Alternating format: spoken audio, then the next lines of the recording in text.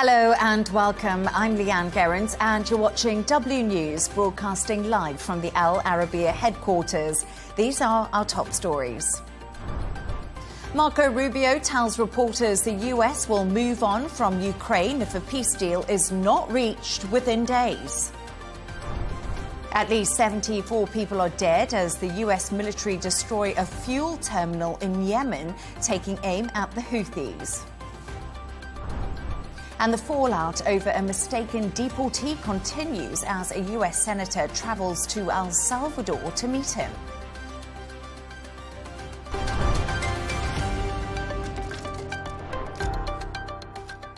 To our top story, and US Secretary of State Marco Rubio has said the US will move on from Ukraine peace efforts if there is no sign of progress.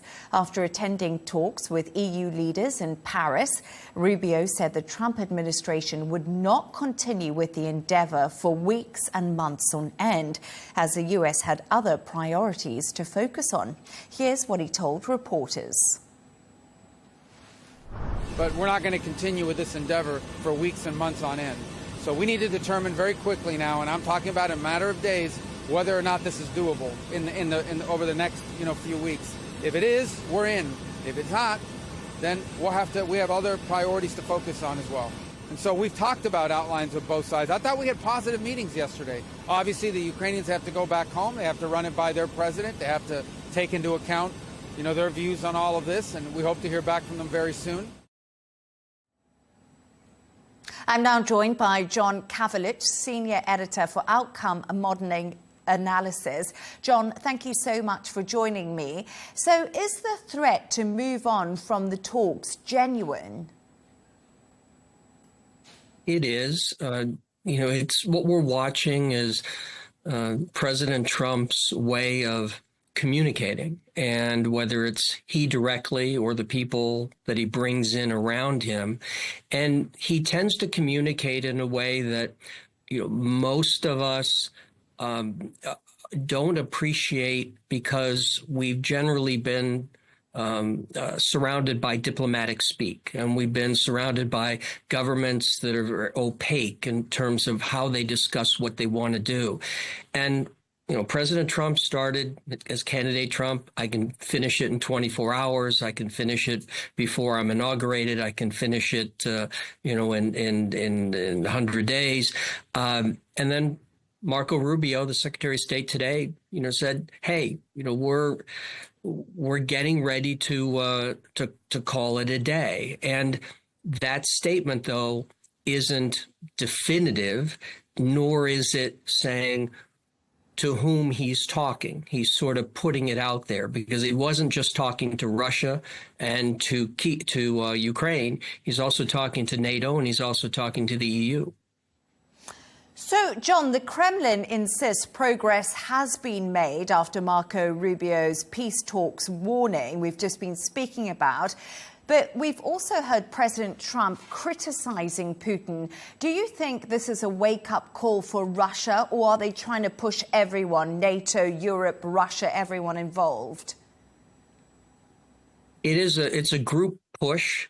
However, you are correct in that if we had to choose to whom is Secretary of State Rubio more directing than not, and he's more directing to Foreign Minister Lavrov and to President Putin, because the Ukrainians didn't want to do what President Trump wanted them to do at the beginning, which was the clean ceasefire. Just pick a day, pick a time, stop shooting, 30 days. Within the 30 days, then we start talking about how to move forward on negotiating an actual peace. Ukraine eventually bought into it. The Russians did privately, not publicly, and they've been vacillating back and forth, adding conditions, etc. So President Trump, as he said, I think he used the word pissed off, that, he was dragging. But even when he was criticizing the President Putin for dragging things along, he then said, I sort of admire that because I've done that too in my real estate. So, he tends to balance everything, or attempt to balance it, but the message was more to the Kremlin than it was to Kiev. And John, I know that you have actually visited Ukraine. And if we think about it, it's been 2 months since Donald Trump initiated negotiations. What did you witness in your visit there? And do you think that there's actually anything to show for these ceasefire talks that have been ongoing? Well, I guess the most visible way or visual way to mention that is that my last stop in Ukraine was in Sumy.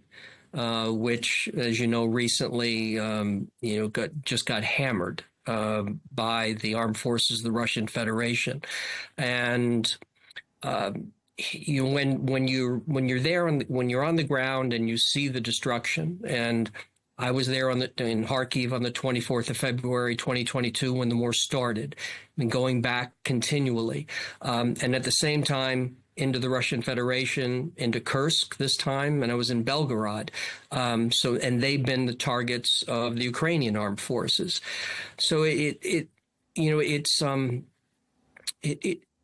incredibly stressful for the Ukrainian people because, they're just looking at this now 4 years, and where is it ending? And every time they hear, particularly whether it was the Biden-Harris administration, now the Trump-Vance administration, that they're making progress, or they'll hear statements by officials that we've had good meetings, and then the meetings take place in Istanbul, the bilateral meetings with Russians and Americans, or the Ukraine-U.S. meetings in Saudi Arabia. And so there's this positiveness, and then these missiles strike and these people get killed.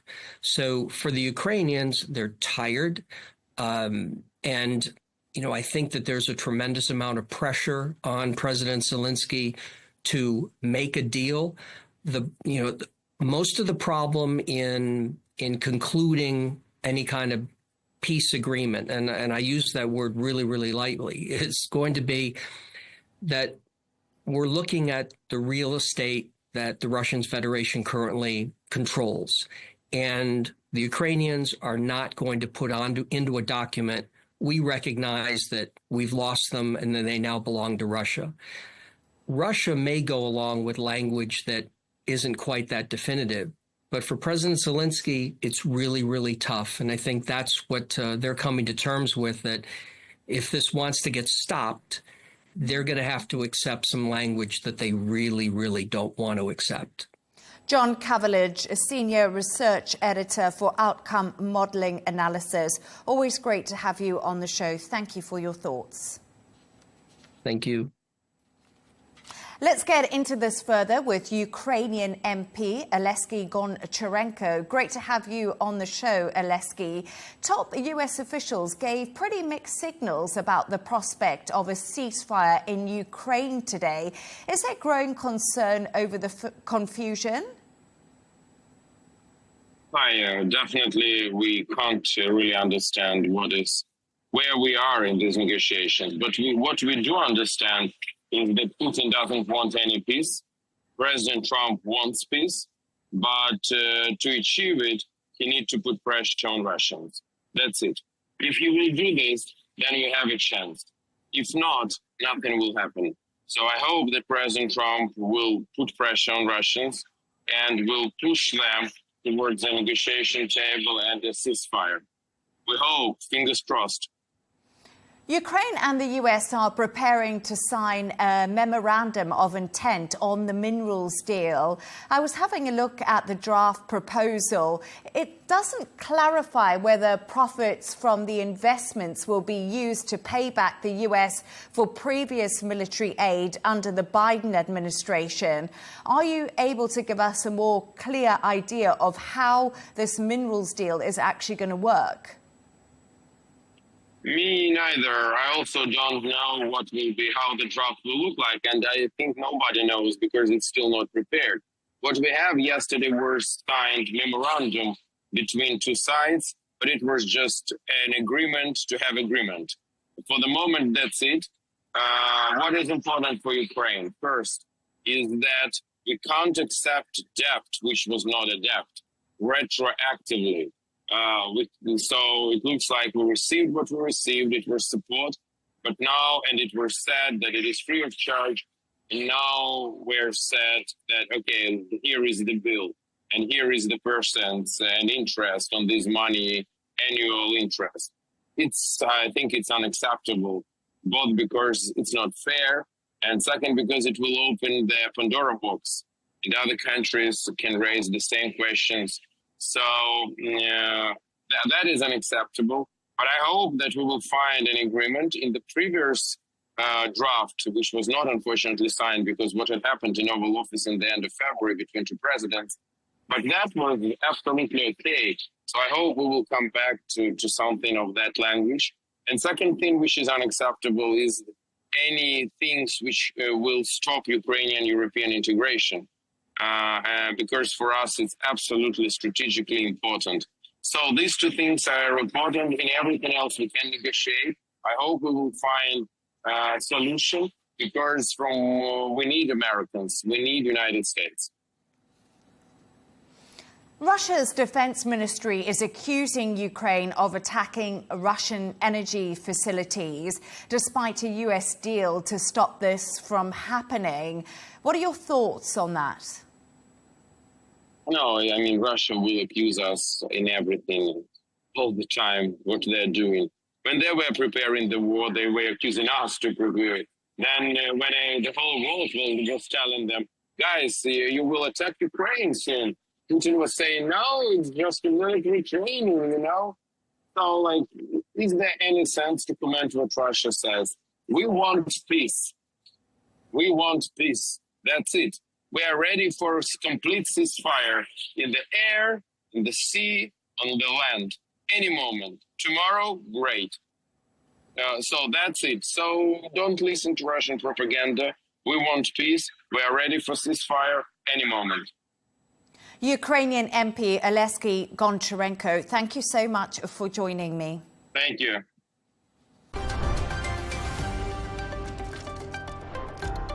Let's take a look at some of the other stories making the headlines today. Hamas want a comprehensive deal to end the war in Gaza and swap all the Israeli hostages for Palestinians jailed in Israel. That's according to a senior Hamas official. The group's Gaza chief, who leads the negotiating team, said they would no longer accept interim deals for Israel, which could lead to more devastating attacks. The Trump administration has revealed plans to charge port fees on Chinese ships as it attempts to restore U.S. shipbuilding. The charges would start in 180 days' time and would increase in the coming years. The U.S. want to challenge China's dominance in the industry, despite concerns that the measures may further disrupt global trade after Trump's tariffs. 2 people were killed and 6 others injured after a police officer's son opened fire with her former service weapon at Florida State University. The alleged gunman, 20-year-old student Phoenix Eichner, was shot by police and then taken to hospital. The motive remains unclear. And a 24-year-old YouTuber arrested by Indian authorities after visiting an off-limits island in the Indian Ocean has been further detained in custody. Mikhail Rhetoric Polikov will appear in court in Port Blair on the 29th of April. Polikov claims he was hoping to make contact with a reclusive tribe in the region.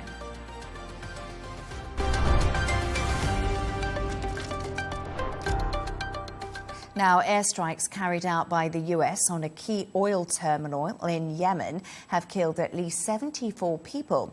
That's according to the Houthi Health Ministry. It's one of the deadliest strikes since President Donald Trump ordered US forces to intensify their bombing campaign last month in response to the Houthis' attacks on Red Sea shipping. We can now speak to military analyst and former Air Vice Marshal Sean Bell. Sean, thank you so much for joining me. So, fresh US strikes on Yemen with 74 people dead, search teams still looking for casualties. How damaging is this attack for the Houthis, who have already been significantly weakened? Yes, hello, Leigh Ann. Pleasure to join you. Yes, it has been a pretty significant strike, certainly the deadliest for some time. Not only the 74 killed, but we understand 171 injured. And as you say, I wouldn't be at all surprised if the death toll rises. The target was the Ras Issa fuel terminal, where apparently 3 million barrels of oil are stored there. So it's a pretty significant target and will undoubtedly have degraded. I think what's interesting here is that the US policy has been ideally to deter the Houthis from conducting attacks. When that didn't work, they were seeking to degrade them. Now, of course, the Houthis come out in sympathy with Hamas. And when the 2-month ceasefire happened between Israel and Hamas, the Houthis stopped their attacks. I was not aware that they had actually resumed those attacks, but this big stick by President Trump is clearly designed to demonstrate to the Houthis, probably intelligence-led, that if they are to resume attacks, they will be dealt with very severely by the Trump administration. The Houthis are vowing to hit back at these intensifying US raids we've just been talking about. But what kind of military might do they have and could unleash? Yeah, it's a great question. One of the challenges is the Houthis are not really a credible First World War fighting nation.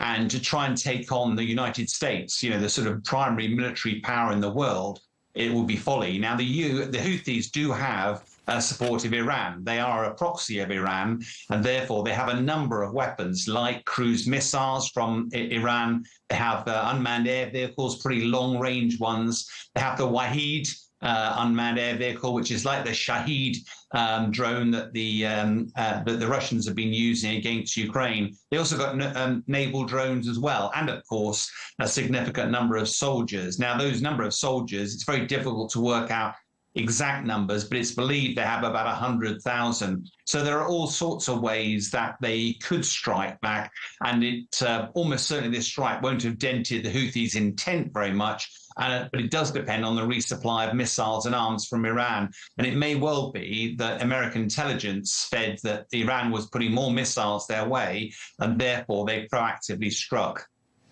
So Iran's foreign ministry has said it strongly condemned the strikes as barbaric. These comments come ahead of these critical talks between Iran and the US this weekend in Rome. Sean, could this attack hinder these discussions? Well, Leigh Ann, I must confess I'm not a believer in coincidences. And traditionally with the Houthis, the Americans or the allies have struck the Houthis when they have continued the attacks. I don't think it's a coincidence that this attack has happened very shortly before those talks with Iran.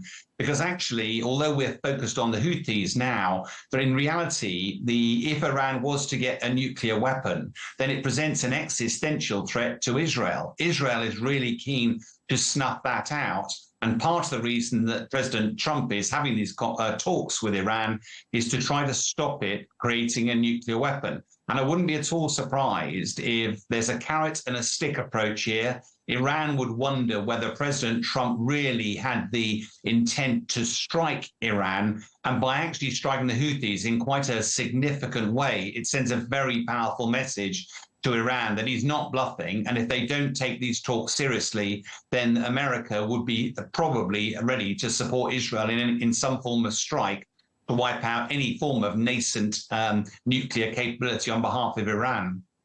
The Houthi leader vowed to continue attacks if the ceasefire deal between Israel and Hamas was breached. You mentioned that to me earlier. We are, of course, aware this has broken apart. Do you think this will add further pressure on Hamas to come back to the negotiating table and on Israel? It could do, but I do think the pendulum is swinging slightly in the Hamas conflict. At the moment, Hamas have said they are ready to negotiate, but they're not prepared to do it bit by bit and simply return to fighting. What Hamas has turned around and said that there are sort of 59 hostages, I think, still remaining, of which 24 are believed to be still alive. And Hamas has said, look, we are prepared to hand over all the hostages, dead and alive, in return for peace and in return for the release of some Palestinian hostages. Now, by contrast, what Israel has offered, Prime Minister Netanyahu has said, no, we'll give you a 45-day ceasefire if you release 10 hostages, and then we'll return to fighting again. But I do think there is a growing concern in Israel at the moment about the lack of progress on the release of hostages. And quite bluntly, as a former military guy, it's very difficult to see how you'd ever be able to completely eradicate Hamas. They have devastated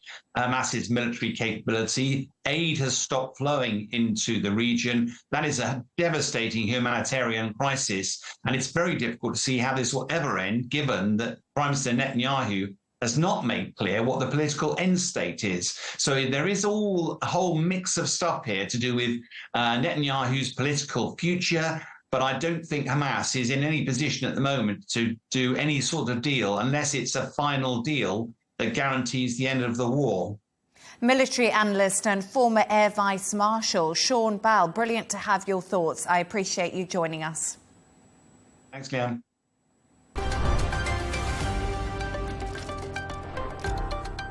Now, a Maryland senator has met with the deported Salvadorian man, Kilmar Abrigo Garcia, who was mistakenly sent to a mega prison in El Salvador. Democrat Chris Van Hollen posted pictures of the pair as he fights for his return to the United States. However, the White House have criticized the meeting, saying the Democrats' top priority is the welfare of an illegal alien MS-13 terrorist. Meanwhile, the president of El Salvador, Nayib Bukele, also took to social media to say Kilmar Abrigo Garcia, miraculously risen from the death camps and torture, now sipping margaritas with Van Hollen in the tropical paradise of El Salvador. Now that he's been confirmed healthy, he gets the honor of staying in El Salvador's custody. We're now joined from Washington by our correspondent Caroline Malone. Caroline, great to have you on the show. OK, some dark humour there from the El Salvador president and self-proclaimed world's coolest dictator.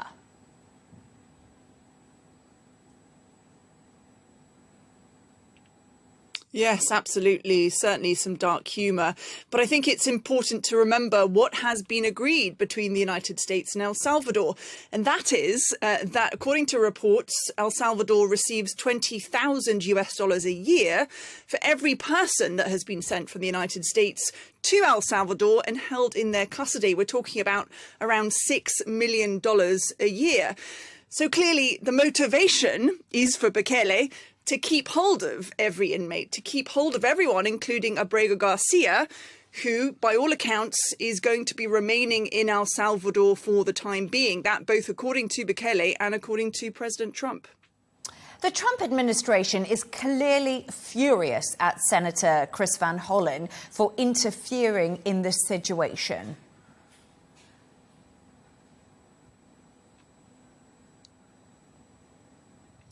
That's right. Well, the White House has been very clear that they view Abrego Garcia as a criminal. They say that he's a member of the MS-13 gang. They say they have evidence for this. In fact, Caroline Leavitt, the press secretary, said a few weeks ago she had the evidence on her desk. And even though he was sent mistakenly to El Salvador, he was still a criminal. However, the public have not seen this evidence. It's not publicly known what this evidence is and how, in fact, he has been tied to any kind of gang activity or any kind of criminal activity.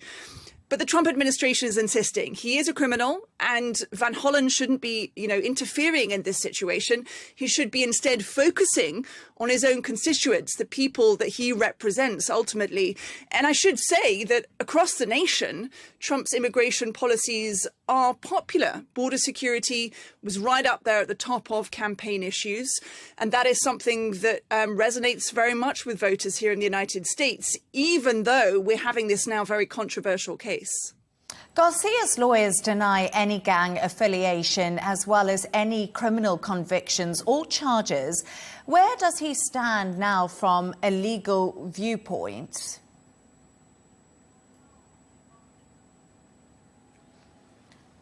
Caroline, it appears that we have lost our communication with you. Apologies for that. Caroline Malo in Washington, thank you.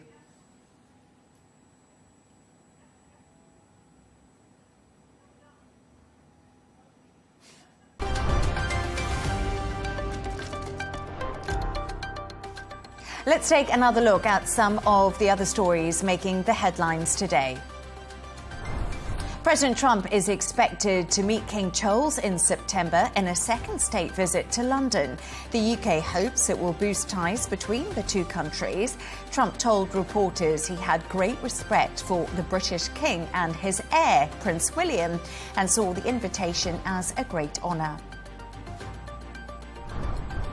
A man has hijacked a plane in Belize, stabbing 2 passengers and the pilot before being shot dead by one of the stabbed passengers.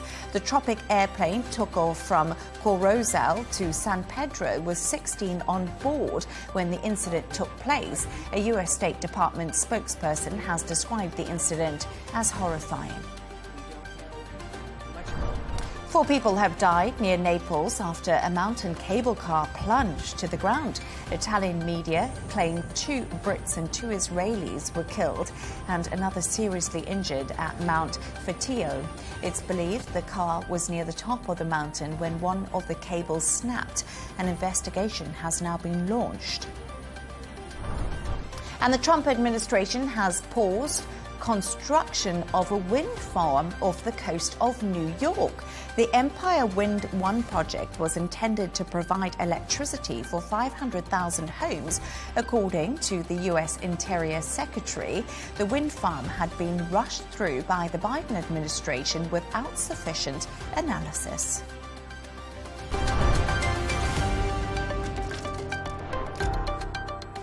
Convicted killers Eric and Lyle Menendez will face a resentencing hearing from the 9th of May, which could see them freed after 3 decades in jail.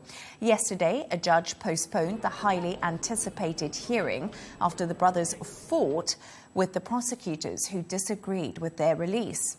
Eric and Lyle were convicted for killing their parents in Beverly Hills when they were 18 and 21 years old.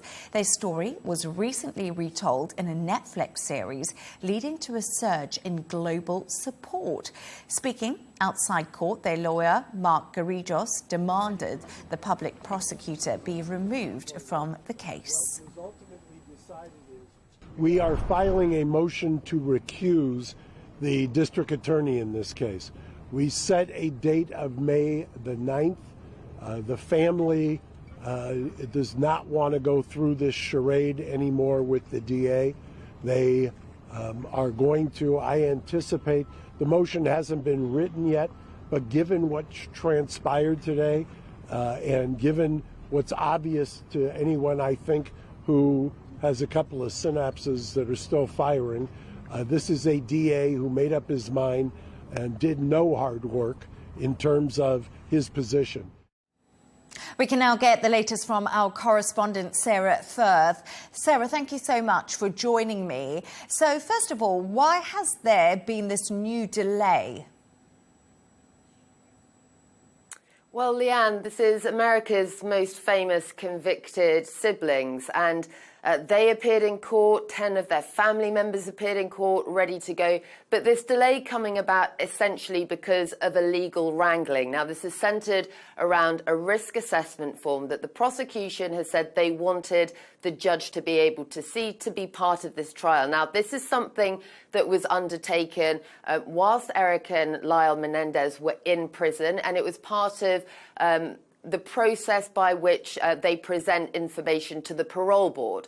So this risk assessment basically looks to give the information to the parole board as to whether there's an assessed risk, ongoing risk potentially to the public. What the prosecutors have said is they want this included in the trial, and so you've seen eventually the judge gaining access to this, and that is what has brought about this delay. Now, you've had, of course, very, very fiery scenes both inside the courthouse and outside the courthouse, and the Menendez family themselves expressing disappointment at this delay as the legal teams on both sides slug it out.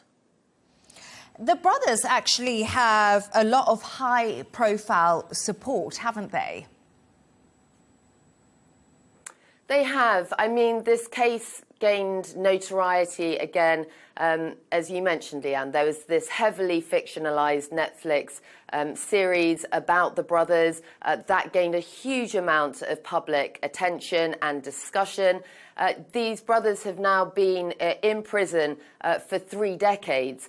There's a lot of conversation around whether the US justice system is dealing nowadays differently with these types of violent crimes, given that there are allegations of family abuse and trauma in those situations. So you've got the likes of celebrity Kim Kardashian, who's known for championing these social justice causes, getting on board. And you've also had a huge public outpouring of support. And important to note, a lot of the Menendez family themselves standing behind Eric and Lyle with these allegations that they suffered this abuse at the hands of the mother and father that they murdered.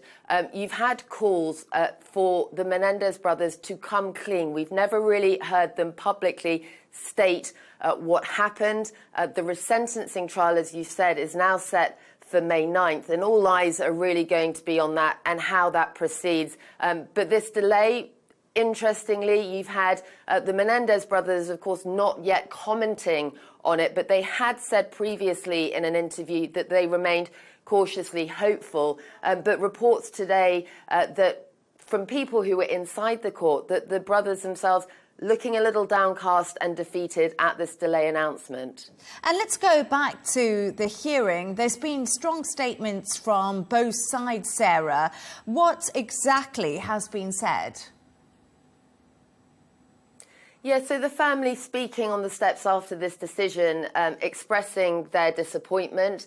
You've had the brothers' legal team, their lawyers, saying this is a dog and pony show. And you heard in the clip that you played there, he is accusing the district attorney in this case of being biased and calling for him to be removed. That potentially poses another legal issue. As we said, there's a lot of legal wrangling going on here. Now, what had happened was you had a previous district attorney that was supportive or openly making statements that seemed to be supportive of retrying and looking at this case again with this resentencing trial.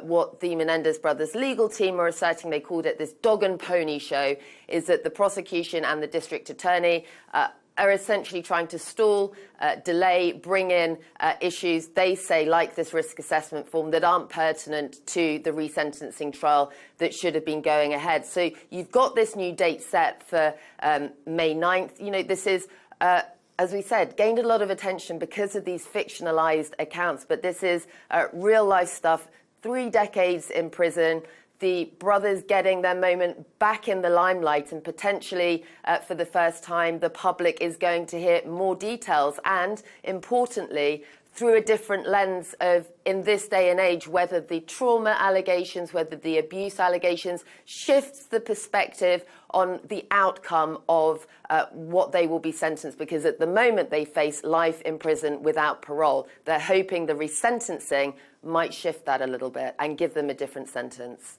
Sarah Firth, that Netflix documentary on the Menendez brothers was absolutely fascinating. So thank you again for joining me from Washington. Appreciate it.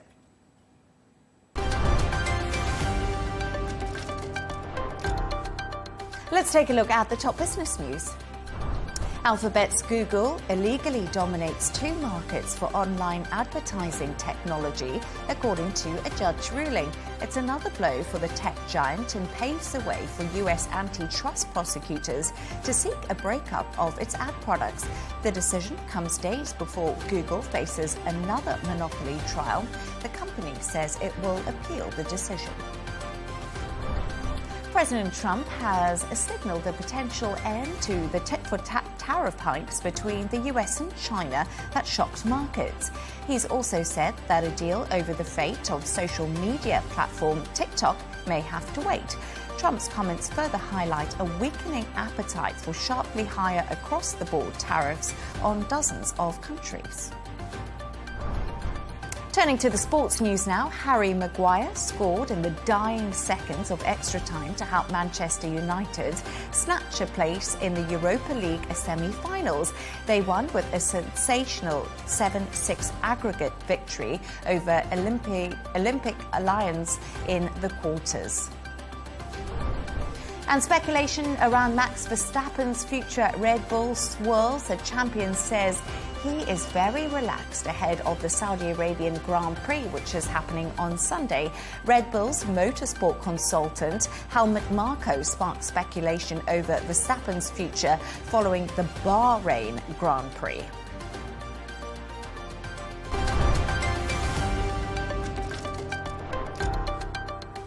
And a reminder of our top stories. Marco Rubio tells reporters the US will move on from Ukraine if a peace deal is not reached within days. At least 74 people are dead as the US military destroy a fuel terminal in Yemen, taking aim at the Houthis. And the fallout over a mistaken deportee continues as a US senator travels to El Salvador to meet him.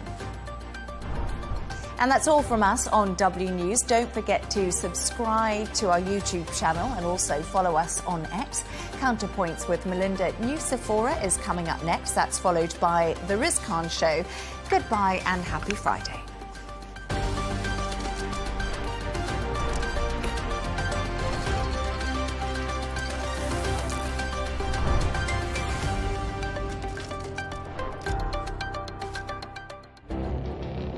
It feels like decades are passing by in a matter of weeks. Seismic shifts in the world order. Never, ever will be part of America. With so much happening and so much noise. Whether it's political upheaval, Canada has been ripping us off for years. Economic shifts or social movements. And no one wins from tariffs. I think America can be more friendly to the rest of the world. For in-depth analysis and all the latest developments across the globe. To have an inclusive policy together. The meetings with Hamas gave me some hope. We're in another nuclear arms race. The most important development straight to your screen. Welcome to the dressing room. I'm on my own. I need backup. And an insightful look at the issues shaping our world today. It was not going to happen, that war, and it happened. Join us on Arabiya News, where the world talks. When does free speech cross the line and become hate speech?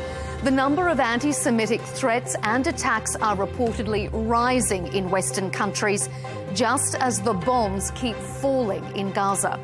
What we say and how we say it has become increasingly politicised.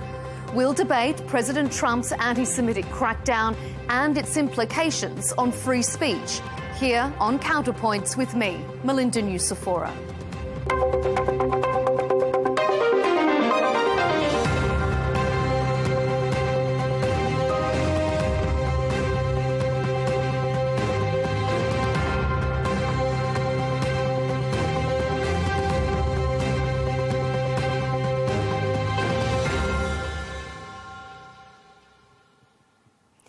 US university campuses have once again become a battleground for a war of words.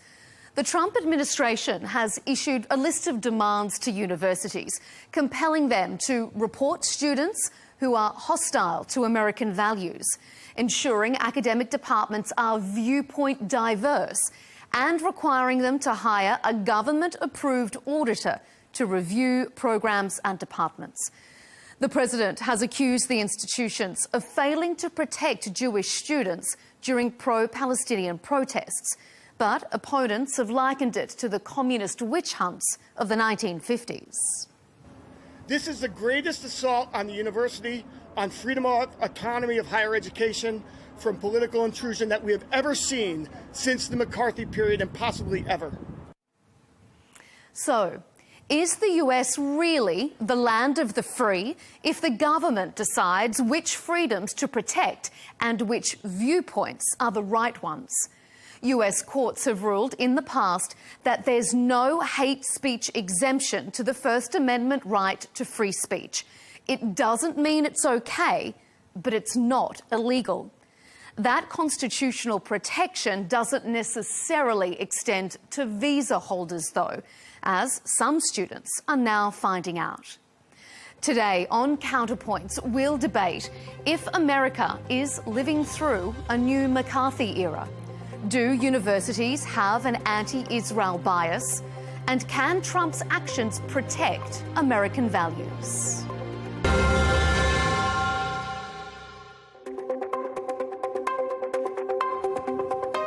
Welcome to Counterpoints on Al Arabiya English to discuss the Trump administration's battle with American universities and its students. I'm joined by Shabbos Kestenbaum, a Harvard University and PragerU personality who's currently suing Harvard for anti-Semitism. Stephen Burnell, known online as Destiny, is a YouTuber who provides political commentary from a centre-left perspective. And Ahmed Eldon, a former adjunct professor at Columbia University and a journalist who writes on Substack. Gentlemen, thanks for being here on Counterpoints.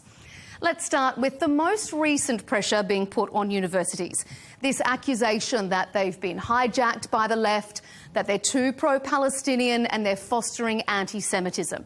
The Trump administration wants to mandate opinion diversity on college campuses, is clamping down on student protests, and even using social media posts as grounds to revoke student visas. So, Shabbos, let's start with you, as you have direct experience with this. Is this pressure on universities and students and the protests justified?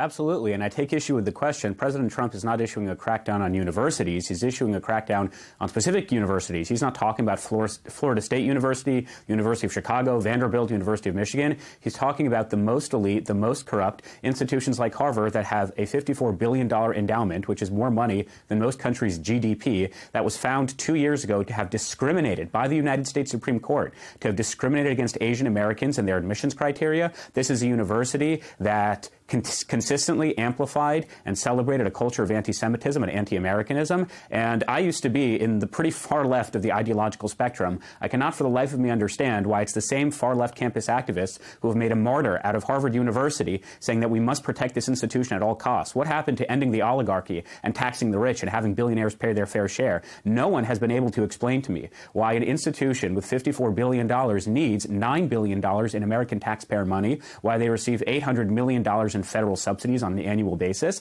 And by the way, if Harvard does not want to accept this money, they don't have to. Trump is not forcing them to do anything. Harvard can say, we will only hire Democrats, which is what they're doing. We will discriminate against Asian Americans and white Americans and Jewish Americans. But what Harvard wants to do is they want to have their cake and eat it too. We want all of the money from the Americans, and we also want the Americans to go screw themselves because we will do whatever we want. It doesn't work that way.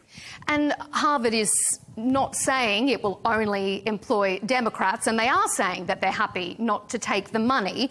So, Destiny, what do you think? I mean, shouldn't it be hands off our educational institutions if the US is going to say that it supports freedom of thought?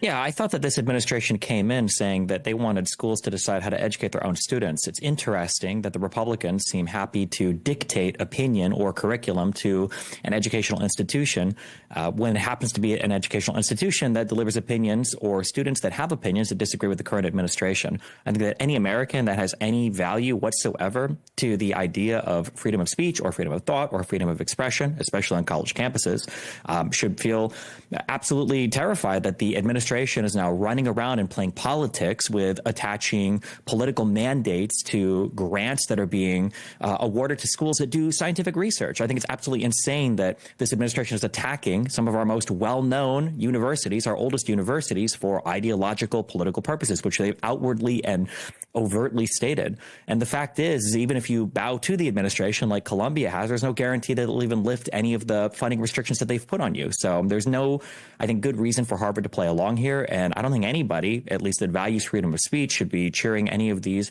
decisions on.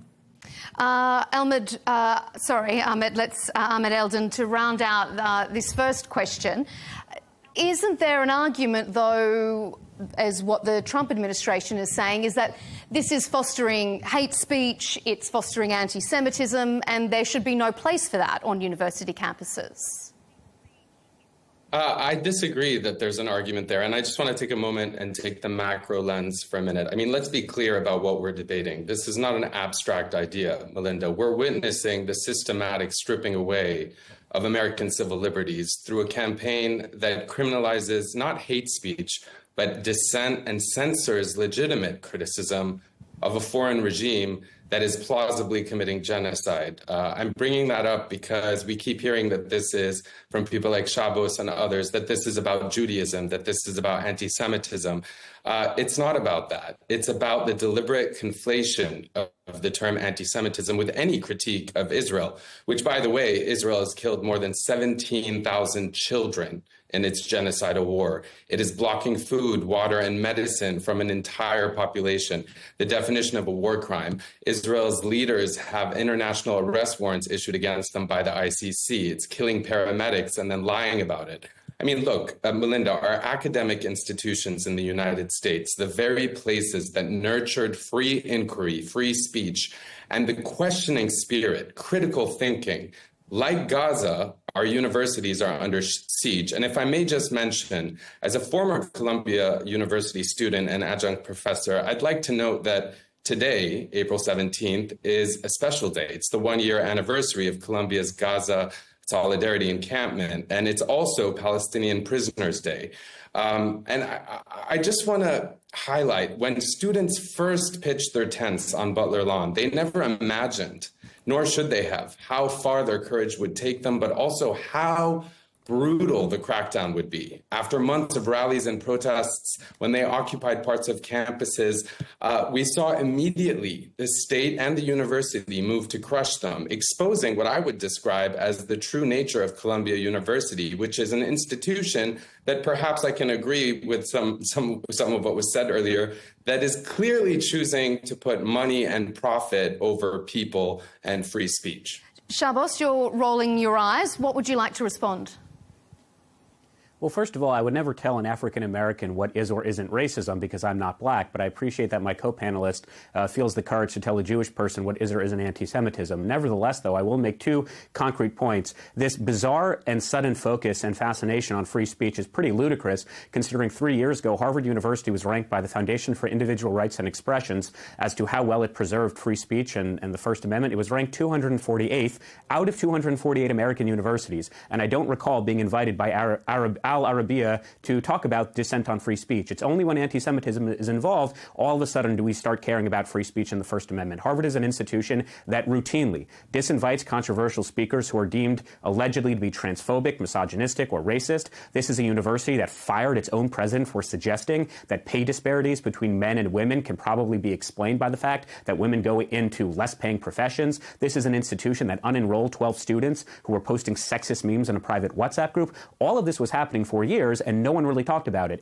It was only when Jewish students said that we want to be treated equally under the law, all of a sudden did universities wake up and say, oh, well, we just can't because we have to preserve free speech. It's a ludicrous argument. No one takes it seriously. Again, Harvard was ranked out of a given a 0.0 by the Foundation for Individual Rights and Expressions. They have no track record of protecting free speech. But if you want to make this into a free speech argument, then fine, I'm all for free speech. Harvard should be allowed to do whatever it is they would like. What they can't do is say, we're going to do whatever we would like, and then we also demand the American taxpayer pay for it. Again, I used to be far left. Destiny is center left. Why is it that we're defending an institution with billions and billions and billions of dollars? I mean, Florida State University, Vanderbilt, Chicago, these are great institutions of higher learning. And you know what the difference is between those institutions and Harvard and Columbia and Penn? Is those institutions do not capitulate to the dumbest elements of our society. If you want to protest and violate all time, place, and manner restrictions, then fine, but at least accept the consequences of your actions. Melinda, can I just jump in for a second? Because, I just want to share with your viewers. I mean, Shabbos, I don't know if your audience knows that, I would take everything he says with a grain of salt. You say that these are some of the dumbest people. I mean, Shabbos, you've written on Instagram, to those who are protesting at Harvard. And by the way, let's be clear, they're not protesting against free speech or for free speech. They're protesting against genocide and ethnic cleansing, which is being widely documented. So that is not anti-Semitism. I'm not telling you what anti-Semitism is, but we can all hopefully agree that anti-Semitism is when you discriminate against Jewish people, not a Zionist regime that is rogue and violating international law and committing crimes against humanity. You wrote in response to an Instagram post, have you considered blowing yourselves up? That would really show the Zionists. So I don't know if that's like a joke or if you just feel as if that's somehow a level of discourse that should be encouraged. But I do want to remind our audience, I mean, there have been numerous students, including Mohsen Mahdawi recently, a Palestinian refugee, a legal permanent resident who devoted over 10 years of his life to building bridges on campus.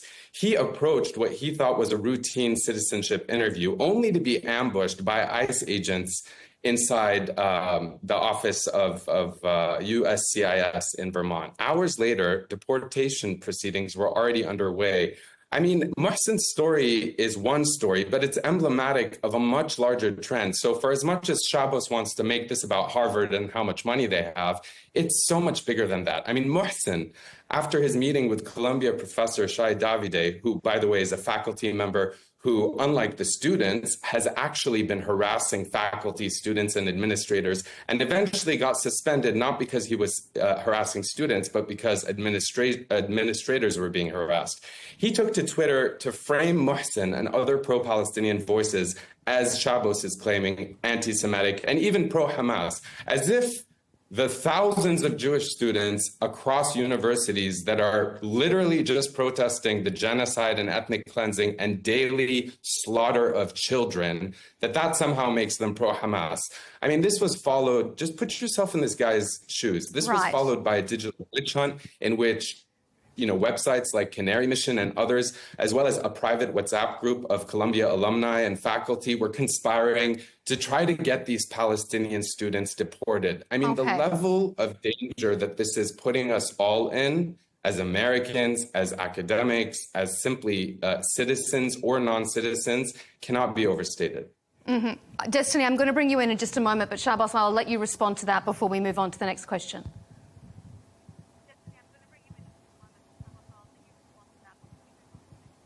Sure. Well, thank you for exposing your academic dishonesty, because you've deliberately left out the first part of my comment, which is to anyone who is calling for an intifada, which for your viewers who don't know, the intifada was the indiscriminate bombing of nursing homes and school buses and nightclubs in Israel. Okay, we're not going to go back into a history lesson. Melinda, unfortunately, he's trying to justify his hateful rhetoric, but that is not what the... You don't want me to explain just one thing at a time, Ahmet. Let's let Shabbos respond, and then Ahmet will come to you. Just a moment, Ahmet. Shabbos, he doesn't mischaracterize what the intifada is, because the intifada isn't that. The intifada is a resistance of oppression. Carry on. Shabbos? Okay, so by the way, if you want to understand why the American people really don't like these elitist universities, it's because of professors like that, who the moment a student starts responding or a student gives their own opinion, they have to interrupt. So as I was saying, the Second Intifada was the indiscriminate bombing of school buses and nursing homes and nightclubs to kill as many Jews as possible. Palestinian terrorists would start blowing themselves up all over Israel. My cousin was killed during the Second Intifada. So I've been very clear for any student who believes that we have to bring the Intifada to America, which is what they're chanting at all these universities, then great, blow yourselves up and leave American students alone. If you believe in terrorism, then go do it somewhere else. And I never once characterized free speech and protest as anti-Semitic. What I do characterize as anti-Semitic is when a staff member at Harvard University challenged me to debate him in a secluded underpass as to whether Jews orchestrated 9/11, then posted a video of him waving a machete with a picture of my face, saying he's coming after me and is coming after more than blood. You know what's anti-Semitic? Drawing swastikas on the posters of Jewish hostages like Kfir Bibas, who's a 9-month-old baby, and writing, "His head is still on, where is the evidence?" You know what's anti-Semitic? Following Jews like myself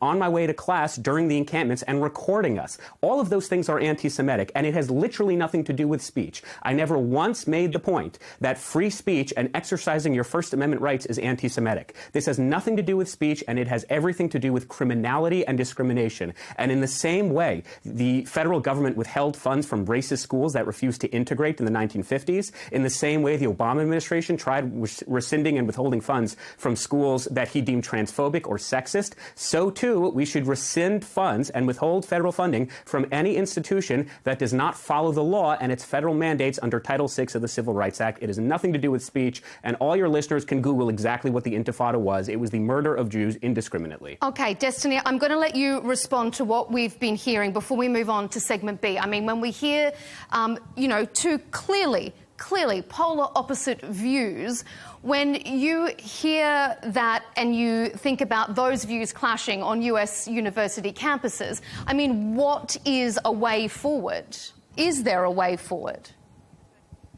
I mean, it's a conversation. I mean, Israel-Palestine is a debate older than anybody here, of course. None of this conversation matters. None of it's relevant to what's being discussed. People can have their viewpoints on this. The reality is if you come into this conversation pretending that the Trump administration cares about anti-Semitism or is trying to save Jews on campus, it's just a lie. Trump is targeting institutions that he feels doesn't agree with his political viewpoint. He's doing the exact same thing with his numerous executive orders targeted towards lawyers, targeted towards law firms, targeted towards the ex-head of CISA. All of these people are being targeted because they have political disagreements with Donald Trump. That's why Columbia, that's why Harvard are being targeted. He might use the anti-Semitism thing as the reason to do it. But if you think that somebody's violating some part of the Civil Rights Act, if you think that a school is acting in some way that's criminal, then go through the criminal process. This administration has demonstrated time and time again that they completely disregard process, they don't care about rule of law, and that they will do whatever tactics they can to bring people underneath their influence and to try to crush them until they have to go along with whatever the Trump administration likes, such as, for example, the recent law firms that have now donated over, $500 million of pro bono work to take themselves out of the crosshair of the administration. Again, like, we can go back and forth all day about, I mean, I think it's undeniable that there is a massive undercurrent of anti-Semitism with a lot of the protests at these colleges, but I thought the conservatives said that we should never have hate speech laws, that we shouldn't outlaw hate speech. If people want to protest, if people want to be anti-Semitic, if people want to be anti-Palestinian, if people want to be racist or hateful, you have the right to be that. If you think that an administration is doing this or facilitating this in a way that's violating their obligations under any kind of federal statute, then hold them accountable as such. Don't come out here with these open letters and pretend that you're following some process when it's really just a form of political bullying. Okay, let's move. Ahmed, really quickly before we move on. If I can, Melinda, I'll be brief. I just want to correct the record. I mean, Intifada, certainly. I mean, you said that the reason people hate Professor Chabos is because they interrupt. I interrupted you because you are misleading and you are spreading misinformation and you don't understand clearly what the Intifada is. You claim it's about the indiscriminate murder of Israelis. That's not the case. I don't want to get bogged down in it, but I want to clarify it. Intifada is an Arabic word that literally means shaking off. And in the Palestinian context, it's understood to mean a civil uprising. In fact, the first Palestinian Intifada erupted in Gaza after 4 Palestinians were killed when an Israeli truck collided with 2 vans that were carrying Palestinian workers. As for indiscriminate and your use of that word, I think all 3 of us, hopefully, well, at least Melinda and the other guest who, is not deluded by misinformation and peddling propaganda can agree, like the United Nations, like all human rights groups, that Israel has been indiscriminately bombing Gaza and targeting children, doctors, journalists, UN staff, foreign workers. Anyway, Melinda, all of this is happening, and I hope we can discuss this as well, because I think it was an interesting point that the last guest brought up. This is happening across the US, where the Department of Homeland Security is also simultaneously combing through social media accounts of 1.5 million foreign students, searching exclusively for, quote, anti-Semitic activity. And even though the previous guest said, and the reason I put it in quotes is because when we say there is massive evidence of anti-Semitism amongst the protesters, let's just distinguish. Anti-Semitism is not simply calling for the dismantling of the Zionist state. That is not Indeed. And we are going to come to that combing of social media in our next segment. But I just quickly want to get a little bit of time on our second segment about this politicizing use of language. We're going to focus on anti-Semitism, but I really want to make it clear to our guests, to our viewers, we're not in any way diminishing the stark rise in anti-Muslim rhetoric or the hate crimes associated with that. But for the purpose of this specific discussion, we're focusing on anti-Semitism because this is the key justification used by the Trump administration to take actions against universities and students. So, Destiny, let me start with you. Do you think that anti-Israel or maybe anti-Netanyahu bias at US universities is being conflated with anti-Semitism? I want to be ultra crystal clear here. I think in the United States of America, you have a constitutional right to be anti-Semitic. If you want to do a protest and you want to say burn Israel to the ground or I hate Jews or whatever, you absolutely have the right to do that. Okay, I think that should be a protected right. It's part of why our First Amendment is so expansive. So with that in mind, so I'm opposed to all the actions that the Trump administration is taking right now to bully these universities. With that in mind, there's absolutely an undercurrent of anti-Semitism here. Now, for whatever reason, Israelis have not learned how to speak the language of the West anywhere near as much as all of their critics say that they have, and Palestinians have mastered the language of the West. That's why we just got a 10-minute explanation on how intifada definitely just means civil uprisings, despite the fact that the last guest very clearly mentioned the first intifada, which was more of a civil uprising, to distinguish it from the second intifada, which was the indiscriminate killings and bombings of civilians and soldiers alike across all of Israel. That's why the majority of Israeli deaths were civilians. That's why almost 1,000 people died. And even the majority of deaths on the Palestinian side were Palestinians killing other Palestinians because they were suspected collaborators of the IDF. So there is absolutely an undercurrent of violent thought there. There's absolutely a weird equivocation being played on some of the words and a lot of word games that's being played. So, for instance, somebody will say the dissolution of the state of Israel isn't anti-Semitic, but then when you ask them what that means, they'll say, well, it should be a single state where Jews are a super minority in the region. And then when you ask them, okay, well, what if people start enacting anti-Semitic or anti-Jewish rights, regardless just of a moment. I want to turn this over. Just to be clear, though, that would be a Jewish minority, though. That would be a Jewish minority. No, but like in the U.S., Destiny, let's just be honest. The United States, though, but the United States isn't full of people that have spent the entirety of the last 100 years attacking Jews the same way that the Arab states have, right? I'm sorry. No, that's factually incorrect.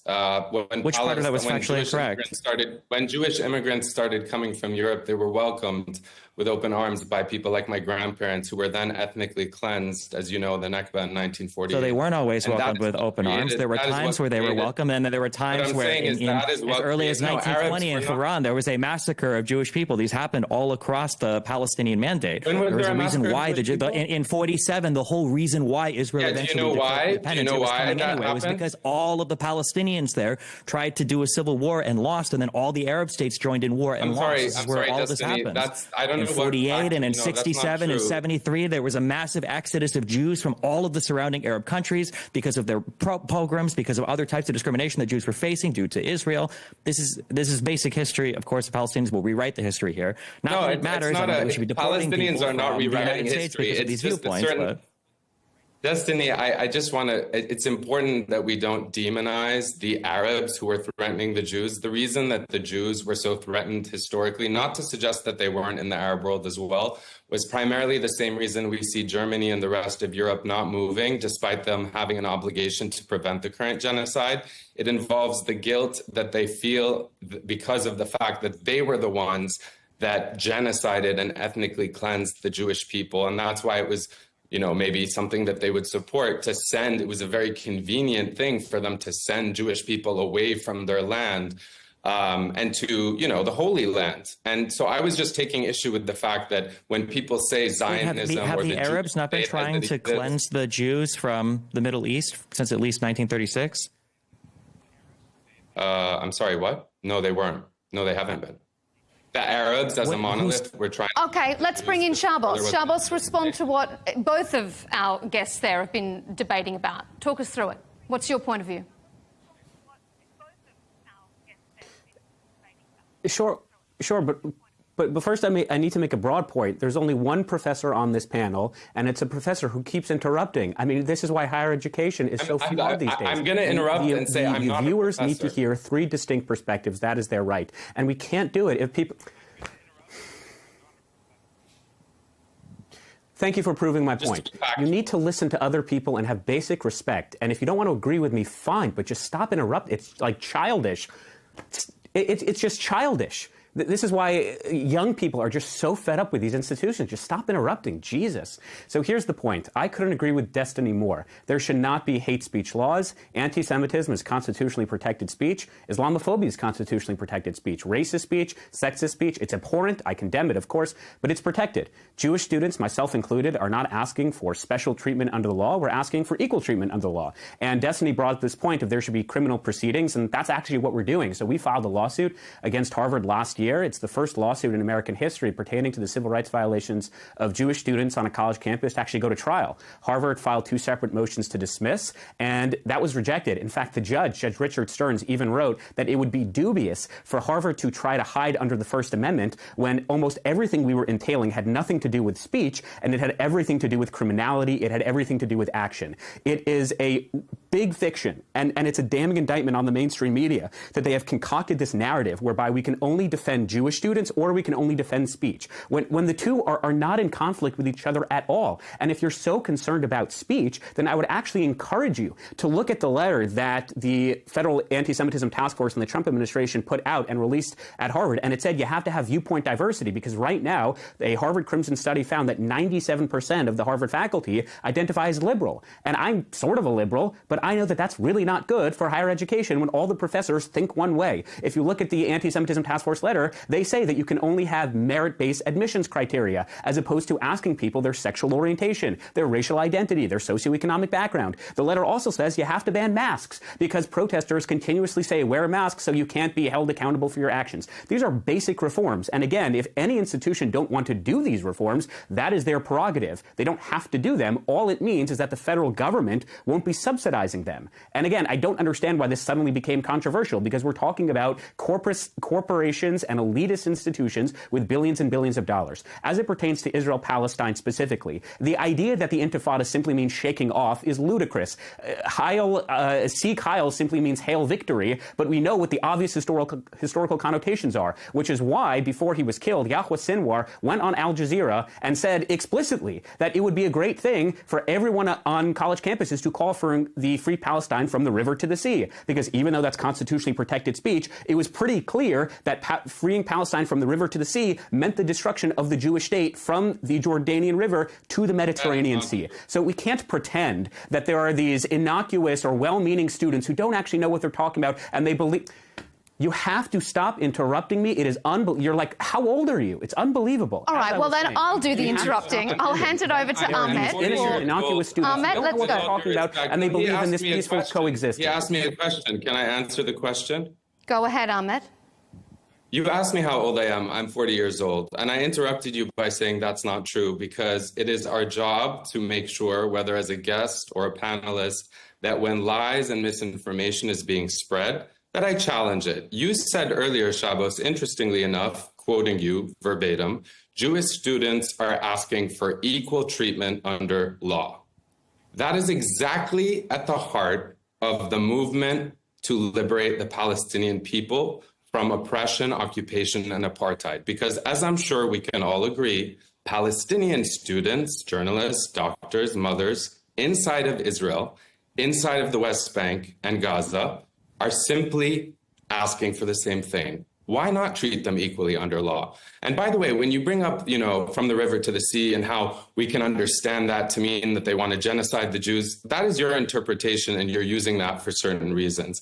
That is also in the Likud charter. So when Netanyahu and others say it, including Jewish people on campus, they're not penalized, they're not prosecuted, it's not controversial. But when Palestinians who have suffered from decades of oppression, occupation, and ethnic cleansing, as we're seeing in our feeds every day, simply say, from the river to the sea, Palestine will be free, they're talking about their historical land, which has been taken from them. Now, I don't want to get sidelined into how old I am and why I'm interrupting you when you're spreading misinformation. What I want to agree with Destiny on is that we are seeing, this purge of voices, not voices that are anti-Semitic, but voices that are challenging Israel's countless war crimes. Today, students and professors are even being detained, disappeared off the streets, not because of crimes, but simply because they dare speak out against their tax dollars being used to commit genocide. Let's look at the Texas legislature. They passed a law requiring public and charter schools to adopt the IHRA definition of anti-Semitism. Under this law, even a measured critique of Israel's occupation of the West Bank and its massacres, the daily massacres in Gaza. It's not, these are not opinions that I have about these massacres. These are hard, cold facts. That they're killing or injuring 100 children a day since they violated the ceasefire. That's the United Nations, not me. But maybe, I wouldn't be surprised if Shabbos thinks, like Israel and everyone else, that the United Nations is Hamas. The point is, Melinda, teachers and students are being disciplined, being disappeared, for even recounting the historical reality of the creation of Israel, which is a history rife with documented massacres of Palestinians and acts of ethnic cleansing. And not only does this directly violate the Constitution and First Amendment, but it also violates the spirit of academic freedom that I think is so coveted by so many people around the world when it comes to higher education in the US. So Melinda, I think we must ask if the goal of the Trump administration was really to combat real anti-Semitism, which I admit is a major issue, not just in the United States, but around the world. Why are we not prosecuting the KKK or the neo-Nazis chanting hateful slogans at Charlottesville? It's because this isn't about protecting any community or any human beings in the US. It's about shielding Israel, a rogue state that is committing genocide, from any accountability for its crimes against humanity. Okay, I'm going to bring Destiny in on that comment in just a moment, but Shabbos, I saw you raising your hand, so I'll give you a quick right of reply, and then Destiny, I've got a question for you on what Ahmet just said.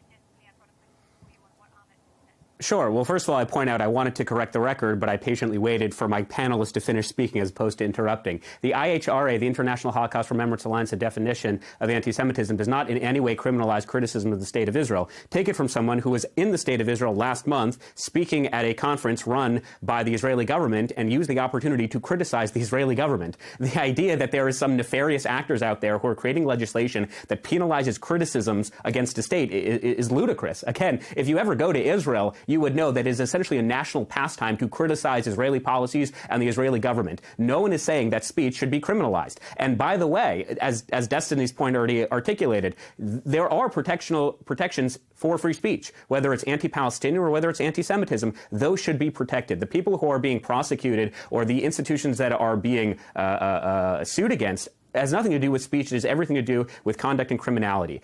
This is not really a debate on Israel's actions in the Middle East, although I'm happy to come back and talk about it. The issue that we're discussing today are rogue institutions like Harvard, Penn, Columbia, UCLA, you name it, that have taken American taxpayer dollars and then have used those dollars to fund programs, to fund speakers that are anti-American, that don't hold our values, that in many cases violate the law, like the United States Supreme Court found just 2 years ago. Harvard was discriminating against Asian Americans, and those institutions should finally be held accountable, whether it's under the guise of anti-Semitism, whether it's under the guise of cutting government waste, whether it's under the guise of institutional reform. At the end of the day, there is an obvious alignment that we have corrupt institutions that don't serve the interests of the American people, and it is in our own best interest to reform those institutions. It's a relatively simple argument. At its core, the showdown is between Harvard insisting on violating the civil rights of Jews and the Trump administration saying, fine, we're just not going to fund those violations of said civil rights.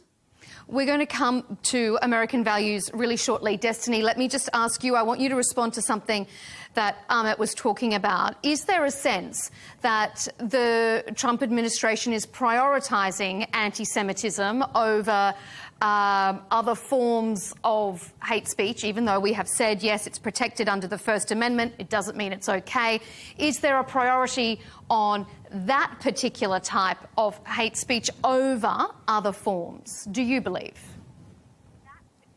Man, I got huge disagreements with both sides of this conversation right now. But yeah, there is an obsession with the anti-Semitic thing, but it's just because Israel plays well with the older demographic in the United States, and Trump sees it as a very safe option to be a full Israeli simp.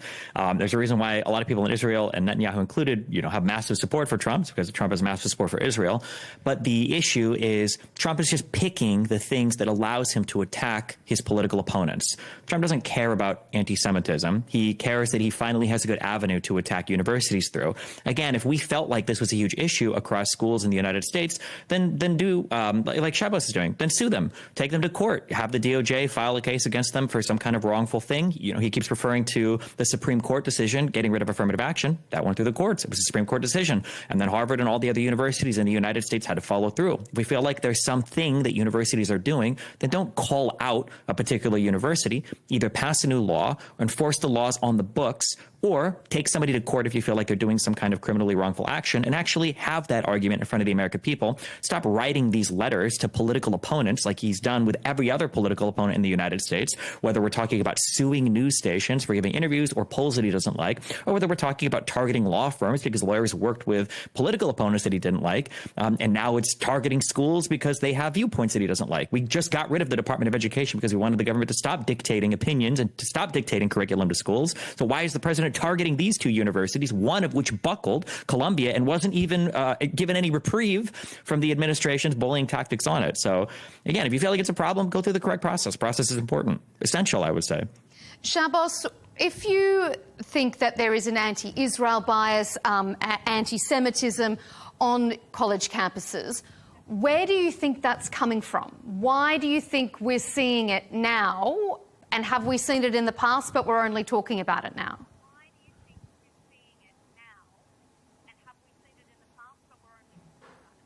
Sure. So again, it's not just to do with an anti-Israel bias. No one is talking about the importance of curtailing speech and people's political opinions. Look, it's obvious that these institutions have a far left bias, but that's not the issue we're discussing. Where does it come from? Look, at its peak, Harvard was 25% Jewish. Today, it's 4% Jewish. It's not because Jews got dumber over time. It's because there's been a deliberate and systemic campaign to crack down on the amount of Jews at Harvard University. I'm not saying we're victims in this case, but I am saying that I believe through the DEI process, where you create a victimhood Olympics, where you rank people based on their sexual orientation, their racial identity, their socioeconomic statuses, Jews have the misfortune in the United States of being mischaracterized as white. And whether it was 4 babies or 40,000 babies who were beheaded on October 7th, it really doesn't matter because, as my classmates will tell you, as they've told me to my face, resistance is justified when people are occupied. It's the same reason that people my age, people 18 to 26, overwhelmingly support what Luigi Mangione did of killing the United Healthcare CEO Brian Thompson. Why? Because if you are a victim of this society in this really grandiose, non-tangible way,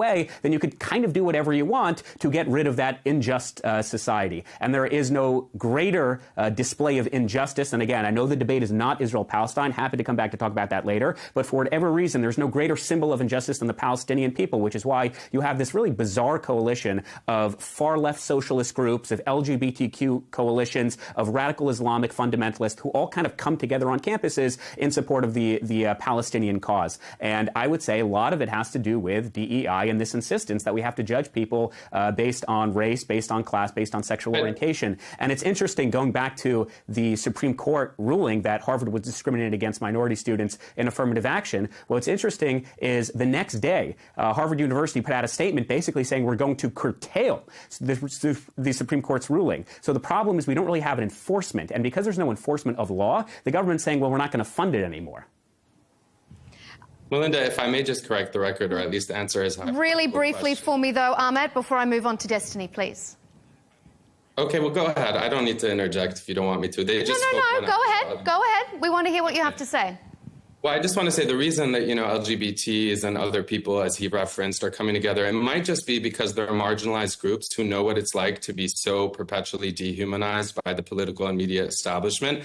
And there's this thing, whether you like it or not, called intersectional resistance, which is people who are marginalized, who are dehumanized, coming together to rally behind each other. Also, if I can add, it seems history is repeating itself. Columbia University, again, where I was a professor and I'm no longer a professor, Shabos. In 1933, you might know or have studied that Columbia students protested Nazi violence against Jews. And in a stunning reversal, we saw the administration welcome the anti-Semitic Nazi ambassador, Hans Luther. And if you fast forward to today, Columbia students who are protesting not Judaism, not anything related to Judaism, but rather the Israeli state's genocidal war of annihilation in Gaza. And instead of protecting free speech, Columbia invited a former Israeli prime minister, Naftali Bennett, who, by the way, in my opinion, is a war criminal based on the fact that he brags repeatedly that he's killed many Arabs in his life, and there's no problem with that. So I just, Melinda, want to make sure that we stay focused on what we were supposed to discuss, which is the sort of surge of repressive measures that are aimed at not silencing dissent against Jewish people or attacks on Jewish people. So I think it's a misnomer. It's not accurate. It's misleading to suggest that at college campuses, many of these protests are led by Jewish students themselves. Especially the ones at Columbia. And you see someone like Marco Rubio. I mean, let's just get to the reason why people are being disappeared. We haven't even discussed that. Mm-hmm. We talk. But Melinda, we talk about Mahmoud and the other students who've been disappeared and at Tufts and at Columbia. Well, they're not being prosecuted for any criminal conduct. Maybe the other panelists can explain to me. I understand there's an archaic law from 1952 that's granting the Secretary of State, Marco Rubio, this broad authority to deport anyone deemed to be a threat to U.S. foreign policy. It's being weaponized against these students. Currently, it's being weaponized against students who are pro-Palestinian or Palestinian themselves. But I want to know, what are the crimes? What are the actual crimes? I mean, there's been no evidence of criminal misrepresentations, even on Mahmoud's green card. All that I believe was offered in support of his case was a 2-page memo by Marco Rubio containing no allegations of criminal conduct, but simply arguing that Mahmoud Khalil should be expelled from America, not just from Colombia, for beliefs that undermine core American interests. What are those beliefs? I'd like to know. It's interesting that you asked that, because that's exactly what we're going to talk about in our final segment here on Counterpoints. It's no secret that Donald Trump and the wider MAGA movement dislike the views that they deem anti-American or hostile to America. Mm-hmm. And one of the US government's demands to Harvard include reporting students to the federal government who they believe are hostile to American values. And yet it's unclear, from what we've heard from the administration thus far, who will determine what a hostile view is, and perhaps equally unclear what exactly American values are. So, Destiny, how do you think we should define American values, but how do you think the government is interpreting them in a political way? And should people with hostile views be reported to the government? There have been, I'm 36 years old, there have been so many different groups that were supposed to be a threat to what it meant to be an American or a threat to U.S. values. It was, when I was growing up, it was illegal immigrants, it was Mexican invaders. After 9/11, it was supposed to be Muslims and Arabs and Islam. Then it was ISIS and, people have always identified all of these external enemies, usually non-white, that were supposed to come in and destroy this country. When I look at the greatest threat right now to American values in the United States, it is the Trump administration, bar none. Make no mistake, I disagree almost completely with the I would call it the pro-Palestinian historical revisionism that goes on their side. But that being said, I mean, we have a current administration that doesn't believe in rule of law.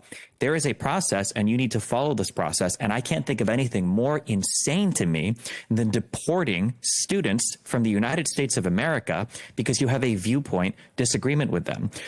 From a selfish level, these people come in. Oftentimes, they pay full tuition and they subsidize their own students. These are some of the best and brightest students around the world, despite how crazy their political views may be. And also, as a side note, their political views should be a little bit crazy. They're kids. They're, 18 to 22, who wasn't an insane person, who wasn't picking up Ayn Rand or the Communist Manifesto or, in the past might have been protesting Vietnam or whatever. Like, kids always have radical beliefs, and I think it's worth addressing, where's the external influence on some of these beliefs. I think that's fine to address, but we are throwing away like one of our most important avenues to accessing talent around the world as a result of this administration and the unilateral way that they're going about everything. It's not even done through the entire executive department. It's done from Donald Trump himself. He wills it, he writes it, into an EO, or he has one handed to him, and then he signs it, and then it's carried out. If there are things that you don't like, you have an entire Congress, you have both halves of it with Republican majorities, use them. If you think somebody's breaking the law, use your Department of Justice. They did it with Eric Adams to try to do a quid pro quo with him. They did that successfully.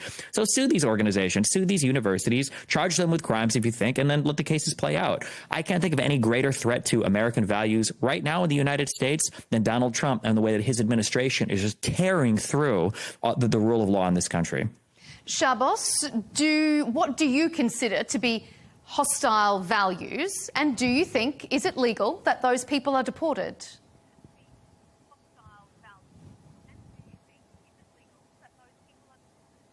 Well, first of all, let's be clear. No one has actually been deported except the students who've self-deported. What we're talking about is being detained. I mean, you brought up Mahmoud Khalil. You could go on the ICE website right now when we know where Mahmoud Khalil is. He's in a detention center in Louisiana. They're all having due process afforded to them. They will have to make their arguments in front of a judge. The Secretary of State, Marco Rubio, raised his argument, which is that Mahmoud Khalil is in violation of his student visa, that had he been accurate on his visa application saying that he believes in the eradication of Western civilization, which he does. He's the former negotiator or spokesman, I don't know what terminology he used, of the Columbia University Apartheid Divestment Coalition.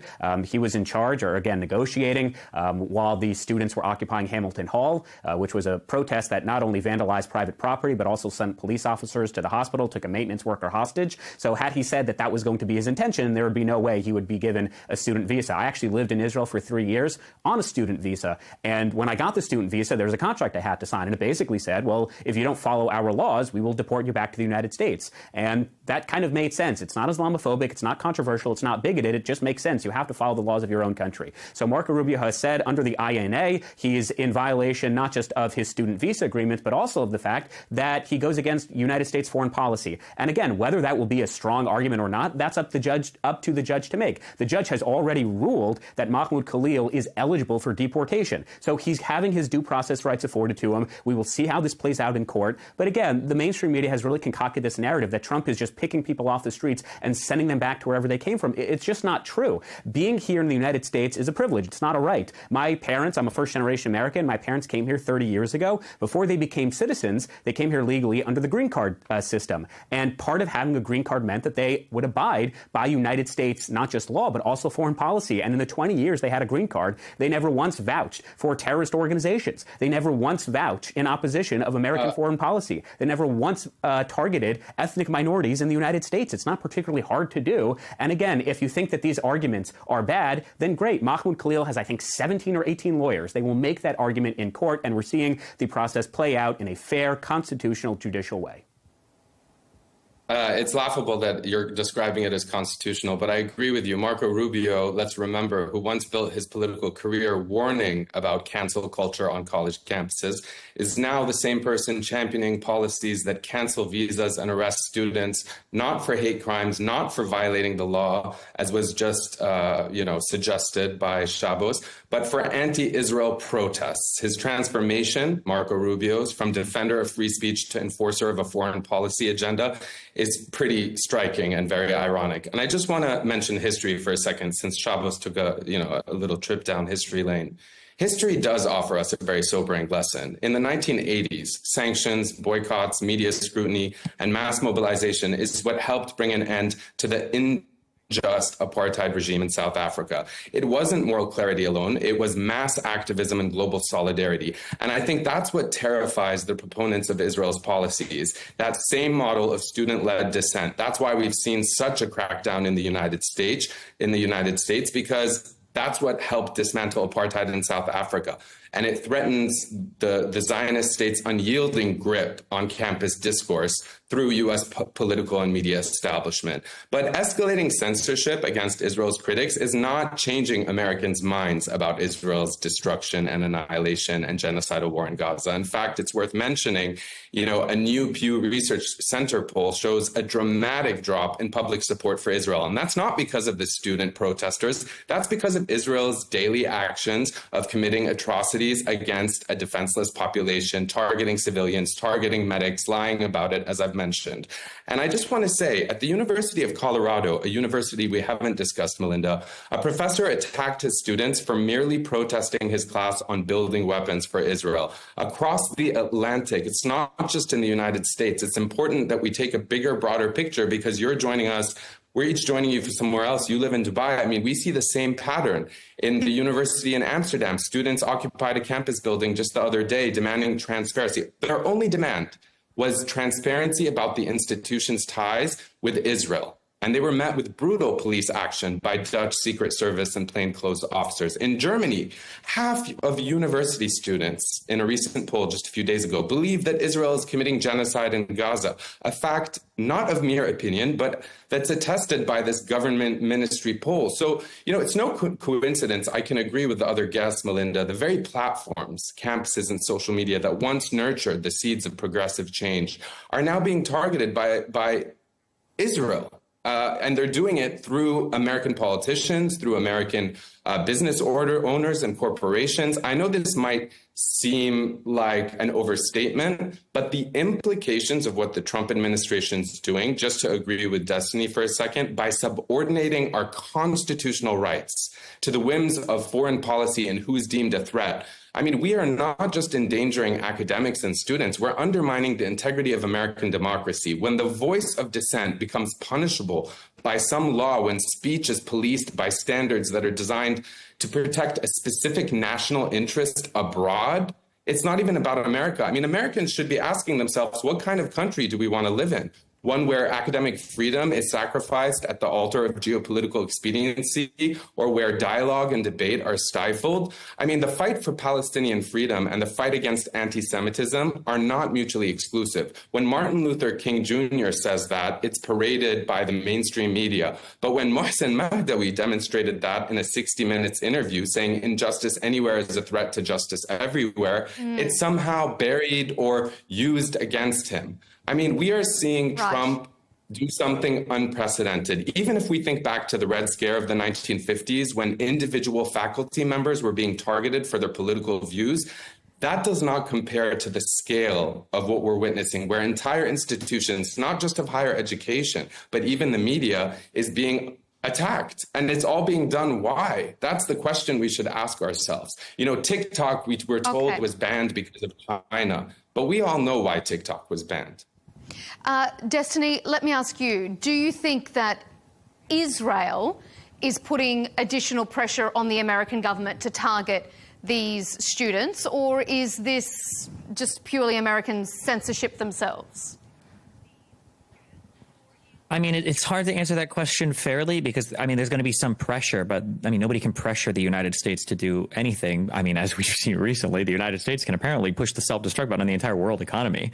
I'm sure Israel would prefer to not have these types of demonstrations happen, but it's in Trump's best interest to cater to Israeli interests just because so many older voters in the United States of America are super fond of Israel. I don't think there's any type of, malicious dancing Israelis 9/11 tier plot going on where Israel is secretly applying pressure to the U.S. government to stifle these types of activities at college campuses. You guys heard of AIPAC? Completely, just looking at.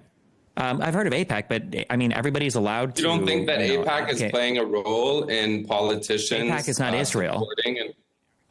AIPAC is representing Israeli interests. That's what AIPAC is. It does represent Israeli interests, but it doesn't represent the Israeli government. There's no surprise that Jewish people in the United States, it actually does. That's exactly what AIPAC does. AIPAC doesn't take direction from the Israeli government. AIPAC wants to have the United States represent more Israeli interests. I'm very sure of that. They have the right to do that just as much as Palestinian protesters have the right in the United States to protest on behalf of Palestine. Yeah, I don't know that AIPAC has the right to do what they're doing. I disagree with you, Destiny, but I don't want to keep interrupting, so go ahead. All right. Shabbos? But to be clear, though, you must agree with that. I mean, if we're arguing that Palestinians have the right to their freedom of speech here, I don't know why wouldn't we allow AIPAC the same thing? Has a right to I don't think AIPAC has a right to buy politicians and to fund them. And I don't think that Citizens United is something that's going to... that's a whole other conversation. Citizens United and AIPAC are two totally different things, yeah. We got to, okay, I would... No, but I think they facilitate the same crisis in American democracy, and I think they're contributing. I mean, this is not just about higher education. What we're seeing the Trump administration do because of groups like AIPAC who have far too much control over the American the United States of America. No. These are facts. I mean, I can give you. I'll happily send them to you, Destiny, later. I mean, the amount of money that AIPAC puts into American politics is very problematic. It's very problematic for our liberties. Older American citizens support Israel. That's the reality. It's not just because Israel buys them off. That was the case. They'd buy off kids too. Kids are cheaper than adults to buy off. It's Americans. They're buying off the politicians, not the kids. But look, I think what we can agree on, Destiny, rather than disagreeing on AIPAC, is that this is much bigger than just delegitimizing higher education. I think what's happening is they're trying to crush critical thought itself. And that's something that Trump has said he wants to do, whether it's to chase another third term. I mean, they're silencing opposition. And they're attacking not just higher education. As you said earlier, it's linked to the assaults on law firms, on the press itself, on civil society organizations. Anybody who holds a mirror to the governmental authoritarianism that we're seeing. They claim, of course, to be all about protecting free speech, but it's only if it's speech that echoes their own narrative. So we should not forget, Melinda, that these funding cuts at universities are deliberately undercutting research in critical areas that benefit everybody in the world, like Parkinson's and cancer studies. And it's also damaging America's global contributions in the fields of medicine and public health. I mean, this is just, to me, another facet of the Trump administration's effort to diminish America's international relevance. And you might think that's laughable, sabotaging what I think is not just our soft power, but our foundational contributions on a global level. And that's why we've, even U.S. aid and the federal funding that's been cut. I'm here in Tunis. There are thousands and thousands and thousands of people who've lost their jobs because of the cuts in terms of federal funding. And whether we think that's good or bad, I mean, if we take a macro perspective, just very briefly, Melinda, this struggle is not unique to the U.S. From Belgrade to Istanbul to Berlin to Amsterdam, students have been rising up, united by a single demand: to end corruption, to end injustice. In each city, we're seeing the response be very, very oppressive and repressive. Tear gas and arrests, intimidation, silence, disappeared off the streets. I mean, this isn't a series of isolated uprisings. I really believe that we're in for a global youth rebellion against a ruling class. And I keep hearing Destiny say that the reason Trump's doing this is because it appeals to older generation. They believe they're in fact the only demographic that views Israel favorably. And that's because they are not witnessing the truth on social media, because they don't use social media the way younger people do. And so all I'm saying is we're seeing a fracturing across generations, across the world, between a generation that refuses to be silent and to be complicit in ethnic cleansing, colonialism, and genocide in 2025, and an establishment that fears their voices and fears what happened against Vietnam and fears what happened against South Africa. I think this is a moment of great repression, but it's also a moment of great possibility, because when students everywhere unite, there is a chance that we can expose the system that is no longer functioning. Shabbos, round us out for our conversation. Do you think that the Trump administration's actions are going to diminish America's standing globally? Is it going to make people question whether the American government is interfering in the thoughts and the education of their students?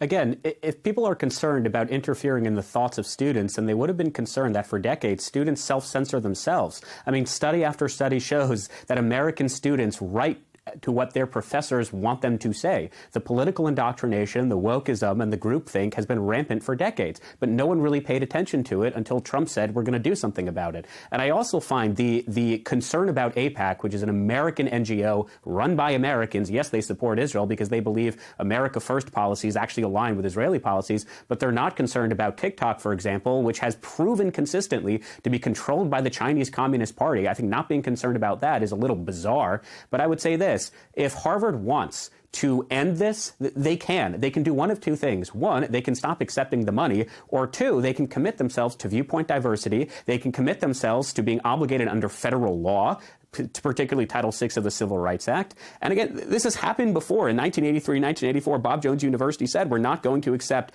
Hillsdale College said we're just not going to accept taxpayer funding. Why does those $9 billion have to go to Harvard? There are great institutions of higher learning in the United States. You know what $9 billion would do for HBCUs, what they would do for state schools, what they would do for community colleges? I mean, if you don't want to see these research grants and programs cut, then fine. Just use your endowment money. You have $54 billion. My panelist was talking earlier about young people are sort of waking up and they're tired of this corruption. They're tired of the elites. I mean, Harvard is the elite. Harvard is the corporation. I don't think there is a pinnacle or a manifestation of American crony capitalism greater than Harvard University. Again, I'm not anti-higher education. And the second point I want to make, because as you said, I have to round this out, no one is attacking free speech. We're really not. I'm surprised that neither of my co-panelists mentioned the actual occupation of Hamilton Hall that I said, where the Columbia University Apartheid Divestment Coalition took a maintenance worker hostage, this Hispanic worker who had limited English skills. He said to the Free Press on the record that I feared for my life. In fact, his union is now suing Columbia University for not protecting them. And in this lawsuit, they talk about that day after day, there would be swastikas painted at Columbia, and the professors, or excuse me, the administrators would just tell them, just cover it up. And this would happen day after day after day. So if you really want to stand with the working class, then you would stand up against the elites at Ivy Leagues who believe that rules don't apply to them. I mean, someone like Mahmoud Khalil, because his name was mentioned, why would we want him in this country? This is someone who took part and actively encouraged students to do these things. And if he had said on his visa application that he was planning on doing these things, guess what? He would not have been granted a visa. And broadly speaking, I believe this country is facing a crisis of accountability. Whether it's the subways of New York, whether it's the streets of LA, or stop interrupting me, whether it's the subways of New York, whether it's the streets of LA, whether it's our college campuses, people need to be held accountable. You know, it was called a letter from a Birmingham jail, not a letter from, you know, my cushy office at Columbia University. If you want to break the laws, if you want to violate internal policies, then fine, but you have to be held accountable. I mean, we're talking about relatively educated and intelligent people. And just so you know, that's why I'm interrupting you, because I'm trying to hold you accountable when you spread lies about what Mahmoud Khalil or anyone else was doing. It's important to be held accountable. We can agree. That's why I interrupt you, not to interrupt you. Destiny, any final word from you then?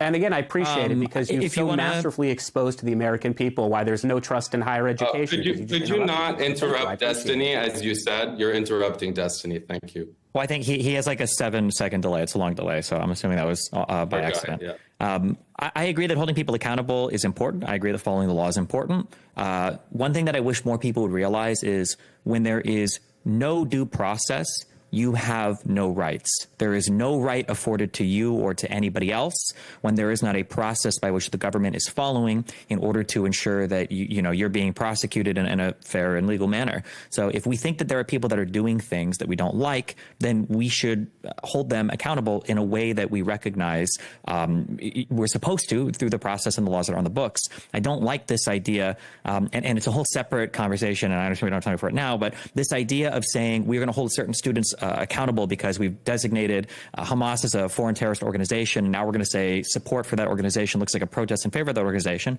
Again, I tend to lean more pro-Israel than anything else, if that's not obvious, but it is pretty confusing if you're here on a green card that you're going to go protest, and now what? If one person at that protest has a pro-Hamas sign, are you going to be deported? You can't say that doesn't create a massive chilling effect on people in the United States. You should be allowed to protest for whatever you want. And as per this idea that if somebody would have written on their application and they wouldn't have been accepted, it doesn't matter. Once you're in the United States, once you have that green card, you're now granted and afforded rights. That should be very important for an Israeli to recognize, because Israel has the right, I believe, to control their border policy. If they want to allow people to immigrate into that country based on things like ethnicity, I think they should have the right to do that. However, once you're granted access into Israel, Israel has to treat you as an equal citizen, which I believe for the most part they do. Whether you're talking about the 2 million Arabs that live in Israel proper, probably not the ones that live in the West Bank and the Gaza Strip, but at the very least the Arabs that live in the country. So there is a distinction there between people that are in your country and people that are applying to get into the country. And if you're in the country, you're afforded certain rights like the First Amendment, and you do have the right to protest for things, even if those are things that the current administration might not like. This has been such an interesting discussion. I've let us go well over time, but I do have to call it at some point, and unfortunately that point has to be now. Gentlemen, we thank all of you for your contribution here on Counterpoints this evening. Joining us was Shabbos Kestenbaum, a Harvard University graduate and PragerU personality. YouTube political commentator Stephen Bennell, also known as Destiny, and Ahmed Eldon, a former adjunct professor at Columbia University and Substack journalist.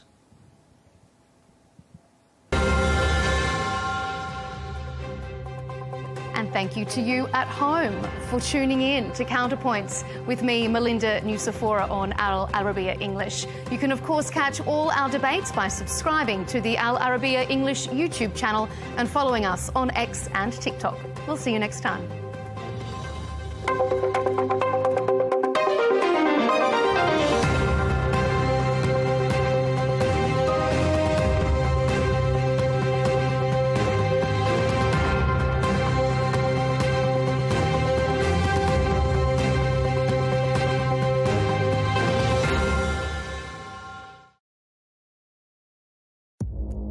Our allies, in many cases, are worse than our enemies. Stay informed and connected with the latest international headlines.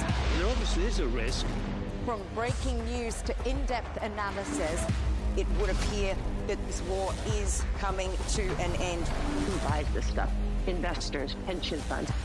We deliver the most important developments straight to your screen. Iran always wanted to deal with militia. Join us for compelling, expert-driven conversations. A curfew order has been established. And an insightful look at the issues shaping our world today. There are a lot of proposals about European architecture for security. I'm Leigh Ann Gerrans, and this is W News. We dealt with this when I was chief of staff in the first term. Where you don't just hear the headlines, you get the full story.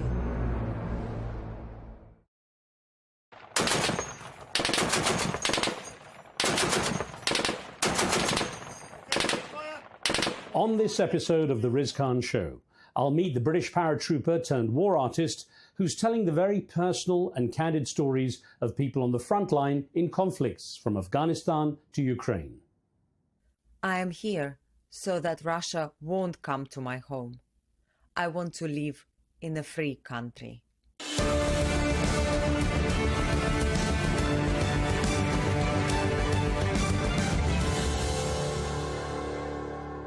Welcome to the show. I'm Riz Khan. As diplomatic efforts to find peace in Ukraine continue to ebb and flow, most media attention focuses on the words of world leaders in Washington, Moscow, Riyadh, Kyiv, and other European capitals. But while a ceasefire proves elusive or perhaps evasive, soldiers and civilians continue to suffer in relative silence. Derek Eland served as an officer in the elite British Parachute Regiment before jumping, literally, to an entirely different career as an artist.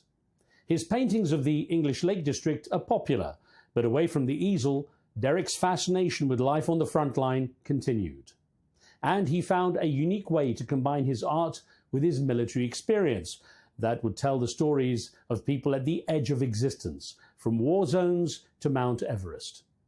Well, he recently returned from the conflict in Ukraine and joins me now from his home near The Hague in the Netherlands, a place known as the International City of Peace and Justice.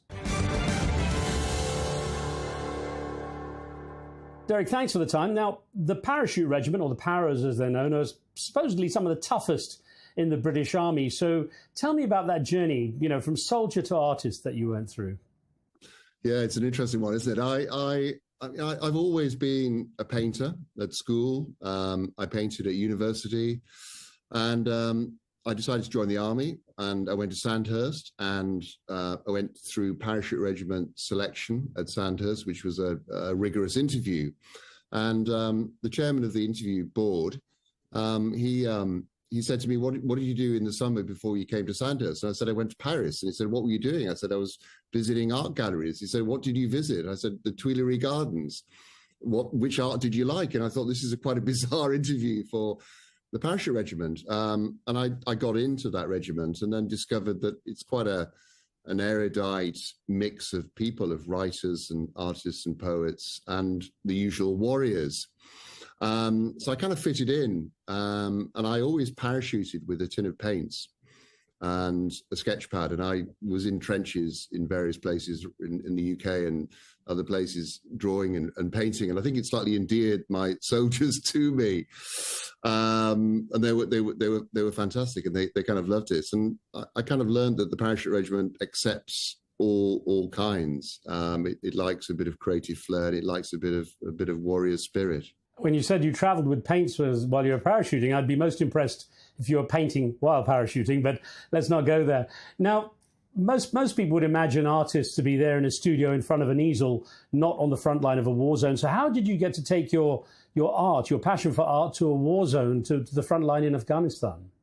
Well, I had a career change. I went to art college about 20 years ago now, and I'd been painting before that. And when I went to art college, I got a residency in my local city in the UK, and I was on top of the tallest building in the city, and I was painting the city from above, a bit like the great German painter Gerhard Richter, who would paint bombed German cities from above after the war.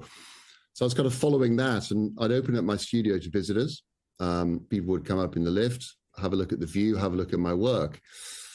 And I thought, this is going quite well. And one day a woman visited, she came up and said, it's all very well, you painting the city from above, but you have no idea what people in this city think. And she was a campaigner for the preservation of a local Art Deco theatre, 1930s theatre.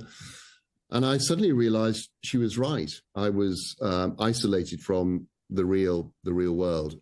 So immediately after that, it was a bit of an epiphany. I decided to ask people whether they loved this particular city, Carlisle in the north of England, and what they would like to change. And I called it Love Carlisle because I thought it wasn't very loved. And I set up a diary room, like a Big Brother diary room in the middle of the city. And I asked people to write on Post-it notes, coloured Post-it notes, what they loved and would like to change about the city. And I got about 5,000 responses, all kinds of incredible responses. Predominantly, they wanted a Primark, which was a bit countercultural. But that work ended up in the County Art Gallery as a massive installation. And as Damien Hirst once said, well, if it's in an art gallery, it must be art. So I was encouraged by that. And it was that project and a connection in the military that led me to go to Afghanistan as a war artist in 2011. So funny enough, I lived in Carlisle when I worked at BBC Radio Cumbria, and I actually did like it very much. Very different, of course, from Afghanistan in many ways. How important were your military connections and the experience you had in the military when it came to being there as an artist on frontline environments? Yeah, I think it was pretty important. I know of other people who went to Afghanistan as war artists and struggled with the kind of the military, the wariness of it. Being on patrol, for example. But I had a good sponsor, a very intelligent, thoughtful brigade commander who I knew. He wanted to take a war artist who was bringing something different to the easels and paints and even photography. And so the idea of a socially engaged art project on the front line involving these diary rooms and collecting stories was something he encouraged. And it wasn't an easy journey to get to the front because there were people in the military, particularly at say company commander and battalion level, who were hesitant about having someone come along and ask their soldiers what they really thought about being in Afghanistan, what they thought about being human there. They wondered whether it might be seditious.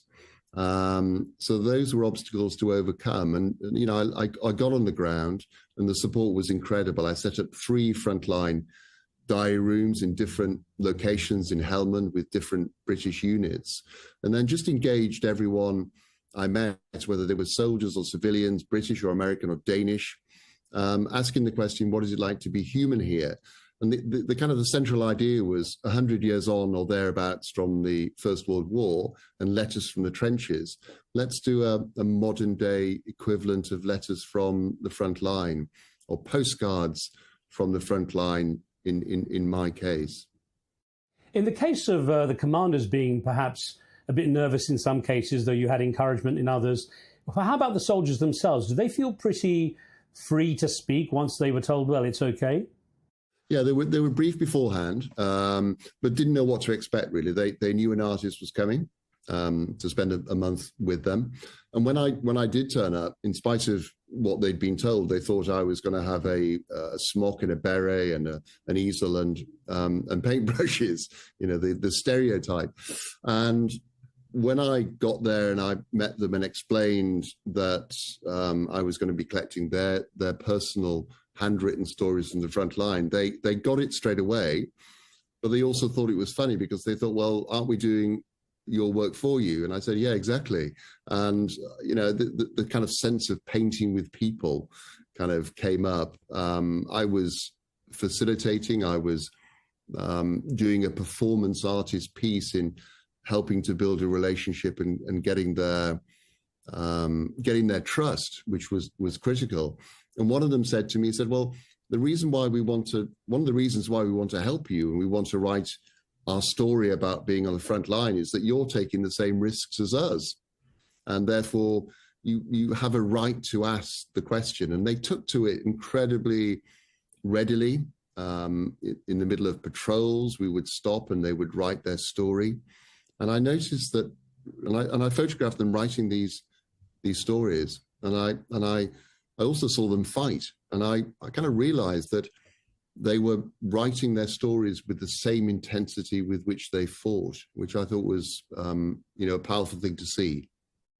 It's interesting because you did refer to the letters from the trenches, and in an age of video cameras and digital imagery, you chose to go with the written stories more than anything else. And that was interesting. Why?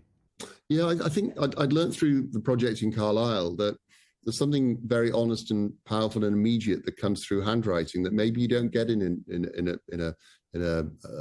interview to camera, where people may be a little bit self-conscious. And I discovered that through the use of handwriting, we all write. We've all written since we were at school, and I found it was a very interesting way to get an honest view, to get inside people's heads, to enable people to write down their thoughts privately, but then to show them publicly. And there's nothing more powerful than reading someone's handwriting, knowing that was written in the moment at the front line or wherever, because it does connect you with that human person. And Derek, you indicated it wasn't just British soldiers. How did that dynamic work with the non-Brits? I mean, people like the Danes I worked with were, you know, they absolutely loved it. They were very open to it and very, very, very thoughtful. I think the Americans were maybe a little bit more reserved. But I also worked with Afghanistan interpreters, soldiers and police, and any civilian that I came across, which was tricky because you're living mainly in compounds, separated from, you know, the ordinary working Afghan. But anyone I met, I asked to write their story about being human, often in their own language, in their own handwriting, translated later, and they would write about hope as well in the same way, or they would write about their families as well in exactly the same way, regardless of nationality. You were also allowed to go out on patrol, and there was a time you actually came under fire in a firefight overnight with the Taliban attacking. Tell me about that. I think I might have been in bed at the time, and I heard gunfire, and then I heard mortars firing off, and they were the mortars from the unit I was with. And I got out of bed, and I had a little Sony Handycam with me, and I just went to the mortar line and filmed them.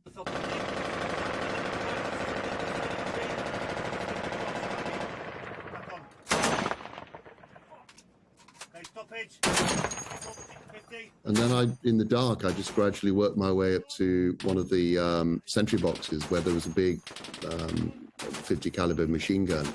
And I was looking out over a schoolhouse, maybe half a kilometer away, and that's where the Taliban were. They were firing rounds into our little patrol base, and we were firing back. So there was an exchange of fire, and I just filmed it. And I think, having been a soldier, you're not consciously thinking, I'm not wearing an armor vest or I'm not wearing a helmet. You're also working. So I thought, well, I need to record this as part of the context for those stories that I'm collecting. And I just filmed this firefight to the point where, artillery rounds were coming in, and I could certainly hear and feel bullets passing overhead. So it was very real. It's quite a kind of very important for me to see that and to experience that again, because I wanted the stories to be embedded in reality, and having filmed that, I was able to provide context when the stories were exhibited. The footage is quite dramatic, I must say. Now, how did that experience change your perspective, both as an artist and former soldier there in Afghanistan? Yeah, it was a tricky time, I think. I wasn't there to represent any particular view. I was an official British war artist, but I wasn't being political. I was being creative in collecting these stories. It kind of made me realize that there are other human beings on the end of those guns that are firing in, and everyone has a story to tell. And we all grew up during the Northern Ireland Troubles, and it's easy just to see one side and not another. I think it's important to understand. You don't necessarily have to empathize, but you have to understand. And I think that gave me a real understanding of the other side. And just wandering around Afghanistan, being in patrols and coming across families and children and farmers, it was kind of heartbreaking in a way. And you came back with all that material. As you quoted, if it's in an art gallery, it must be art. Who got to see the exhibition? Well, it's interesting because I went through a censorship process, first of all, in Camp Bastion. A colonel looked through all the work, and the only thing that he took out were the names of those who'd been injured. So if the soldier's been injured, they don't want to reveal a name, but happy to reveal those who had been killed. And other things that I thought were maybe sensitive were released. So the work was then cleared for public viewing. And the first thing that happened was that it went on show in the Ministry of Defence main building in Whitehall, because I think the army thought, well, maybe the civil servants need to see what it's really like in the front line. I thought that was a really good start point.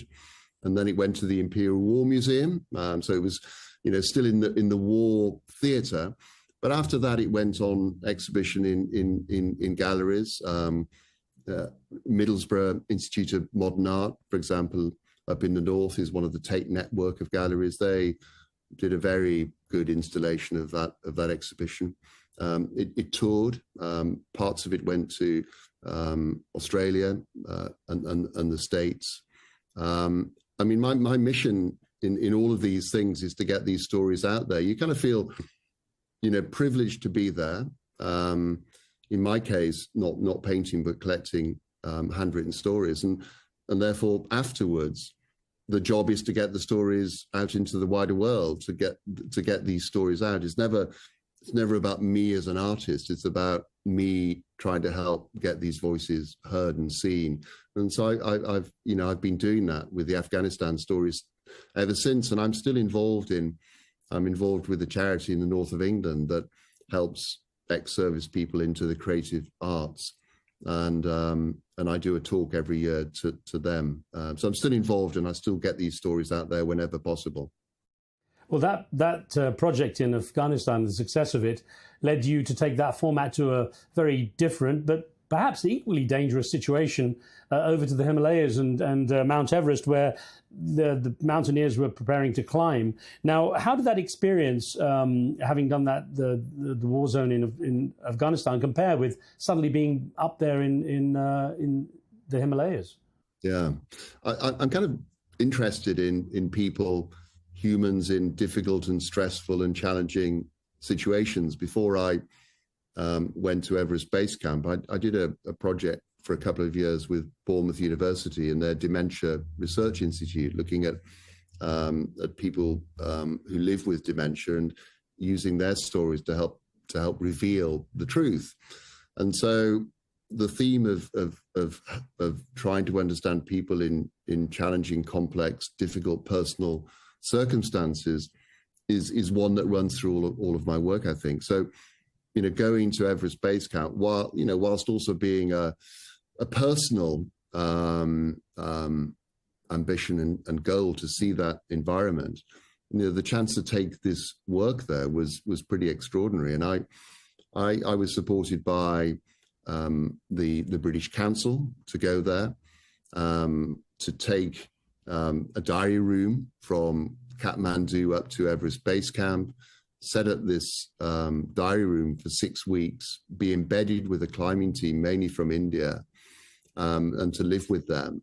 And then to collect these stories from everyone who was there about, I was asking the question, and the questions are really key in these projects. You have to get the question right and the framing right so that it's very simple and it's really to the point and people understand it. And the question at Everest Base Camp is, well, what are you doing here? Why are you here? What's the driver? And, I was asking everyone there, for Sherpas and for people who worked there, it was a livelihood. For climbers from the West or from India or from Japan, they revealed incredible stories about why they were there. Often with people, there was a tragedy in the background.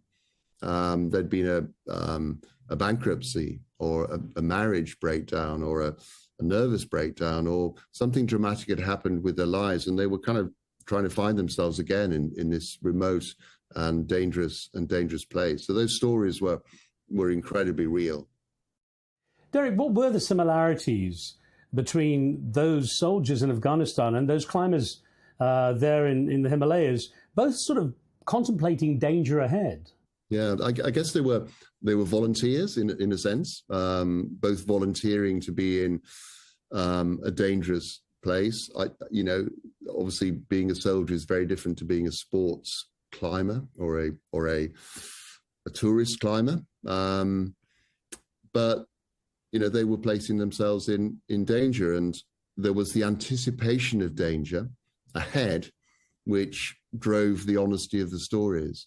So the climbers I was with, and I collected about 300 different handwritten stories in my diary room tent at base camp.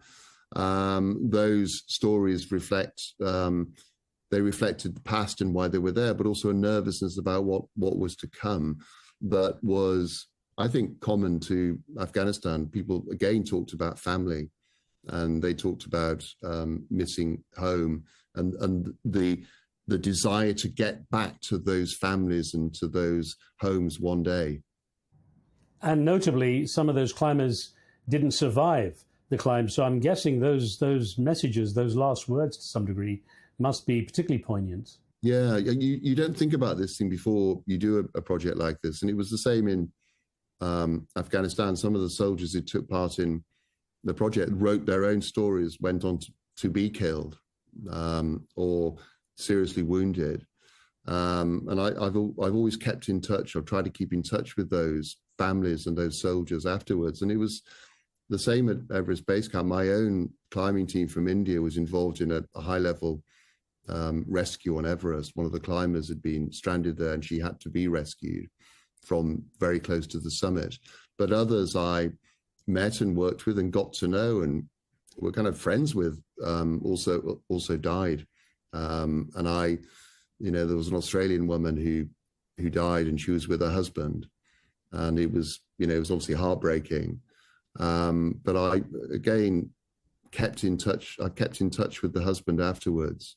I didn't want to show her story without his permission. And, whether I was there working or not, those things would have happened. So I always thought, and I still think, it's better to have been there and collected their stories than not to have done so. How did you exhibit those Everest stories then, Derek? How was it different? It was different because, the context is very different. I think I used a lot more film. I recorded a lot more film at Everest Base Camp. And so the installations had a greater film content to them. But at the center of each of those exhibitions were those handwritten stories, were those heartbreaking stories. And so the installation was shown in the UK. I took it to the US, to a mountain festival in Colorado. And again, elements of that exhibition have been seen widely, worldwide, both being covered by the international press and both being published in books as well, which again is another very good way of getting these stories out there. That takes us to your latest project in Ukraine, Derek, at a particularly significant time in the conflict too. What did you hope or expect to learn or see on the ground there? Well, I mean, the timing was good in many ways. With the third anniversary of the full-scale Russian invasion, that was kind of coincident to the project happening. It's a project that had been discussed the previous autumn, and we'd been planning it, and then it just happened that we were there on the ground. And I think what I was keen to understand and we were keen to learn was, 3 years on from the full-scale Russian invasion, what is it that keeps you going? How do you keep going after such losses and such hardship and the relentless bombings of civilians and infrastructure that's taking place? So for me, it was to try and surface those things in a different way to what had been perhaps covered by journalism. Well, again, you managed to get remarkable access and face those logistical challenges in a war zone. Tell us about that, getting to there. Yeah, I was partnered up with an old friend from the Parachute Regiment, Adrian Simpson, who volunteers and runs a charity called Mission Aid for Ukraine. And for a couple of years, he's been delivering 4x4 vehicles and boats to frontline units. At great danger to himself to go so far forward. But what has resulted has been some wonderful relationships with those frontline units, with Marines and paras and infantry and drone units. And so the idea was to use those incredible contacts to get access. So we traveled together with an interpreter. We were delivering a vehicle, but we were delivering that right at the end of the trip.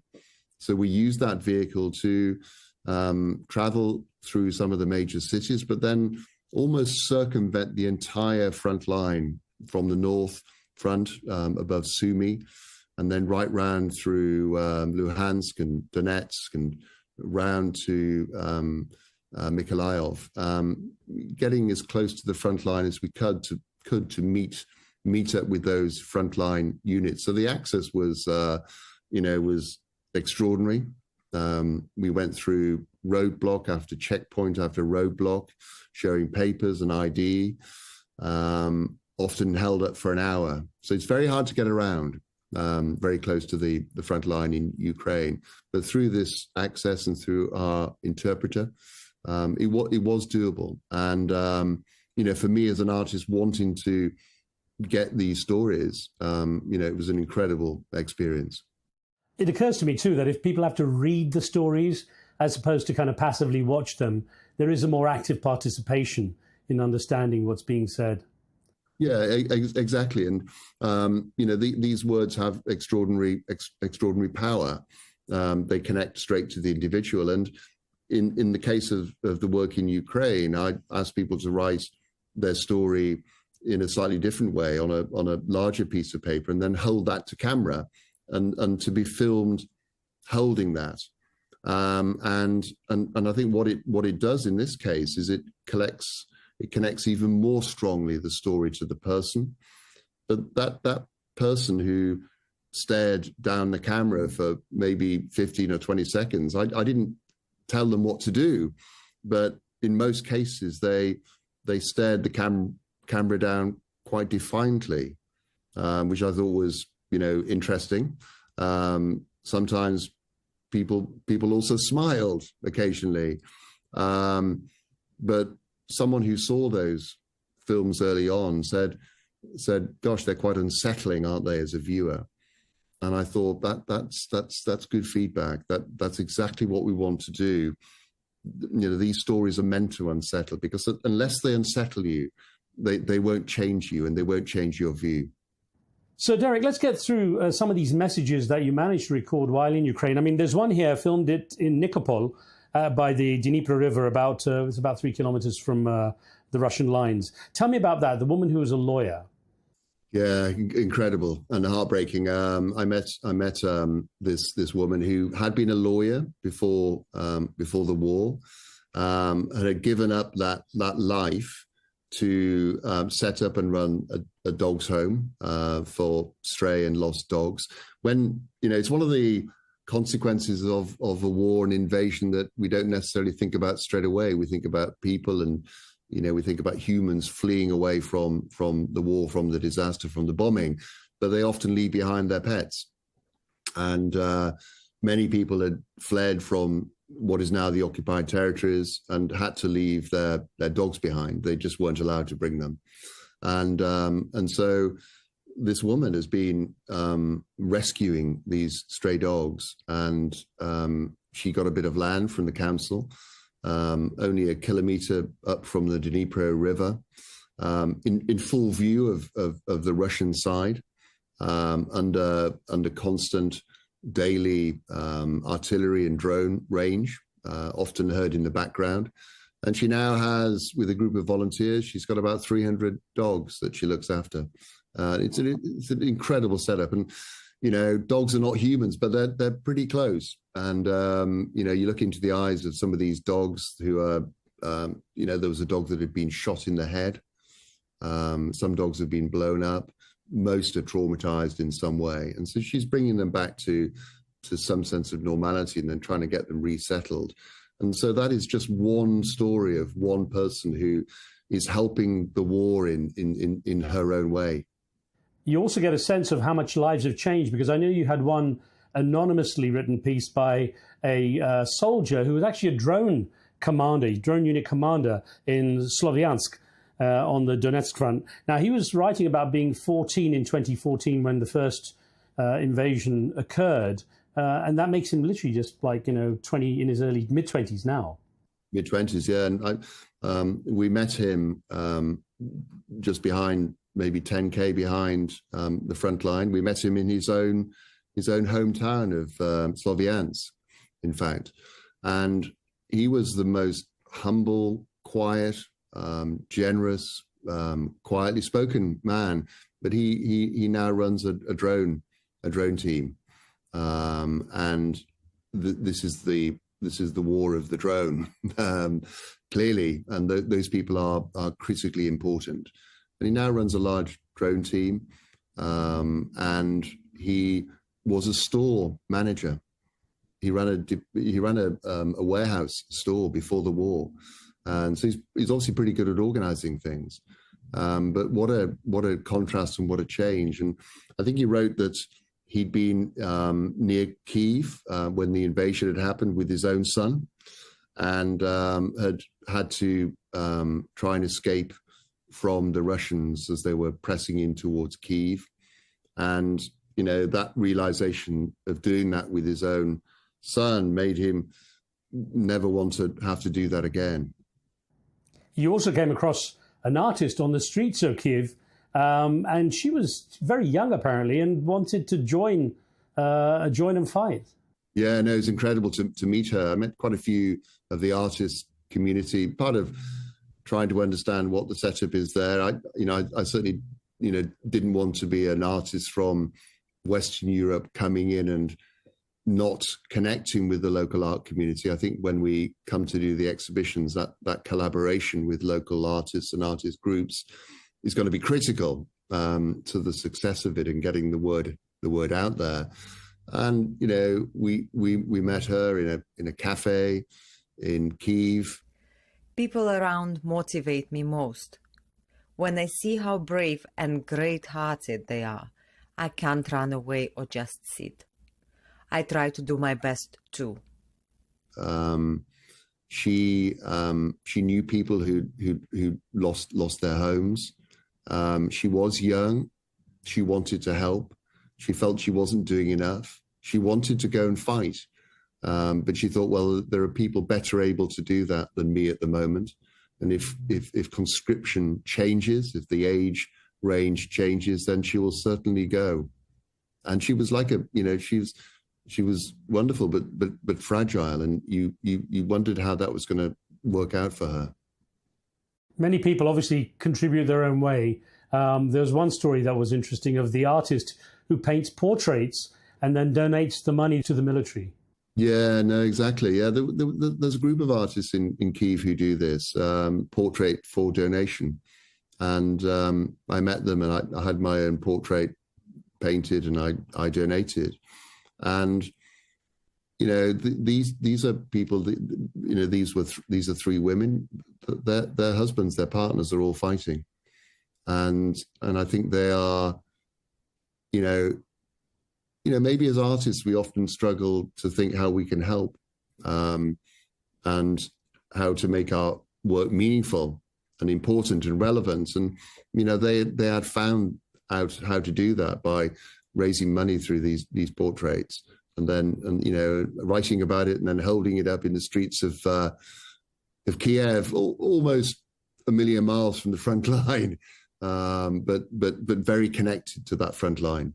Let's look at a few more of the stories and messages you got there on the front lines too, Derek. Now, the sense of loss, personal loss, comes across in one of the ones you had of a soldier standing by a vehicle that had been destroyed by a Russian drone, and he's got a picture of his fallen comrade, his friend, actually on his phone.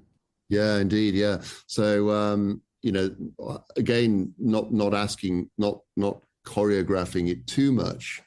I let people decide what to do in front of camera when they were holding their story. In his case, uniquely, he got his phone out and showed a photograph of a comrade who I learned had been killed recently. And as I was filming, he spoke about that comrade. And whilst I'm not necessarily including the sound from these films in the final work, the fact that he's speaking to camera and showing something, a photograph of a dead colleague, I think is powerful enough. People suffer a lot without the power generation and stuff. And there's one you have of a soldier standing in the snow at a village near Izium, which was largely destroyed by the Russians, wasn't it? Yeah, exactly. Yeah. I'd met him previously in Kyiv, and then we met up again on the outskirts of Kharkiv, and then traveled down to this particular place. And he was very keen to show us where the fighting had been at its most intense in 2022, when they were pushing the Russians back out. And we stopped in this village, and I filmed him. He said, "You can't walk any further than where the vehicles were because there were minefields still."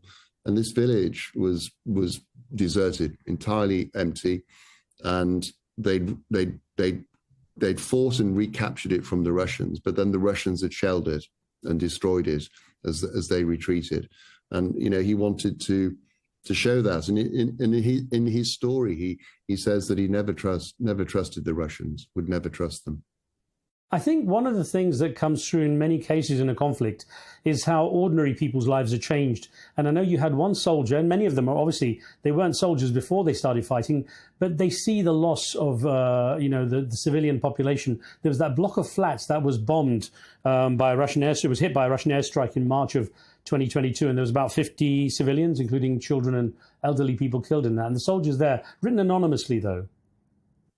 Yeah, I think he wrote about the fact that if he doesn't fight, then his wife will die and his son will die. And that's a really stark, it's a very bleak and stark thing. But, if you give anyone on this planet a reason to fight, that would be the strongest reason. And that together with that background of that building just completely torn apart by a Russian airstrike is, it's profound and it's powerful, and it's the image and the story together, is something that will help change perceptions and change views of this conflict at the human level, I hope. Talking of that human level, the fact that people have to get on with their lives and still try to add to their value to the conflict, came across that female medic you filmed in Kramatorsk, who had just 3 months earlier lost her son. Yes, indeed. Yeah, I wasn't aware of that at first, and she was with another colleague who was a medic, and we met them both and talked to them both, and then they wrote their stories, and then I filmed them holding their stories in Kramatorsk. I am here so that Russia won't come to my home. I want to live in a free country. And her colleague said to me afterwards, he said, "Oh, she has only just lost her son who joined up, who was 21 and who'd been killed by the Russians." And it was interesting because she didn't particularly want to write about that. I think it was too near, too painful, but you could see it in her. And when I found that out, I personally I found that quite emotional. There were a few moments in this trip and in this project which emotionally affected me, and that was one of the key ones. And I just wanted to give her a hug, which I did. What's been your response to what you saw, not just as an artist, but also as a former soldier, to what you saw and the people you met in Ukraine? I mean, it is an incredible thing to visit a country at war. It's a very different experience to Afghanistan, which is more of an insurgency type operation. But in Ukraine, you have a sense from the moment you enter the country that this is an entire country at war.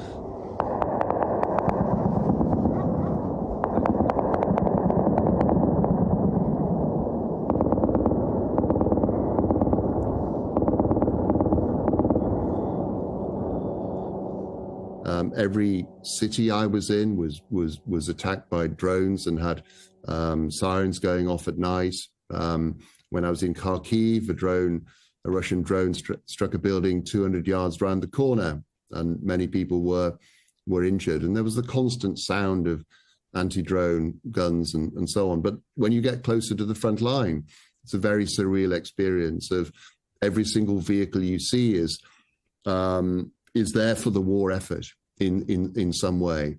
And many of the vehicles have anti-drone technology on the roof to defeat drone attacks. We obviously didn't, so that was a little bit of a worry for us.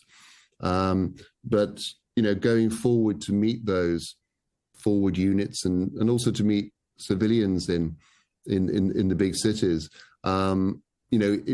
the overriding sense you have is, yes, it's a country at war, but it's a country incredibly steeled and determined. It's a people who won't willingly give up.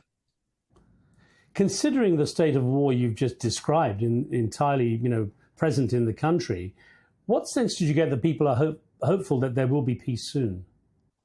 It's interesting. A lot of people talked about peace, and when we engaged them as part of the art project, they wrote about peace. They wrote about the need for peace for themselves and their families and their friends, there's a desperate yearning for peace. But when you talk to them, there's also a strong sense that peace will not be at any price.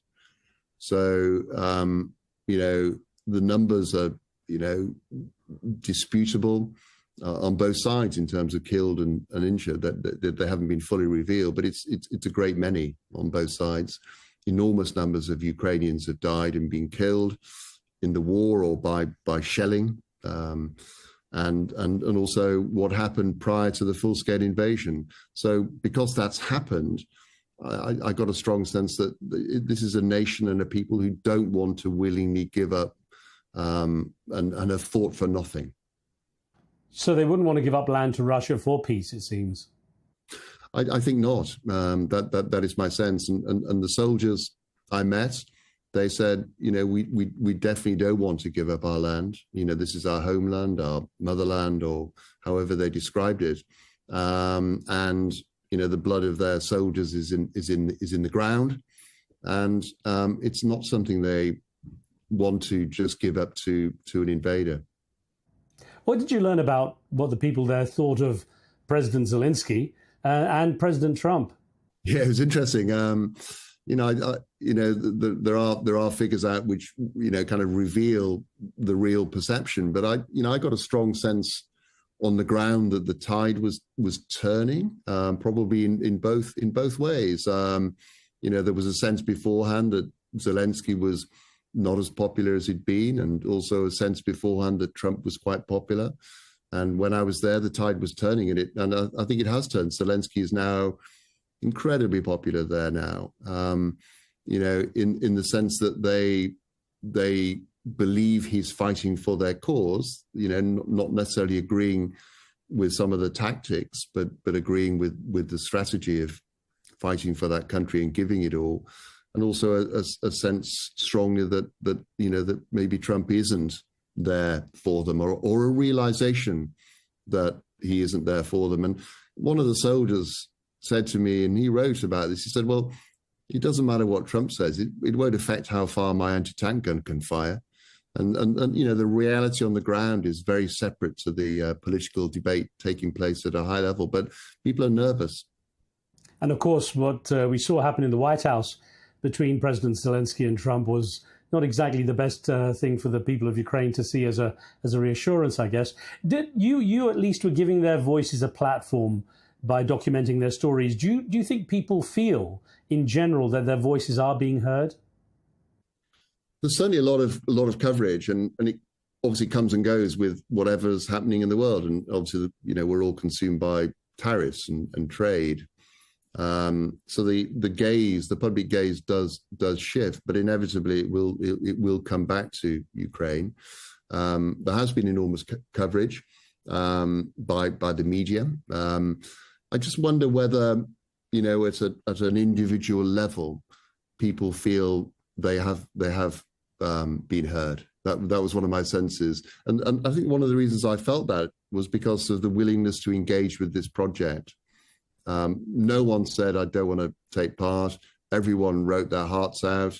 Everyone wrote with a great honesty and integrity about how they felt. So I don't think it's possible to get to a point where you've exhausted those voices. They still need to be heard.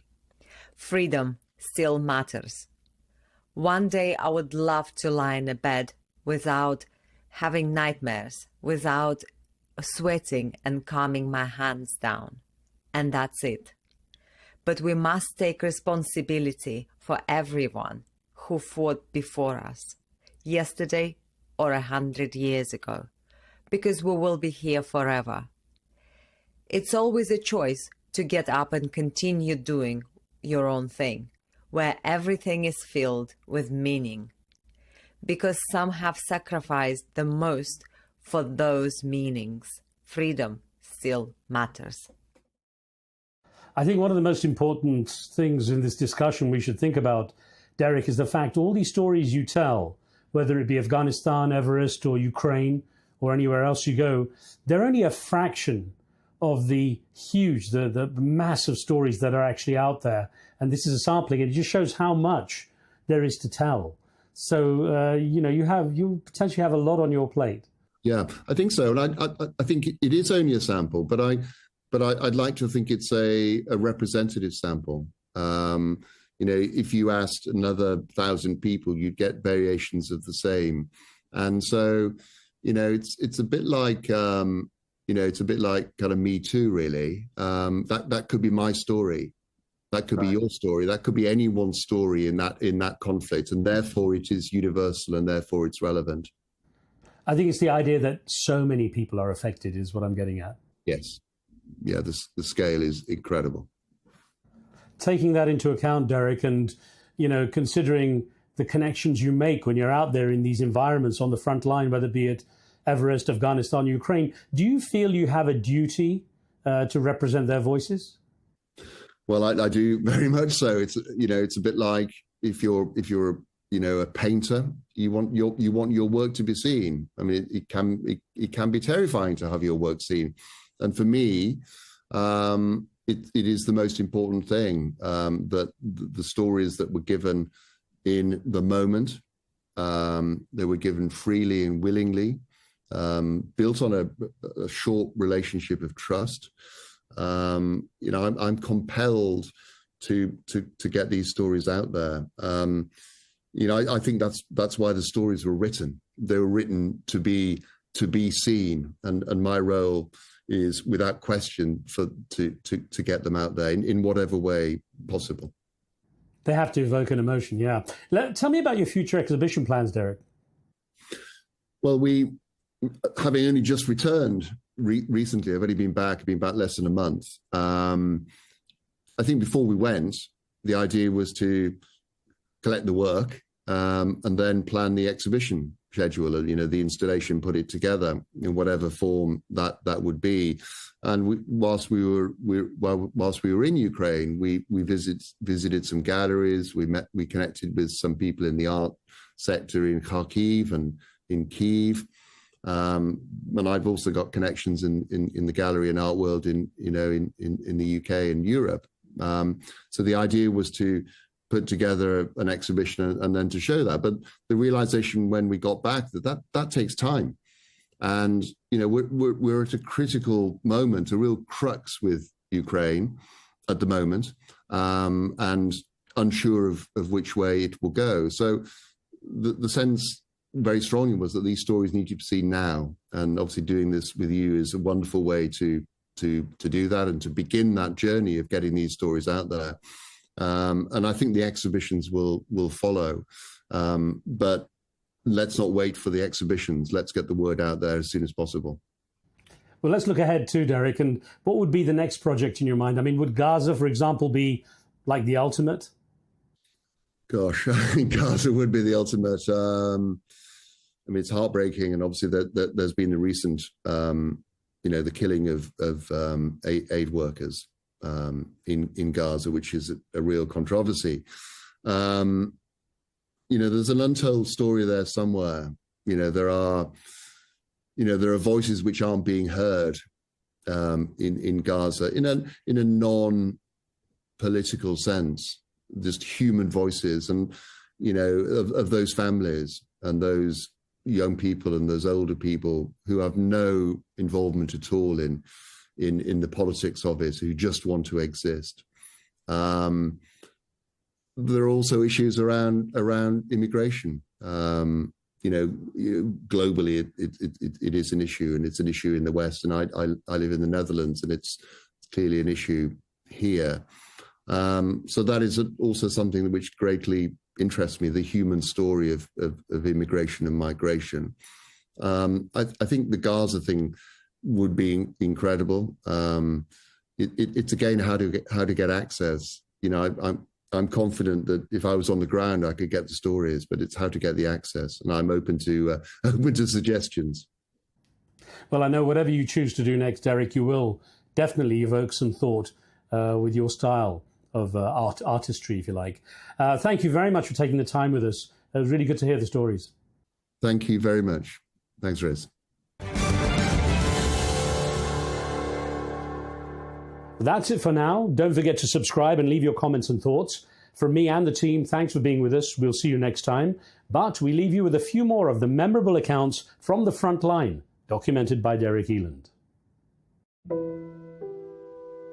Every single person is supposed to have their thought and the right to have a free life. Master Sergeant RVP, Fire Support Platoon. I want to be free. I just want to live. My strongest motivation is people around me. Living in Kharkiv, you start valuing your life more than ever. And so do people around you. Despite all the explosions and threat from Russia, we continue with our lives, wipe the dust from coffee tables in the destroyed coffee shop, play music, and enjoy our lives. I'm a junior sergeant and have been in this war since the first day of full-scale invasion of Russia Federation. My family and I were under occupation in the first day, and that would encourage me to protect my family and motherland. We have been defending Donetsk, Kharkiv and Sumy regions with my battalion since the first day of the war. I must stay together with my brothers in arms until our victory, so our families can sleep peacefully and wake up without the fear of bombing, so our children can live in the free and best country in the world, our Ukraine.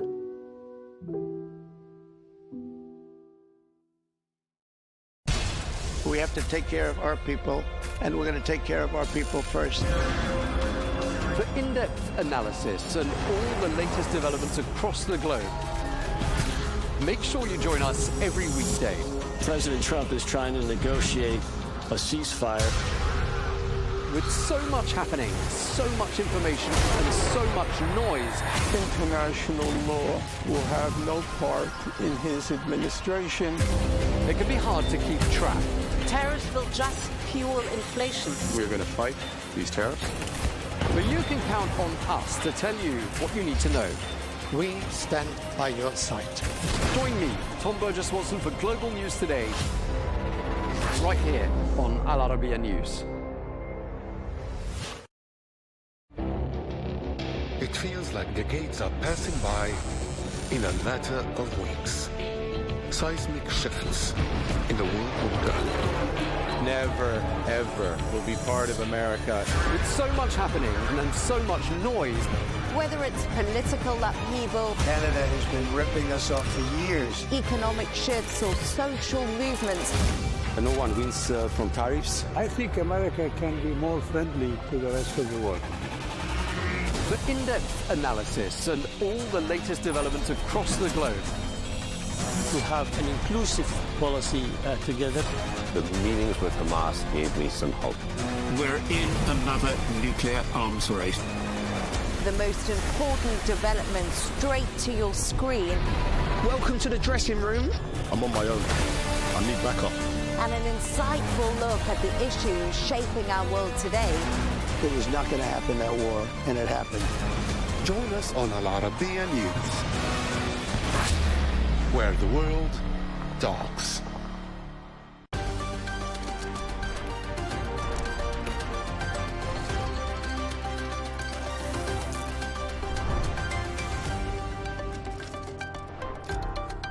Hello and welcome. I'm Leigh Ann Gerrans and welcome to a special edition of W News Extra. Coming up on today's show, we'll be taking a look back of some of the highlights of the week, all broadcast from the Al Arabiya headquarters.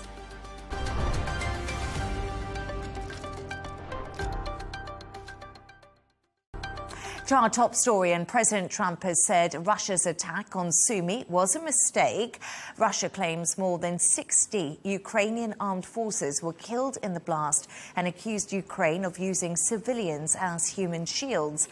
Speaking on board Air Force One, Trump told journalists Russia's attack was a mistake. Well, I think it was terrible, and I was told they made a mistake, but I think it's a horrible thing. I think the whole war is a horrible thing. I think the war is, for that war to have started, is an abuse of power. this country would have never allowed that war to have started if I were president. They made a mistake. I believe it was... Look, you're going to ask them. This is Biden's war. This is not my war. To discuss this and all of today's stories, I'm joined by media strategist and former editor-in-chief Michael Jabri-Pickett and Al Arabiya's geopolitical security analyst Riyadh Kawaji. Thank you so much for joining me, both of you. Let's start with you, Michael. So many condemning this latest attack, but Trump is pointing the finger at Putin, Zelensky and Joe Biden for the war. So this is, I think, President Trump's MO. For instance, he was just in the Oval Office last week when he went on a bit of a diatribe, when he started listing all the issues that he's faced with all the illegal immigrants that have come into the country. I'm more interested in the game that Vladimir Putin is playing as opposed to Donald Trump. Donald Trump loves the headline. I think Vladimir Putin is playing some sort of geopolitical sleight of hand. He recognizes that while Donald Trump waits for the big headline that there might be a ceasefire, Vladimir Putin can continue to do what he's doing on the battlefield and make inroads as he is, while he focuses on what matters to him, and he'll leave the headlines to Donald Trump. When you don't care about the global opinion about what's happening, it's, I think, easy for someone like Vladimir Putin to keep doing what he's doing. So this attack, I think we'll see more of these as the days and weeks go on. Who's in the driving seat, do you think, Riyadh, at the moment? Right now, things have changed a lot to Ukraine, to Zelensky. For the past couple of years, the war has turned into a war of attrition, where Russia has been trying to increase the pressure, the bombardment, so forth, to force the other side to concede to its demands. Zelensky had, for the past 4 years, there was this strong, unconditional support from the U.S., flow of weapons that kept Ukraine into the fight, enabled Ukraine to exert pain on Russia as well.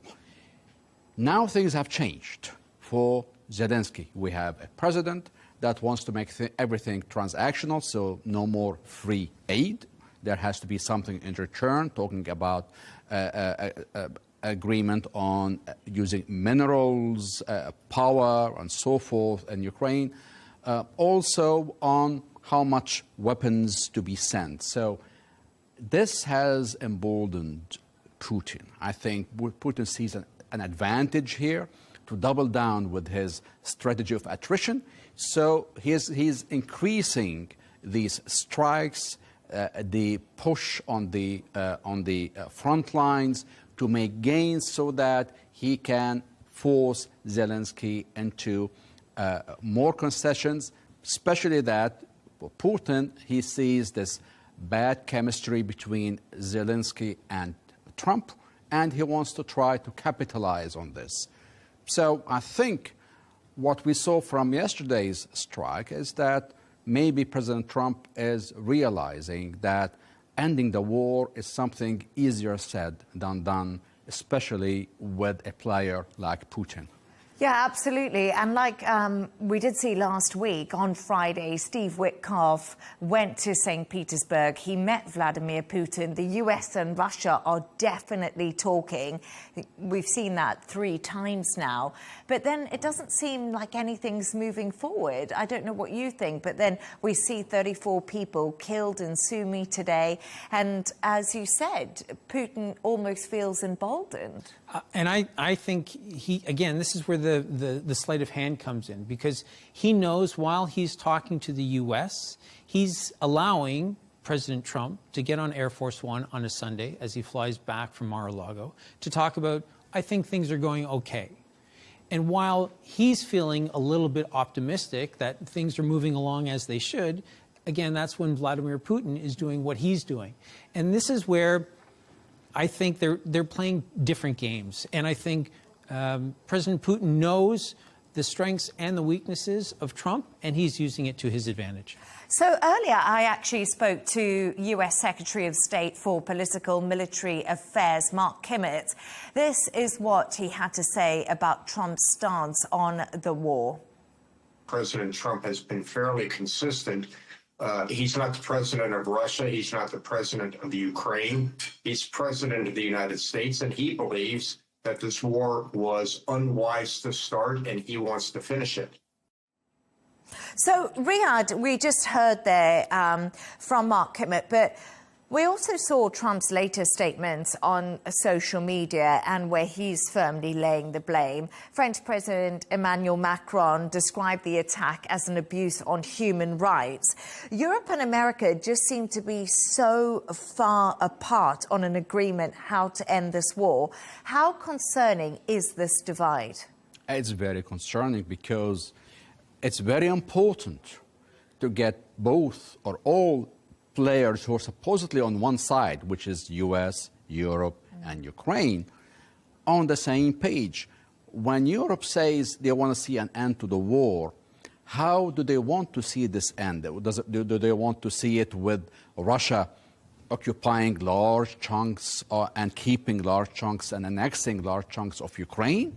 Is that what that's their vision of the end of the war?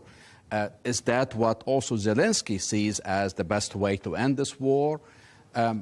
It's very important to get all of them aligned. What do they expect from Russia in whatever agreement is going to be reached? So definitely the Western side is not now aligned. They're not on the same page. And I think this is going to be to the benefit of Putin, who's going to really try to capitalize on this situation. Do you agree with that? Do you think Putin's going to try to capitalize? Or will Trump surprise us and tighten the screws on Russia's economy? We just don't know. So I think one of the big differences between Trump 1 and Trump 2.0, which is what we're going through now, is that in this administration, he's not surrounding himself with people who are incredibly intelligent and independent thinkers and will push back. And that means that he's left to his own devices. And when Donald Trump is left to his own devices, he's going by instinct. Now, his instinct publicly seems to be, I like Vladimir Putin and I trust him. And I think, as Riyadh said, that is going to be a big mistake. And as the European leaders know, I don't think that you can trust Vladimir Putin. He's not a diplomatic man, do you think, Riyadh, Vladimir Putin? Definitely not. We have not seen this display of diplomacy in a lot of the situations Russia was involved in. He was not diplomatic in Georgia, and he was not diplomatic in Abkhazia and Chechnya and now in Ukraine. So, and that's, I think, the point President Zelensky was trying to make in the famous quarrel we saw in the Oval Office. I mean, he was trying to make a point that history, and when it comes to the Ukrainian conflict, shows that Putin never endorsed diplomacy, was never playing diplomatically, was always pushing for war. And that was the point of contention between President Zelensky and President Trump and Vice President Vance. And I think what we're seeing now is proving Zelensky right, that Putin is not playing by diplomacy. Right now, so far, Russia has not given a response, a positive response, to the U.S. proposal to end or to come to a ceasefire in preparation to end this war. Well, we're going to come back to Donald Trump, but just stay right there and I'll be back with you in a moment.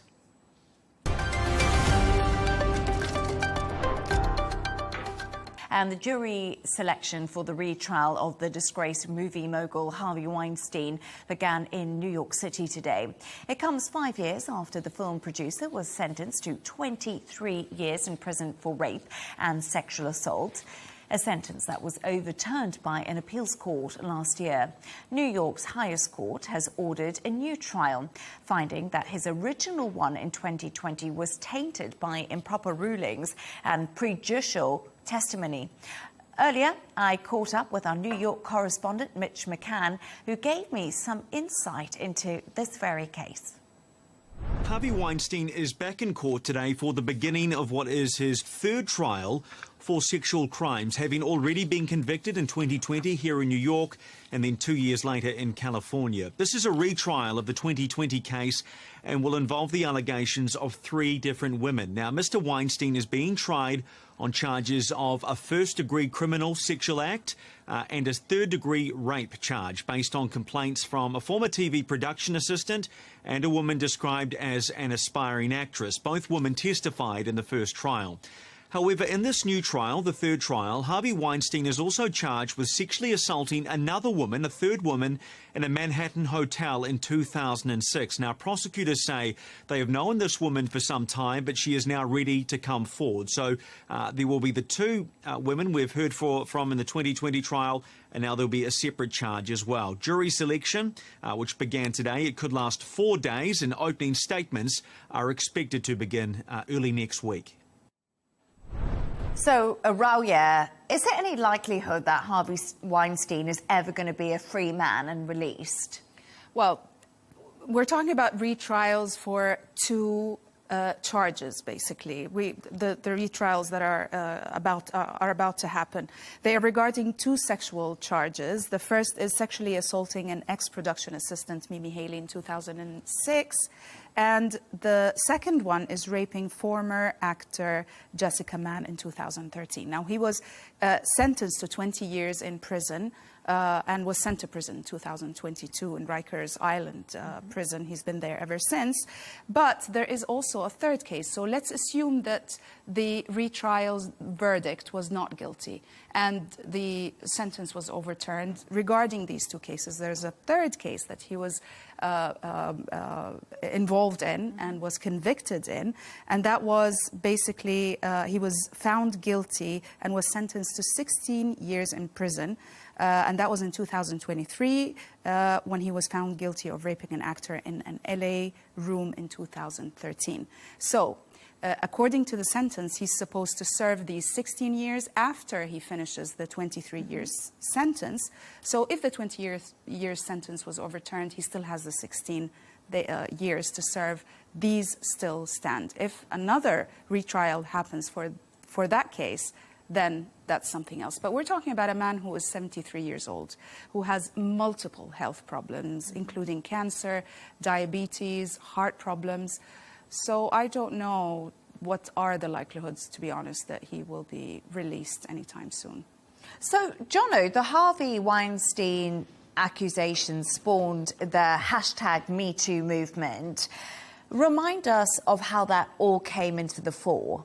So, unusually, I think that's what a misconception that exists, that it's Harvey Weinstein first, then the Me Too movement after. And in fact, it was the other way around. Alyssa Milano in 2016 had tweeted this out to say if all the women who'd been sexually harassed or assaulted wrote Me Too as a status, it might give us some sense of the magnitude of the problem. Now, Harvey Weinstein was a 2017 case which followed afterwards. The tweet then gained traction and #MeToo became the movement. So actually it was Alyssa Milano's tweet first, then the Harvey Weinstein. But what it did is put a spotlight onto the proliferation of this and on of how absolutely shocking this behaviour that was taking place is not just in Hollywood, but in many other industries as well. And therefore it gave us a grand scope on this. So it catapulted it into the limelight and gave us what we now know to be probably one of the biggest movements in recent years on a topic that very rightly so deserved to be highlighted and deserved to be focused. At the time, the argument is that now his trial could not have been fair and that the basis of the jury must have been exposed. And it must have been, very difficult. And I think that's what they're talking about now when it comes to this retrial. How are they going to get a jury that's impartial? I think it's very hard, to be honest with you, in this case, especially after we're talking about 7 or 8 years have passed, with also taking into account the Me Too movement. His legal team, this is what they're hoping for. They're hoping for a different kind of trial with a different judge, different political climate, and probably a different atmosphere than what ruled at the time with the Me Too movement. Now, how much of that is possible now? Has it all these factors have changed dramatically so that he would get a different verdict? I'm not sure, to be honest. With jury selection taking place today, I don't know how, and we've seen how jury selection takes place. Yeah. I don't know how you can find an unbiased jury. It's hard. It's almost impossible. Of course. There's no person that either works in our industry or any that doesn't know who Harvey Weinstein is, that doesn't know of the allegations that go before him. And so it's a difficult situation. Is a retrial the right scenario to a man who is, at this age, 73 in his life and is, as he says himself, and although it may not be mentioned in the trial, is on the verge of death, from what we're led to believe, to bring the 3 ladies who've already had to go there and give testimony back to the court once again? It seems very unfair. Although to have justice for the lady who has now brought those claims to the fore is perhaps the win out of this situation, but he's not getting out of prison. The conviction from California will remain regardless, so he's not getting out of prison regardless of the outcome of this retrial. Well, actually, ahead of today's retrial, I spoke to one of Weinstein's former assistants, Rowena Chu. She famously broke her silence about allegations of attempted rape against her former boss in an article for the New York Times back in 2019, a claim Weinstein does deny. I asked her how she felt about seeing him back in court, and as a hashtag #MeToo activist, what change she wants to see coming ahead in the future. I would say that I think the wheels of justice grind extremely slowly. When the first verdict came out in 2020, in early 2020, you know, frankly, it was a shock, I think, to many Weinstein survivors. I think many of us never thought we would see the day where Harvey was in court at all, let alone convicted of a crime as serious as rape. And so I think I am grateful that the retrial is able to take place. It is not without huge amount of pain and trauma and cost. All of the women involved, of course, those that testify are bearing the greatest cost. But the legal system, again, has had to come into the fray because of the legal technicalities that caused the original verdict to be overturned. But I think that the fact that the retrial is happening so many years later is really a testament to the determination of the very many women and the lawyers who supported them, who spoke out on behalf of the Me Too movement and still continue this day to speak out against injustice. As a Me Too activist, what do you want to see change in the future? Because obviously I felt the Me Too movement gained a lot of momentum. Harvey Weinstein was at the forefront of that. However, it seems to have slipped back a little bit. Am I right in that analysis? I would say this. I would say the Me Too movement, when it ignited in 2017, was very much part of the news headlines. But behind the news headlines and behind the media, really the real change was happening in terms of legal reform and policy reform.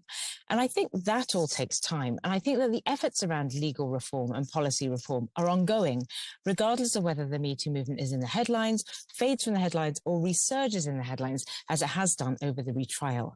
And so whilst media was obviously deeply important in igniting the movement itself, with the original article in the New York Times and the New Yorker and so on, the media played an instrumental role. I think it is not solely the media that comprises all of the Me Too movement. And so when people say to me they feel like it has slipped a little, to use your language, it has only slipped a little in terms of media attention. But I think media attention comes and goes. What really matters is the long-term legal reform and policy reform so that we can have laws in place, policies in place to protect the vulnerable and protect women who are vulnerable to sexual assault. And I think that work still continues. It's not glamorous. It doesn't always make the news headlines, but that is where we want real change to take place. There we are. So that was me speaking to Rowena yesterday, and I think she quite eloquently described exactly why the Me Too movement isn't so much in the focus anymore like it was before, and how these victims have never given up, really. What I think the Me Too movement did is it's never going away now, if that makes sense. It's now in the human psyche, and it's there permanently. It was such a big movement that it's impossible to ignore it going forward. I think what it's done has been tremendous. What it has done is it has added some level of regulation to an industry that was, unbeknownst to all of us, unregulated. We didn't know what was going on here. We hear the stories, but nobody knew what was actually going on behind closed doors. And I think what it's done is brought it to the fore, so much so that it's impossible now to ignore it. And given women a voice, really, in many respects. True, and I mean, they also changed the laws as well regarding in such sexual cases. For example, the law of restitution has been also extended to give women more chance, even after years of being, exposed to such sexual harassment or violations. She would still come up and basically make her case. There's also some reform to the law regarding the NDA, because apparently Harvey Weinstein used that a lot in his, in his life. Yeah, as a defense sexual almost. encounter. Keep everyone quiet. Yeah, and apart from the sort of the legal results or the progress that they've done in this field, also, as you said, it's in the human psyche. I think it kind of shifted the culture of regarding thinking about these issues, and also gave women more confidence to come up and talk about it. Yeah, I think it's done its job. I think that's what #MeToo set out, and Alyssa Milano probably had no idea that this was going to be the repercussions afterwards. It has done what it set out to do, which was to create awareness for something that otherwise would have been silent, would have been shameful, it would have been unspoken. And now it's no longer that. There's no longer a sense, or so much of a sense, of shame, and it's no longer felt that maybe you won't be listened to if you come forward with these stories. Absolutely. And I think that's the important part of what it was, and it's done that. And also support for the women who come out and talk about things like this, because obviously they might need some help psychologically or a support network to get through.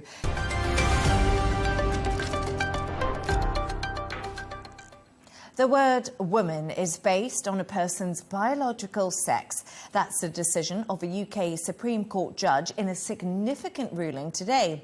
Lord Hodge said the concept of sex is binary and warned that the landmark decision should not be seen as a victory for one side over another.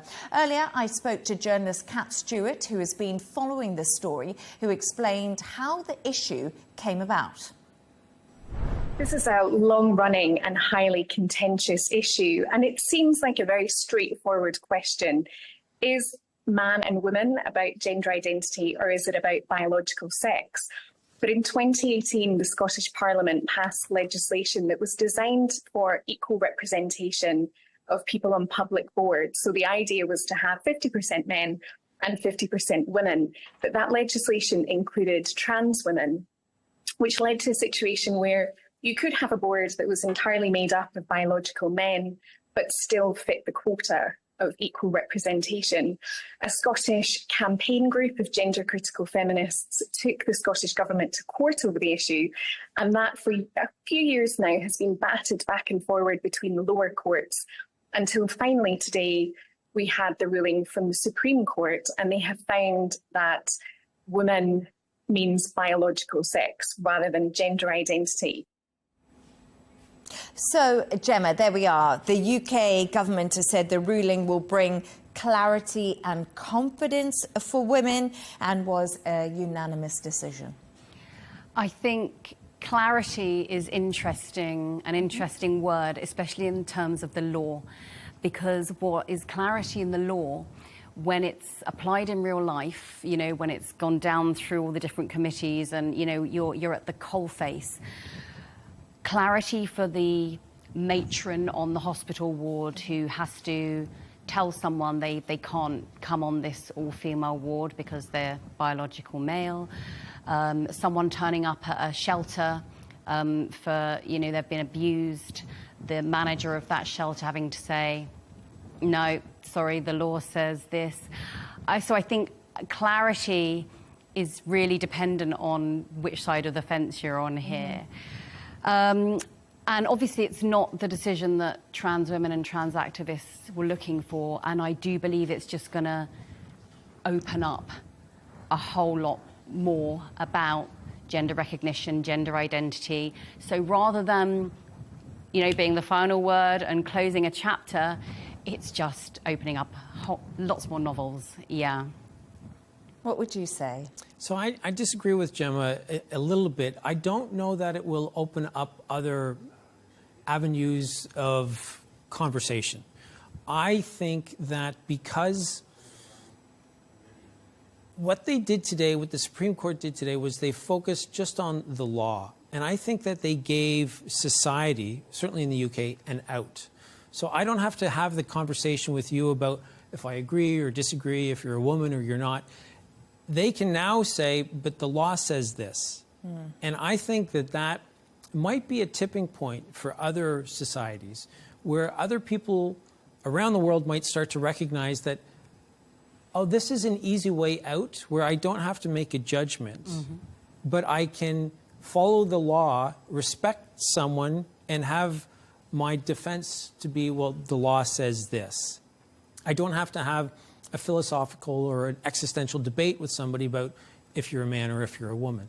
And so from that point of view, there was clarity, and that's where I would disagree with you, what you had said.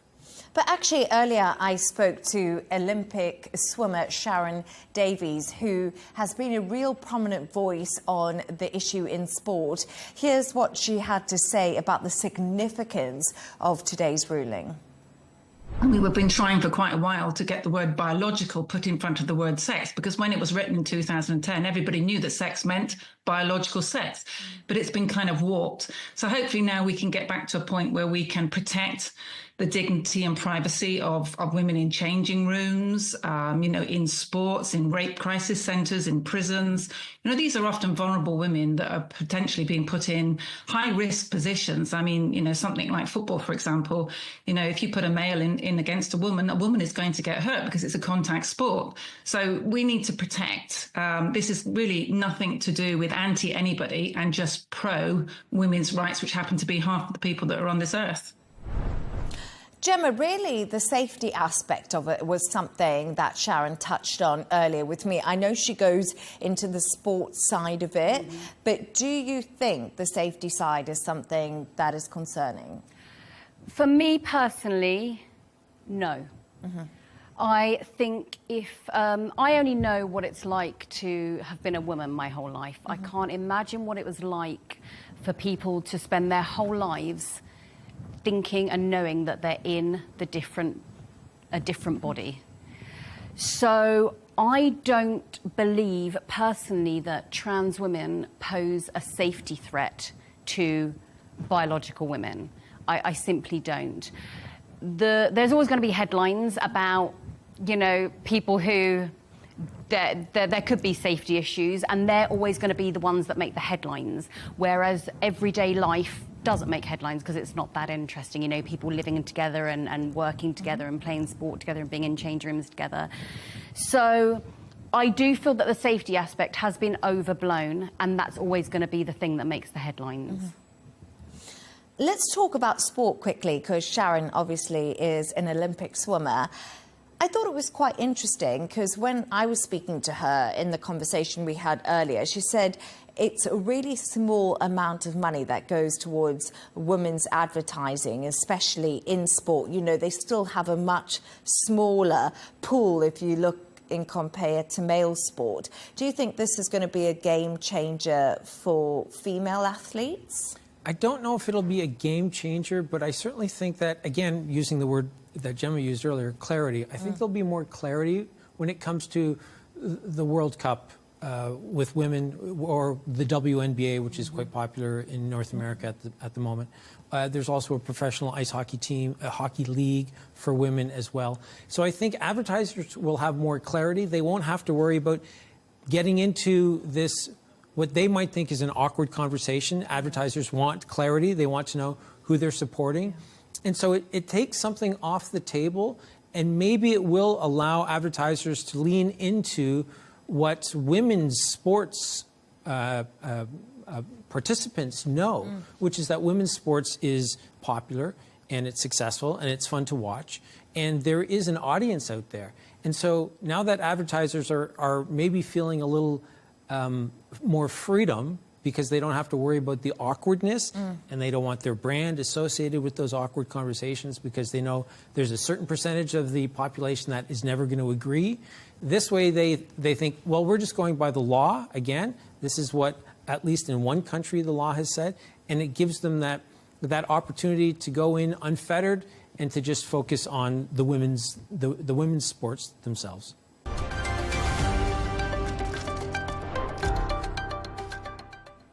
King Charles has released an Easter message saying the world still needs faith, hope and love. The British monarch shared his sentiment ahead of attending the annual Maundy service with the Queen at Durham Cathedral. Earlier, I spoke to our London correspondent, Ollie Barrett, about the King's poignant message. He talks about this paradox of human life running through the Easter story and referencing some of the things that we're all seeing around the world at the moment. He talks about other faiths as well, as you say. He talks about when Jesus walked the earth, that he reflected, the King says, the Jewish ethic of caring for the stranger and those in need. But he also describes that as a deep human instinct echoed in Islam and other religious traditions. And really this reflects one of the things that we expected to see when Charles became king, was this idea that in some ways he wanted to portray himself, particularly to the British people, as a defender not just of the Christian faith in the UK, but of all faiths that people practice and follow here. So, Shane, there we are, the British monarch. He's talking ahead of Easter. Almost forgot it was Easter, actually, but a reminder to everyone. The late Queen, she was never, ever really got involved in politics, and we always knew that. You know, that was how keep calm, carry on kind of slogan that they had. But we've recently seen King Charles. He's been with Vladimir Zelensky, also Mark Carney. Is this Easter statement referencing some of the global tensions that we are seeing? Well, yeah, I don't think it's mentioned anything in specific location, but yeah, it clearly is. And I think bringing it back to our first two stories in Trump, Trump is on the record as saying that King Charles, is a beautiful and a wonderful man. So my hope would be that this does resonate in the White House, and maybe even if the Ukraine sort of talks that we were talking about earlier don't really come to any fruition, that maybe King Charles could, like you said, dabble into the politics and maybe put in a call to the Oval Office. It's the soft power of the royal family, isn't it? Completely. That's what, yeah. I don't know what you think, Wissam, but... I think that King Charles' Easter speech reminds us, especially people who are away from this part of the world, is how much this world lacks of a certain moral voice that comes from an authority. King Charles has his own opinions. He has been involved in a lot of controversial things, like he was a fierce believer in the climate, battle. He was one of the first people who started to make organic things. Yeah. And he is the first who said, I'm going to change my status as a monarch from protector of the faith all faiths. To protector of faith with S. And it is somehow very important that it comes from the UK itself, which was described by J.D. Vance a couple of weeks ago as the first Muslim country to have a nuclear bomb. So this country, the UK, finds itself as somehow the empire becomes a country where a lot of people from a lot of religion live together. Yeah. And let's not forget also for Easter that the very matter of faith and religion is starting to become much more important in the world. Also because of immigration, because people are coming with the issue of religions that a little bit disappeared from the public sphere in the West in general. Yeah. So people are asking, and he speaks about love, hope, and faith, which does bother me a little bit. And I'm not going to get into sort of the royal family too much, because the last time I was on here, I made comments about Prince Harry, which didn't go down well on social media, but I will anyway. I do think he's talking about like faith and love. You can't really avoid the elephant in the room that he's calling for countries and peoples, and to do that when that's not even happening within his own members of his own family. If you look at what the crisis that's happening with his son and both his brother. So I think you need to, before you start preaching to people to change, you need to to show direction and leadership. In his own family? But we don't know if he hasn't tried and Maybe he he has hasn't been tried. able to have a breakthrough. Obviously, we don't know if that's happened or not. Maybe he's tried to build the bridge between Faith, the family members. Hope and love. The three virtues from St. Paul's epître or letter. And the most important thing that we say that love is more important than faith and hope. Maybe this is...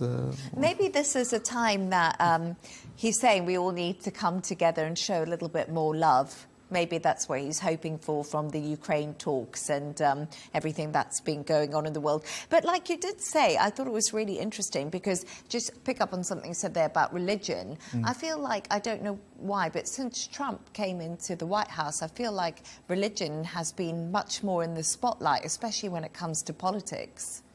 I think that Trump comes within a certain religious wave, in America especially. It could be described as not the best of waves, but by other believers as well, because it comes within a more nationalist feeling. It's more based on values than on empathy. Whether that what King Charles is advocating now is more based on empathy, on inclusivity. And I think that what King Charles' message is today is closer to the core of the religious message that is Christianity. But at the same time, yes, the issue of religion is coming big time. It's used in politics everywhere. Yeah. People from many religions have to live together. There is no purity anywhere in the world, including in America. People have to start, thinking that people have to live together despite their beliefs. How much of it with Trump do you think is genuine, or is he just weaponizing religion to appeal to his voter base? There are two theories, okay? First theory says that Trump believes in nothing, okay? Even though when people from evangelical churches used to come to bless him and to pray with him, it's written in a book, in one of his aides' book, he used to say when the people leave, what are they doing? It's like, he believed in nothing. But I heard from sources who actually are very familiar with, surroundings of the White House, that after he had the incident, the assassination attempt, he started to have real messianic feelings, and he felt that he was saved somehow, and that he has a mission. So basically, both theories are valid. Yeah, and obviously King Charles has had his own health battles recently, so they're probably all having, what's the meaning of life? Yeah, that's true. And both feel chosen as well. Yeah.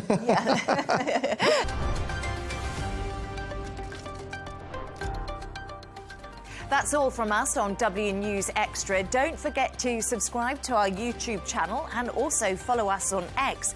Coming up next is GNT with Tom Burges Watson, followed by the Riz Khan Show. We'll be back on Monday. Have a great weekend. Goodbye.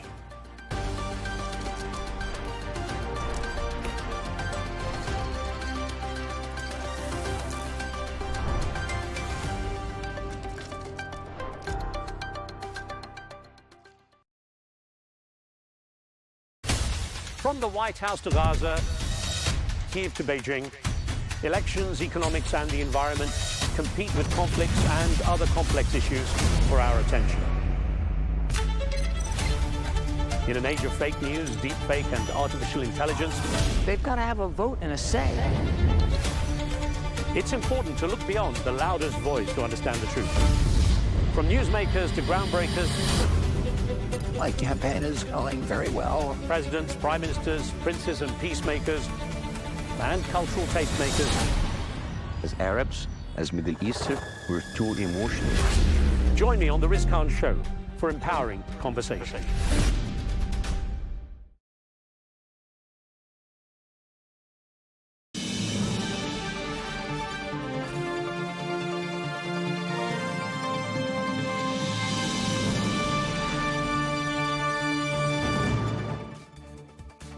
Hello and welcome to Global News Today, bringing you exclusive interviews with leading experts every weekday here on Arabiya News. I'm Tom Burges Watson, and in today's special programme, we take a look back at some of the best interviews during the last couple of days.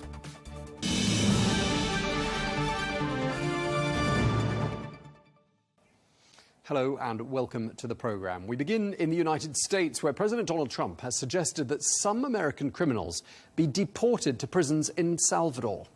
Well, he specifically referred to the country's notorious mega prison, the Terrorism Confinement Center. Well, this proposal came during a meeting with El Salvador's President Nayib Bukele, who is known for his stringent anti-crime measures. So does the law allow him to do this? Well, some US officials are saying that such a move would violate the Constitution. I said it to Pam. I don't know what the laws are. We always have to obey the laws, but we also have homegrown criminals that push people into subways, that hit elderly ladies on the back of the head with a baseball bat when they're not looking, that are absolute monsters. I'd like to include them in the group of people to get them out of the country, but you'll have to be looking at the laws on that, Steve. Well, let's get more analysis so we can speak now to Amanda Mackey, who is an attorney and a Republican strategist and former Republican congressional candidate, who joins us from Florida. Thank you very much indeed for joining us today, Amanda. We've heard President Trump saying he would love to deport homegrown US citizens, he said, specifically violent US prisoners, to El Salvador.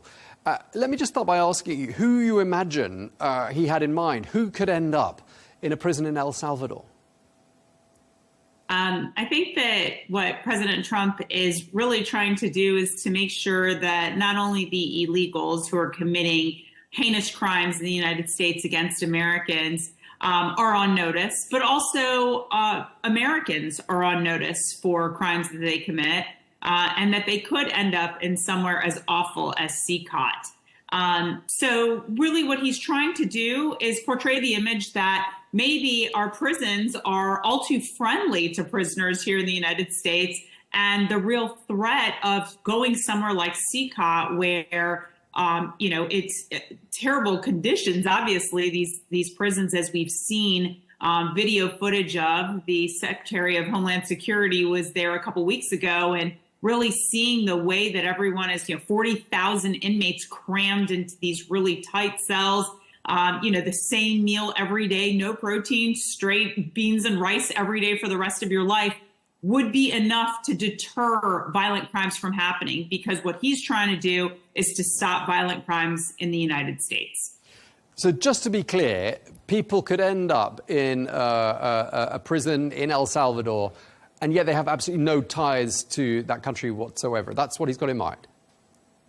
Well, it sounds like that's what he has in mind. It sounds like a lot of flexing, too. What he's trying to say is, be aware what we can do and what the repercussions are for your actions. And I think this really goes back to the last 4 years of Democrats being in charge, and the last 4 years of large cities in America, more than a majority, I'd say a supermajority, are run by Democrats. And it has gotten so out of hand. Americans are very frustrated with the dangerous society, these dangerous cities that have been created with zero repercussions. We'll talk about shoplifting, but really we're talking more about, murders and really heinous crimes. Someone being torched on a New York subway in December. Literally, a woman was set on fire by an illegal on the subway. These are the types of things that he's trying to ferret out. But again, the shoplifting, it has really changed the dynamic of large cities. I was just in Washington, D.C., and you really can't even get deodorant without having to ask someone help you go behind the shelf, unlock the shelf door to get you something like that, because people are going in and stealing, committing crimes. And as you know, in California, they've said if it's not $1,000 or more, we're not going to prosecute it. So I think what President Trump's really trying to do is to address something that the American people are very concerned about. And I would say President Trump has a really good finger on the pulse of what is driving fear amongst Americans right now. And that is what's happening in large cities and small cities throughout America, but mostly in the urban areas that have been run by Democrats. But the latest figures I've seen show that the numbers of reported, admittedly, violent crimes, according to the FBI, has actually fallen steadily since the year 1990. In particular, last year, there was in 2023, there was a downturn in the number of reported crimes. So you're talking about shoplifting, but surely a shoplifter wouldn't end up in a prison in El Salvador, would they? I'm talking about crime in general, and those FBI statistics have been debunked. I think this was discussed during the debate with J.D. Vance and Tim Walz, and they used these FBI statistics, and then they later came back and changed them. So whether the statistics are, higher, the same, even lower, it's what the American people are feeling. And I don't agree with those statistics, just to put it out there. I would say that crime has risen in the United States. And a lot of that is economic pressure people feel sometimes, where they feel the need to steal. So we're talking about two different things when we talk about heinous crimes like murder, and then, talking about shoplifting and that sort of thing. But let's take the example of what happened in Texas 2 weeks ago with a young man who happened to be a twin. He was on the football field of his high school, and he went up to an opposing team, someone who was there from the opposing team, and said, "This is not the section that you're supposed to sit in." And he was stabbed in the heart and died in the arms of his twin brother.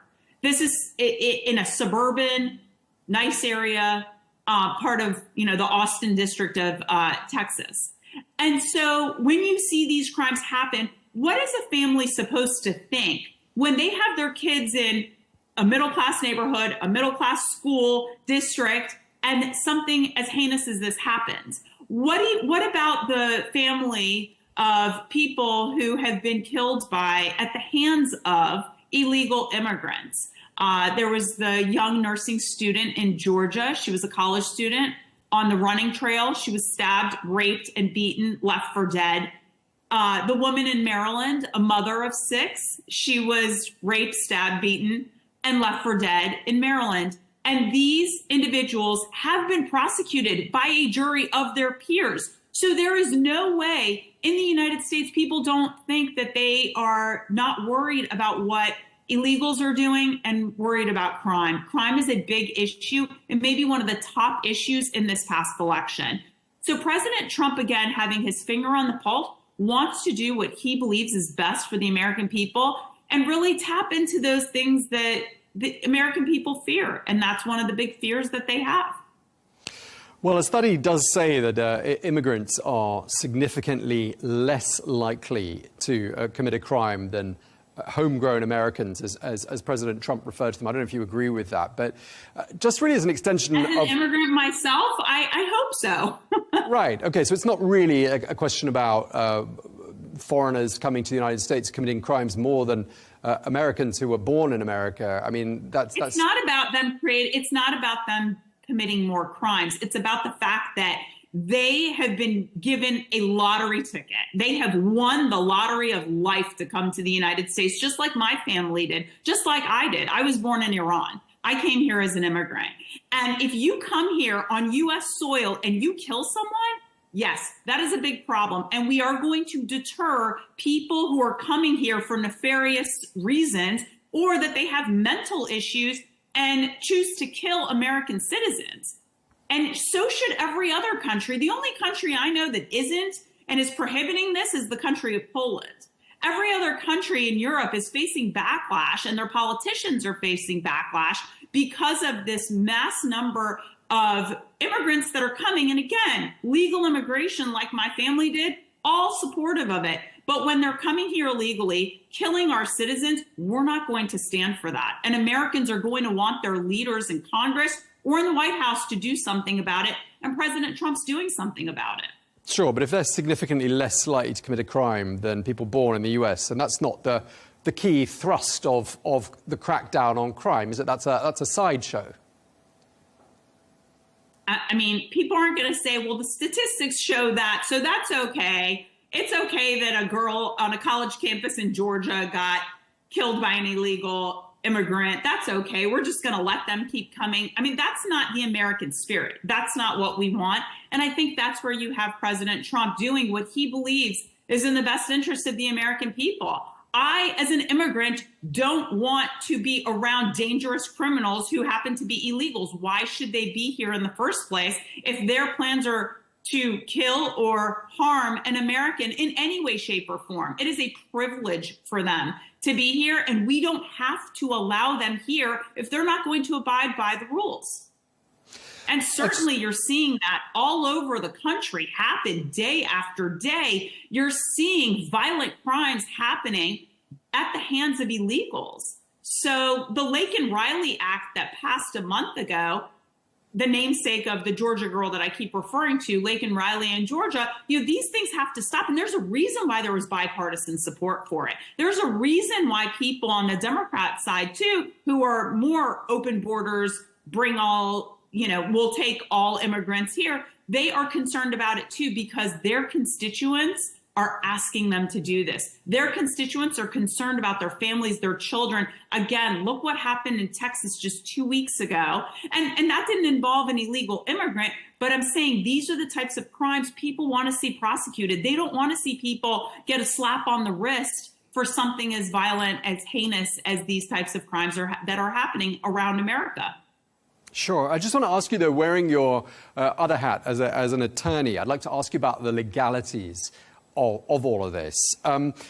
We're reading some reports that say words to the effect there is no provision under US law that allows the government to kick citizens out of the country. I mean, maybe you can tell us, is the law quite clear on this matter of deporting someone who's got no links to El Salvador to go to prison?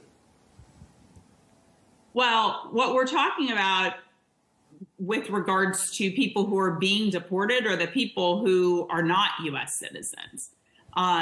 So that's a different matter. If you are here under a permanent residency status or some kind of student status, some temporary status, there's definitely no reason why we can't deport you wherever we choose to deport you. But what about these homegrown US citizens that President Trump was recorded talking about? Can they constitutionally be deported and incarcerated in another country, El Salvador or anywhere else for that matter? Well, I think we've seen a lot of times where you have these things that third parties are responsible for our prison systems. You don't have every prison run by the U.S. government. You have third-party intermediaries that will run these privately run facilities. And so I think there could be a constitutional question here, certainly. And I'm not a constitutional scholar to come down on this, and certainly the justices will be divided on this, I'm sure. But I think an argument can be made that if the U.S. deems that a U.S. facility, just like they do for private facilities, then it doesn't really matter where the location is, so long as the laws of the U.S. apply. So it's a constitutional question. I would leave it at that. Sure. I mean, lots of countries have got third parties that manage their prison systems, but I don't think many of them have suggested outsourcing the prison to a different country, certainly the facilities management. Let me just ask you another thing, wearing your Republican strategy hat. We often see and hear President Trump floating these ideas past an audience, whether it's in front of the cameras or in front of an audience. What's the thinking here? Is that to sort of test the waters and see if an idea holds water in the minds of the electorate? Talk us through the strategy. Well, I think President Trump has made it very clear when he has an idea and something that he is very supportive of, he'll go ahead and do it. And then he'll say, well, okay, now it's time to negotiate. So I think the tariffs are just kind of a perfect example. This is someone who's been talking about tariffs in a very positive manner for the last 4 decades. Whether he was in his private life or in public service, he's always talked about the benefits of tariffs and that they are, quote, a beautiful thing. So he flexed on tariffs. Other countries responded. 70 plus countries came, kind of hat in hand saying, let's negotiate. And, whether you look at it as this was a way to isolate China, whether you look at it as this is just the way the art of the deal works, I think what he likes to do is not go back on his word, implement it, and then say, okay, now we can negotiate. Now you felt the pressure. Now you felt some pain, and now's the best time to strategize and negotiate if that's something that countries are willing to do. So I do think that he's willing to listen, And I think a perfect example of this is if you just look at who is in his cabinet. You know, you had Peter Navarro on one side and Howard Lutnick on the other side, his Commerce Secretary, people that are very close to him. Navarro went to jail for him. So, you know, these are people that are very close with him. But ultimately, he sided with two different views.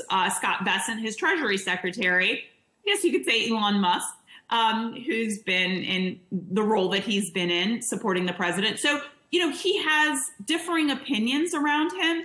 And I think he goes with what he feels is best for the American people and for the American worker. So I do think in his way of strategizing, he's never going to back down on what he said he's going to do. He'll do it. But then if people come with different ideas and negotiations and bring things to the table, he's willing to listen. Okay. One of the other headline stories of the last 2-3 days out of the Trump administration has been his ongoing row, I should say, with Ivy League schools, particularly Harvard at the moment. President Trump called Harvard a joke. What's he got against that university? Well, they're not following by the laws. The Supreme Court ruled a couple of years ago against Harvard on their admission standards. There are students there who are not able to pass math classes or taking remedial math classes. And as a Fox News reporter said, you know, this is a school where valedictorians don't often get into. So what they've done is they've denigrated the degree just so that they can abide by the woke culture, the woke standards that have, you know, happened in the country over the last 4 to 6 years. And so what I think he's trying to do is say, look, you have to abide by what the Supreme Court said, one. Two, you have to make sure that you are doing a better job of screening the students that you're allowing into your university to make sure they don't hate America or hate Americans.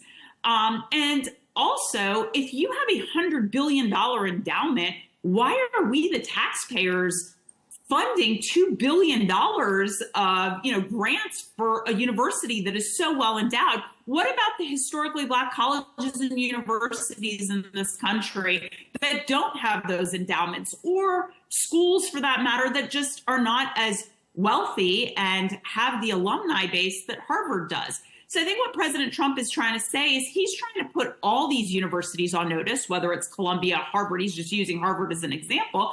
But looking at all these universities, he's saying, check yourselves. Make sure that you're actually doing what is in the spirit and the law of the United States that you are supposed to be abiding by. In other words, stop with these standards that are being dumbed down to allow for certain races to be allowed into the university instead of people who should be there on their merits, like it should be. But he's also saying that, why are we, or he's asking, why are we funding as U.S. taxpayers to the tune of billions of dollars to these universities if they are so well endowed and they're not abiding by our laws? Yeah, okay, but I mean, everyone knows that students like a protest. They always have done. I mean, the US is famous for student protests going back as long as we can remember. I mean, Vietnam was a time when, in the 60s and 70s, that students were up in arms and on their campuses, burning flags and waving placards. They've been doing the same, albeit on a different issue with regards to the situation in Gaza, and yet they're being accused for protesting the humanitarian situation in Gaza, being accused of anti-Semitism. That seems to be very much at the heart, doesn't it, of President Trump's anger with this particular institution and other universities where we've seen similar protests.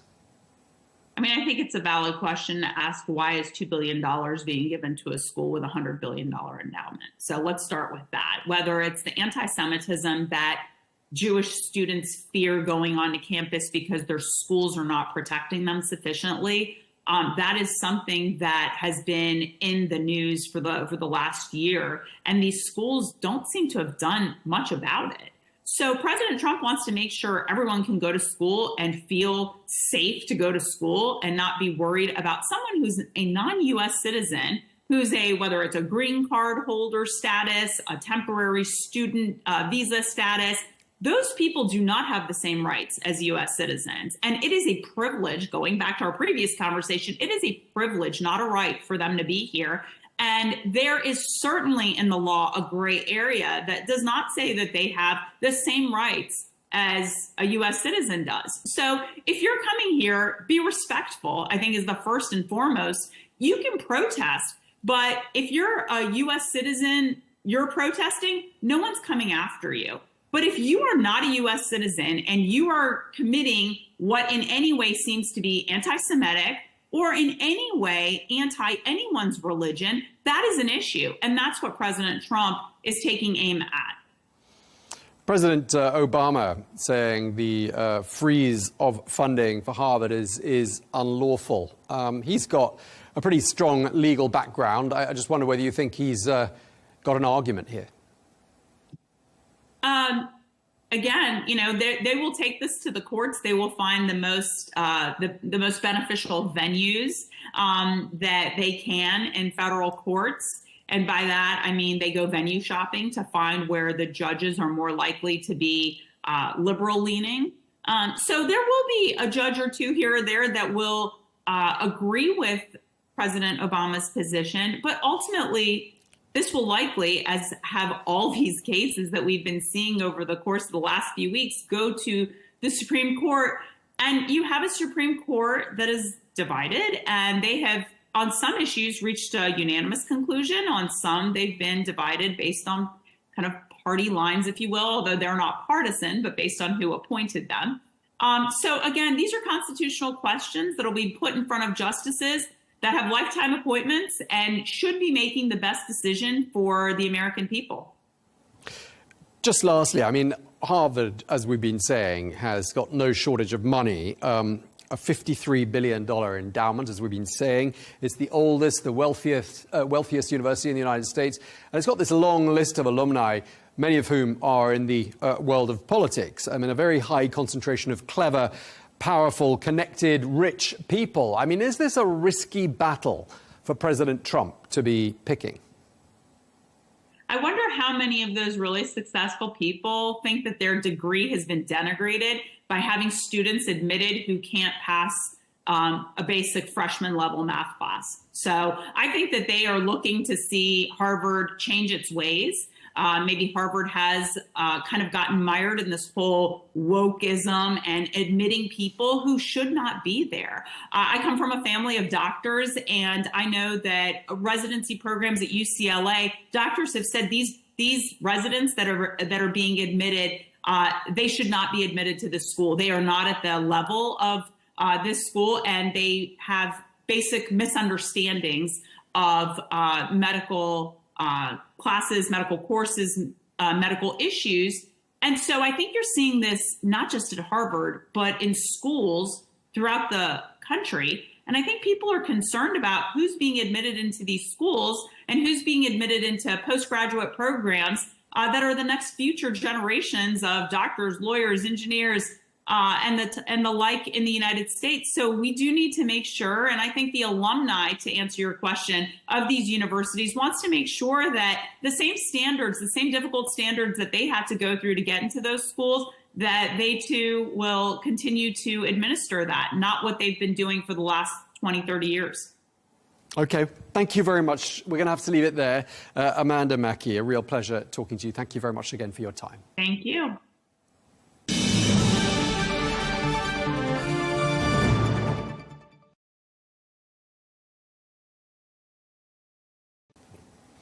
Well, for more, we can speak now to Scotty Nell Hughes, a Republican commentator and political strategist who joins us now from Tennessee. Scotty, great to have you with us once again. Spencer Critchley joins us too. He's a former advisor to President Obama's campaign team and the author of Patriots of Two Nations. He joins us from California. Spencer and Scotty, thanks for joining us. Scotty, let me start with you. We were listening to a clip before we crossed you of former President Joe Biden lambasting President Donald Trump on this issue of Social Security. I want to get your opinion. Should a former president be speaking out so soon after leaving the White House? Well, the traditional past decorum that used to exist between the White House and past presidents and the current has kind of been thrown out of the window, just like with every other tradition that is in the United States. Some of that is good, but some of it also speaks to where our current state of politics is here in the United States. Obviously, Joe Biden is still going to be very upset about what has happened to not only the country, but his party. I mean, everything that Donald Trump has done in the first 100 days has been to reverse what Donald Trump considers to be the Biden's policies of his 4 years. And so, of course, Biden is taking every news cycle that happens as personal because it's basically trying to destroy all of the legacy that Biden tried to leave in the White House. So obviously, while I wish that it was different, obviously it's to be expected. Okay, Spencer, is it President Biden's place to weigh in, do you think, 85 days into a new presidential term?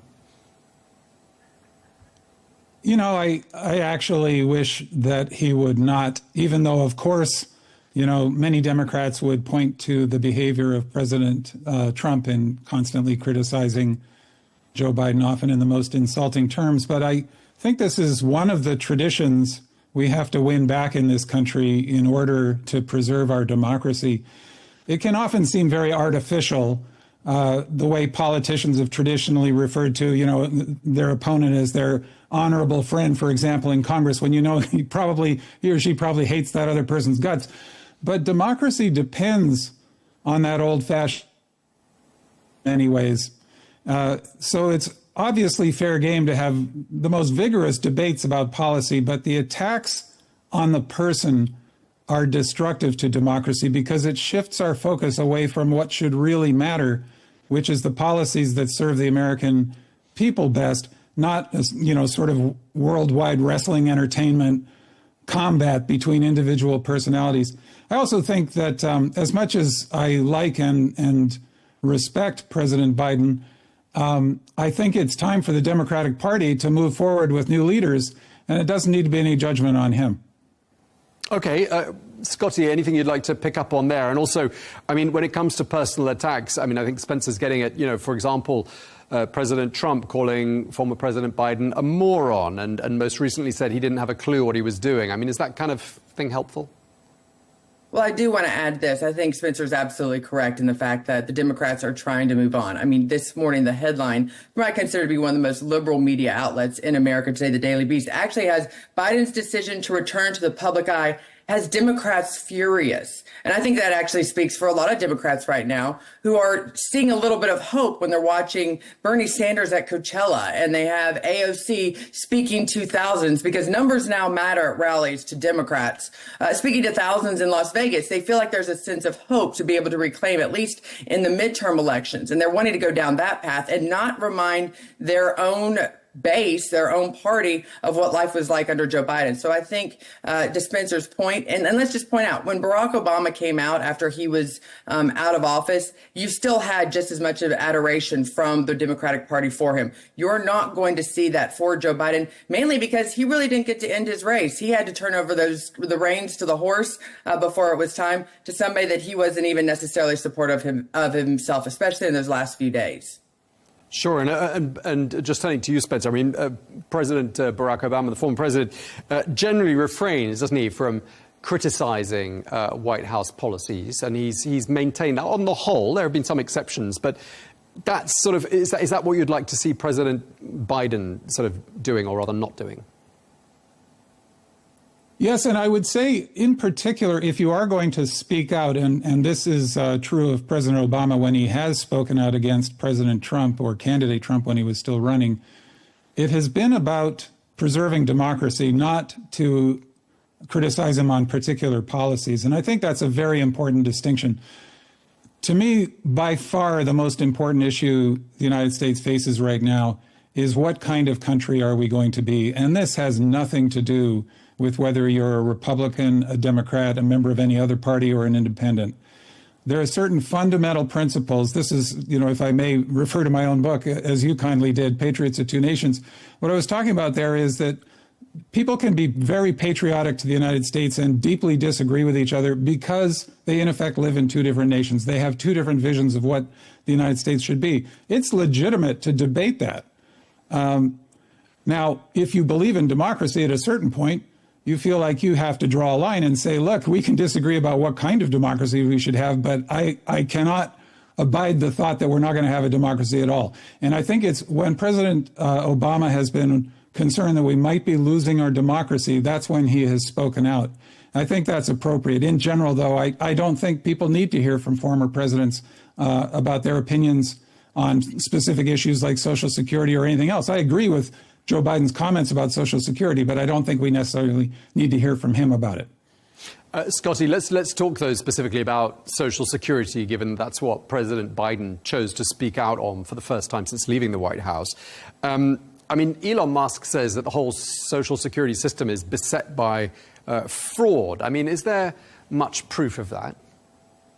Well, and that's where this comes, where actions speak louder than words. Obviously, Joe Biden can come out and criticize Donald Trump's moves and Elon Musk to try to cut all of the waste and to make it more efficient, because I think if anybody's had to deal with the American Social Security system, they would agree, especially over the last 4 to 8 years, that it is 100% broken and there is something not right. It's not effective. It is not something that is easily manageable for the common person to handle. Usually it's very complicated. And so I think, that message resonates, that Elon Musk, and I think Americans are celebrating right now if they can continue to point out that there is waste, which they have pointed out some very legitimate cases where the system had not been purged. But that's where Joe Biden's words do not back up by his actions. If Joe Biden really cared about Social Security, if he really cared, as the words they said, about every person being treated decent regardless of what your wealth status was, then he would have done better to try to actually eliminate the waste, do the same things that Donald Trump's doing. I don't see what Trump is doing in regards to Doge and trying to update the systems and purge of old records and fraudulent records. I don't see that being a Republican or a Democrat issue. I see that being a good versus bad, morals versus immoral groups, ethical versus unethical. I don't see this political lines. And I think that is where the message that, Joe Biden can get out there and read it, but nobody ever saw him actually do anything about it when he had the chance to. That's why his words are just kind of fall on deaf ears. Okay, Spencer, is the Social Security system in the United States the biggest Ponzi scheme of all time, as Elon Musk says it is? No, this is absolutely not true, at least in terms of him having been able to present any evidence to demonstrate it. In fact, as several observers have noted, including people who are very skeptical about big government, Musk has unintentionally done an audit of Social Security and other government systems, which those systems have passed with flying colors so far. The Doge keeps having to revise down its claims about this waste and fraud and abuse. In one notorious case, the number $8 billion turned out actually to be $8 million. And one of, Musk's brilliant young engineers was confused about the difference between those two numbers, apparently. There is no evidence of these supposed 150-year-old people being paid Social Security. This has been roundly debunked. When you look at the numbers, you can see that it's actually impossible. If you just look at the number of people over the age of 100 who are receiving Social Security benefits, who are alive, there are fewer of them than the total population of Americans who are over 100. I think it's only about half of those people are receiving Social Security benefits. Now, of course, there's always room to improve a massive, I think $1.2 trillion system. There is going to be some waste in that system, and President Biden actually did do quite a lot of work in improving the efficiency of the Social Security Administration, which is supposed to be the goal here, Department of Government efficiency. What we've seen instead is this, chainsaw-like, to use Musk's own imagery, attack, firing thousands and thousands of Social Security employees, eliminating phone and in-person service when, let's think about who Social Security recipients are, by and large. They're older people who are not familiar with the web in many cases and are going to need to use the phone. And so they're taking this problem that supposedly exists, at least in terms of efficiency, and making it far, far worse. Okay, Scotty, give you a chance to respond to that. I mean, where is the smoking gun? Has the Doge really unearthed anything as sensational as all that? Well, I want to use the word that you originally said. You said Ponzi scheme. That was your question. You cannot look at a system that is estimated to be completely depleted of all funds by 2033 and 2036 if Washington, D.C. doesn't anything. That's a Ponzi scheme. It won't be completely, depleted. I will the have trust paid into fund Social Security will my need to entire be life, topped up. and it won't be there. So you have to go, why is it going to be bankrupt? Why is there not going to be any funds in there because of the actions of Washington, D.C.? So ultimately, it does show that to many Americans, especially of the 30 and 40-something age generation, they go, it is a Ponzi scheme because we're paying into something that we potentially could never use. Now, let's talk about Elon Musk and his fraud. There has been a long time. Campaigns and politicians have long time on both sides of the aisle have campaigned on fraud and waste in government spending, with the entitlement programs like Social Security being one of the main examples they've used. Why Democrats are angry is because Washington, D.C. is actually trying to do something about it. Sure, is there probably a couple facts out there that are not right or things are being exaggerated? I hate to think that, but I'm not in there doing the audit. But once again, you're seeing a lot more activity coming out of this administration than you ever saw about the Biden administration. And when people do hear of funds, and they can witness their own eyes, Americans are not stupid. They look around and they go, where is all of the money that America is bringing, that my taxpayers dollars are going to? Where is it? And when they see examples of waste that is happening, whether you're talking about our welfare system, whether you're talking about Social Security, and then when they go and try to apply for it themselves or for their parents, and they see that their parents only get a $1,200 check a month and can barely even live on it, they realize that there's obviously something wrong with the system and it needs to be fixed. And at least Trump's doing something about it. Okay, Spencer, Trump is doing something about it. Why didn't President Biden do something about it? He's a bit late. As I say, President Biden did. He improved the efficiency of the Social Security Department and made sure that it did work better for people. And by and large, it actually does work amazingly well. Those checks go out. The people who are entitled to them receive them reliably month after month after month. And if they have a problem, until recently, they'd be able to get somebody on the phone. They might have to wait. Now they can, under the current plan, they won't be able to get somebody on the phone at all. They might be required to come in person, using a walker or a wheelchair, as we've seen happening. This whole idea that somehow the entitlement programs are riven with waste, fraud, and abuse is a real hobby horse that's been around for decades. Now, this, again, doesn't mean that these systems shouldn't be made more efficient or that we should not address things like the coming shortfall in the Social Security Trust Fund. But every time people go looking to find this mythical monster of enormous waste, fraud, and abuse in the federal government, they don't find it. They will find inefficiency, and there are ample opportunities to reform systems. And this has been pursued under President Obama's administration as well, and notably under President Clinton. This is one of the things Vice President Gore was in charge of with the whole Reinventing Government initiative. So there is potential there for improvement. There always is. But that's not what we're seeing here. We're not seeing these audits. I said, they've conducted an informal audit by making outrageous claims about all the enormous waste, fraud, and abuse they're going to find and then failing to find it. But one of the big problems here is they haven't bothered with audits. They've just wholesale fired thousands of employees and then often later had to go back and try to track them down and rehire them when they found out those persons were vitally important, such as people making sure that our nuclear weapons are being handled safely, or the people in charge of preventing the spread of extremely dangerous diseases are brought back. Now, in terms of danger to Social Security, this is a real issue that Scotty points out, and Democrats and Republicans have been dodging this issue for a very long time. It's not that it's a Ponzi scheme. It's actually straightforward in how to fix this issue. It's the trust fund, which is like a reserve fund, kind of a rainy day fund, that under present usage will start to become inadequate in the year 2033. And if nothing is done between now and then, the government will have to start reducing benefits. The system will not go bankrupt. It is not a Ponzi scheme. This is real money that's being collected, and it's people getting their own money back when they retire. But given demographic developments, that trust fund is going to have to be topped up, or else, certain kinds of requirements with Social Security, who pays Social Security tax, for example, wealthy people, for example, or what is the retirement age, we're going to have to actually address those issues, or we actually will have a problem. But this whole idea that the problem is that illegal immigrants are somehow collecting Social Security, when in fact what they do is they pay into Social Security and are never able to collect. So they're actually a net benefit to everybody else in that way, or that there's enormous fraud with dead people collecting Social Security. This is just not true. All right, let's Scotty jump in, because I can tell you've got some issues we'd like to pick up on there that Spencer's just been mentioning. Go ahead, Scotty.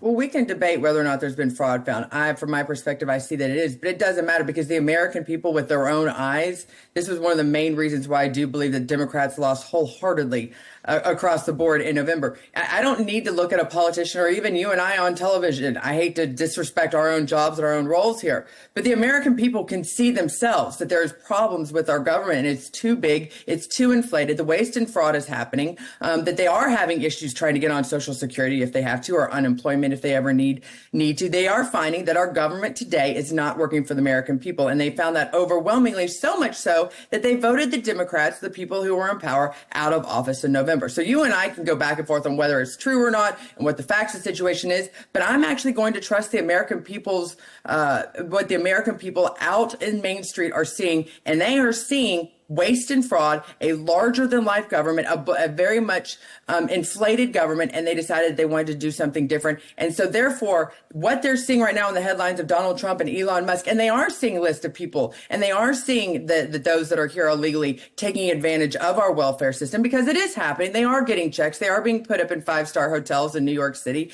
The American people are not dumb. They can see with their own eyes what is happening, and they voted for change and action, and that is what has happened these first 100 days with Donald Trump. Well, unfortunately, we are out of time. We're going to have to leave it there. Thank you very much indeed to both our guests, Scotty Nell Hughes and Spencer Critchley. A pleasure talking to you both.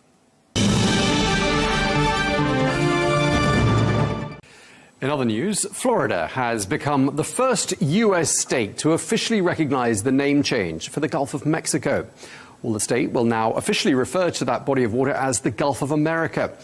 Well, this move follows a directive from the U.S. President Donald Trump. Well, the Florida Governor Ron DeSantis signed two bills, one that updates state laws with the new name, and the other which directs state agencies to revise all official maps and geographic materials.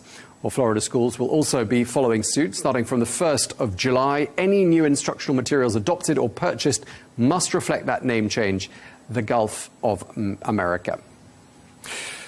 Well, Republicans, including the state president, Ben Albatron, celebrated the signing. Albatron said that he was proud of the move, calling it an example of American exceptionalism.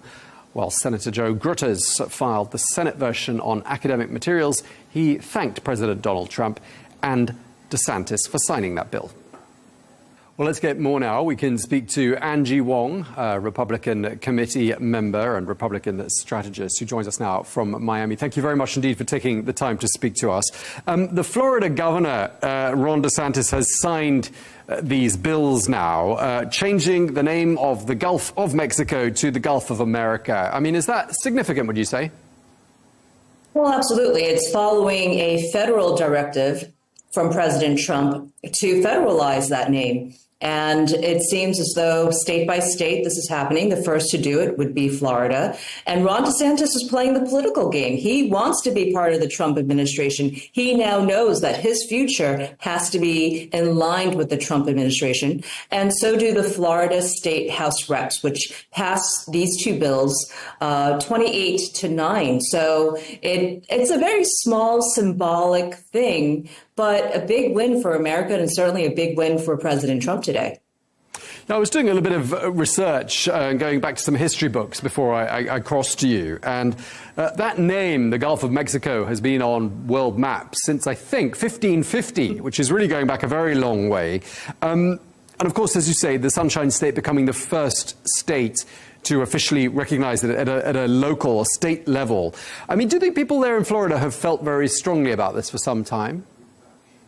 Well, I'm not really sure about that, but I certainly think that President Trump has felt very, very surely about naming it the Gulf of America. And quite honestly, it surrounds our southern states. So it makes perfect sense. It is symbolic, but at the same time, when you federalize it and when Florida passed it, it changes all the school textbooks. It changes the signs. It changes the maps. Even Google Map, which is a big authoritative here in the U.S., it is certainly certainly, it's now reflected on Google Maps. So, these are the symbolisms of when there's an America First policy being taken place. And it's going to be these details that is going to drive us forward, that we're going to be an American agenda, American First policies surrounding America. And I think that's what President Trump wants to do. Again, highly symbolic, doesn't really change the way we live here, but it is a little bit of patriotism. Okay, so it's a little bit more symbolic than anything else, as you're saying. And there are people on the other side of the aisle, and they're saying, there are quite a lot more important things to be discussing. And this is a distraction from much more pressing issues rather than symbolic issues. How would you counter that? Well, you don't counter it. I mean, this was a very easy vote, right? I mean, if they're in the middle of a legislative session, this is an easy vote to take. But also, I'm sure President Trump and his supporters, they want to see who was on his side in Florida. They want to see who was pro-Trump versus not pro-Trump. And that is something that's definitely dividing Florida as we speak, as we roll into a governor's race later on this year. So I think all of these things kind of just align with President Trump. We hope that other states will take follow. We hope Texas will be the next one to go. Eventually, hopefully, California will also adapt the same measures. One by one, these things happen. And earlier, I think it was last month, AP did not adapt to the name Gulf of America, and they were taken to court because they weren't allowed to come into the White House press room because they wouldn't adapt to that name. So all of these are just like small little power punches, but it does show that, hey, are you on Team Trump or are you not? And we need to know who you are. I think that's what this exercise is about. I mean, do you have to be on Team Trump and agree with everything that President Trump says? I mean, wouldn't it be more healthy for the sake of democracy to be in a team where people were allowed to, veer from the party line on certain issues? Well, certainly. I mean, this is not a cult, right? This is not like you have to be 100% completely totalitarianism to Trump. But I will tell you, there is a divide in this country, and Trump wants to know early on who's on my team, who's not on my team. And these are some of the things that come around. Well, a very simple exercise of, do you believe in the Gulf of America? Well, why wouldn't you believe in the Gulf of America? And I think those are questions that, have to be answered. And they're all nuanced, but it does reflect your own personal philosophy. Are you going to help Trump or are you going to hinder Trump? And I think these are the small little exercises that we're seeing right now. But again, I don't agree with everything the Trump team does, but I am, very much for my president, and I want to see him succeed. And I would love to see an America First policy taking place over the next 4 years and hopefully beyond that. Going back to the example of the Associated Press, their journalists have found themselves unable to enter certain press conferences, media events, notably in the Oval Office. We had a case of a reporter being barred from the Oval Office on Monday, just because, as you say, they're standing by their style guide, which is Gulf of Mexico, not Gulf of America. I mean, some would say this is an affront to freedom of expression, and that the Associated Press, if it has a style guide, some countries say Myanmar, other outlets say Burma. Why shouldn't a press agency be allowed to call a stretch of water what it wants to? Well, in the U.S. anyway, and U.S. publications, this was an executive order by the president to federalize this particular name change. So if the Associated Press does not want to abide by that, well, maybe outside of the U.S. in their publications, they can call it other things. But if they don't call the Gulf of Mexico, Gulf of America here in the U.S., well, then they're not playing by the executive order. They're actually challenging it, which is what they did. They brought it up to the higher courts to make sure that they were allowed back into the press room, but calling it something else. Now, obviously, this is a tit for tat. They're allowed into the press room. They're going to get a little bit of slack for it. But it is an executive order, and hopefully our press will follow the law. The Guardian newspaper, which I'm sure you're familiar with, and for the benefit of our viewers, it does have a left-leaning standpoint. They have an opinion piece which reads as follows. This is about Donald Trump's wide-ranging effort to control the media, it says, and interfere with the flow of accurate, information. I was wondering if that sort of line of argument is one that is being used in the United States as well. President Trump wants to own the narrative and control the media. Are people saying things like that there? It certainly feels that way. A lot of our media feels much more controlled than when I was a newspaper girl back in the day. Look, this is the president of fake news, fake news, fake news. He's gone pretty much his entire life having to deal with the press and deal with tabloids. And the Guardian News, as much as I respect it, does have a bit of a tabloid aspect to it these days, which I find very entertaining. Here's the problem, right? You do have to report the news, and you do have to have your sources, and you have to use the word allegedly when you don't know, etc. Those are the journalism guidelines. I think that's what he's asking for. He's just saying, just report the news as is without the activism. And what we're seeing more and more here in the US and perhaps overseas to our friends in the UK is that there are more activists than there are journalists in the newsroom. And that's what we want to eradicate, because we just want some pure news, just so that you and I can make informed decisions every day based on real facts. Sure, but that's not unique to the left of the political spectrum, is it? There are quite a few outlets, I would say a growing number in the United States. A couple of names spring to mind that peddle opinions on at the other end of the political spectrum, aren't there? Yeah, and that's a real war that we're facing in modern times, right? Because the media is owned, and given social media on top of that, it echoes things that may or may not be true. And what is the old marketing saying? You see it 7 times and it becomes true. I think that's what we're battling all the time. I mean, unless you're media literacy and unless you have time to actually deep dive into that story and fact check, you don't know. You're just regurgitating things that you read online. And I think that's a lot of the problems. And unfortunately, there are companies, especially marketing and branding companies, that have monetized on this, pushing out fake news and echoing it to the point where it moves markets and it moves human behavior, and it affects all of us. So I think that is something that we have to be very, very careful of. And, you know, it's who has the time other than to read the headlines and a few paragraphs these days, right? So, you know, all of us, you know, we all fall into this, and, you know, every single country, I think, is kind of looking at this going, well, how do we get back just to straight reporting, straight journalism? It's a very difficult thing, not just for the US, but certainly it is a problem here. Just going back to the Gulf of America or Mexico, whichever side you want to see it from, Sunday marks a pretty unfortunate anniversary, in fact, for that stretch of water. The 15th anniversary of the Gulf of Mexico oil spill. Is that devastating incident going to be known, do you think, from now on as the Gulf of America oil spill? Or do you think that perhaps people will be a little selective and decide that that's perhaps not on brand? Well, I think the history books has recorded it as the Gulf of Mexico spill, and it was a very unfortunate event. And I do hope that the president acknowledges, you know, all the devastation from that.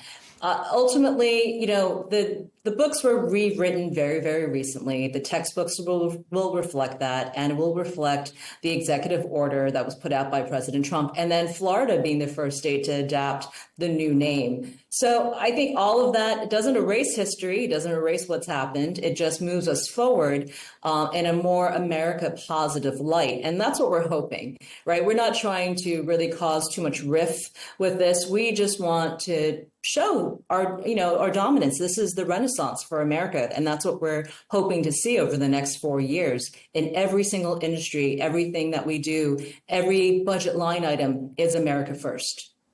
Does that perhaps threaten relations with Mexico? I mean, do you see this?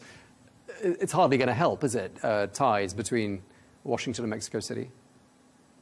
You know, we haven't heard anything from the Mexican president regarding the name change from Gulf of Mexico to Gulf of America. If anything, they should speak up. But I don't think anything has been said, not to my knowledge anyway. They haven't made an uproar, and I don't think they're changing their textbooks either. So we might have to live with 2 names. It may be in brackets in Mexican textbooks. Who knows? But all we know is we have to make these small changes moving forward, because that's the only way we're going to start changing the perception of the U.S. and where we are in the place of the world. I mean, we want to be respected, and what better way of putting our logo everywhere, right? So I think this is a great branding exercise. It's a very, very small symbolic thing, but big for Americans and big for President Trump. On a more on a slightly different note and a serious note, you've taken to X, or Twitter as it used to be known, in the last 24 hours or so, talking about racism. And I'm just wondering what prompted you to do that. Is there a specific incident, or are you noticing a change in the climate in Florida or more broadly across the US? Well, I mean, most recently, there's been a lot of targeting of Asian Americans, and especially those of Chinese descent, mainly because of the trade wars that have been stirring up between the U.S. and China. And we're seeing a lot more racial slurs, and even to the point of doxing, which is both against the law. Here's what I have a problem with. We have protections for online harassment and online racial slurs, etc. But if these same things, these same incidents were to happen offline, well, those would be crimes. You could get arrested for that. But because we protect our social media companies a lot more than we do our citizens, they get away with it all the time. There's a blanket get out of jail free card in that. So that's what we're trying to change here. I'd like to just note that, we are in changing times. Our own laws on the books don't reflect always what is happening online.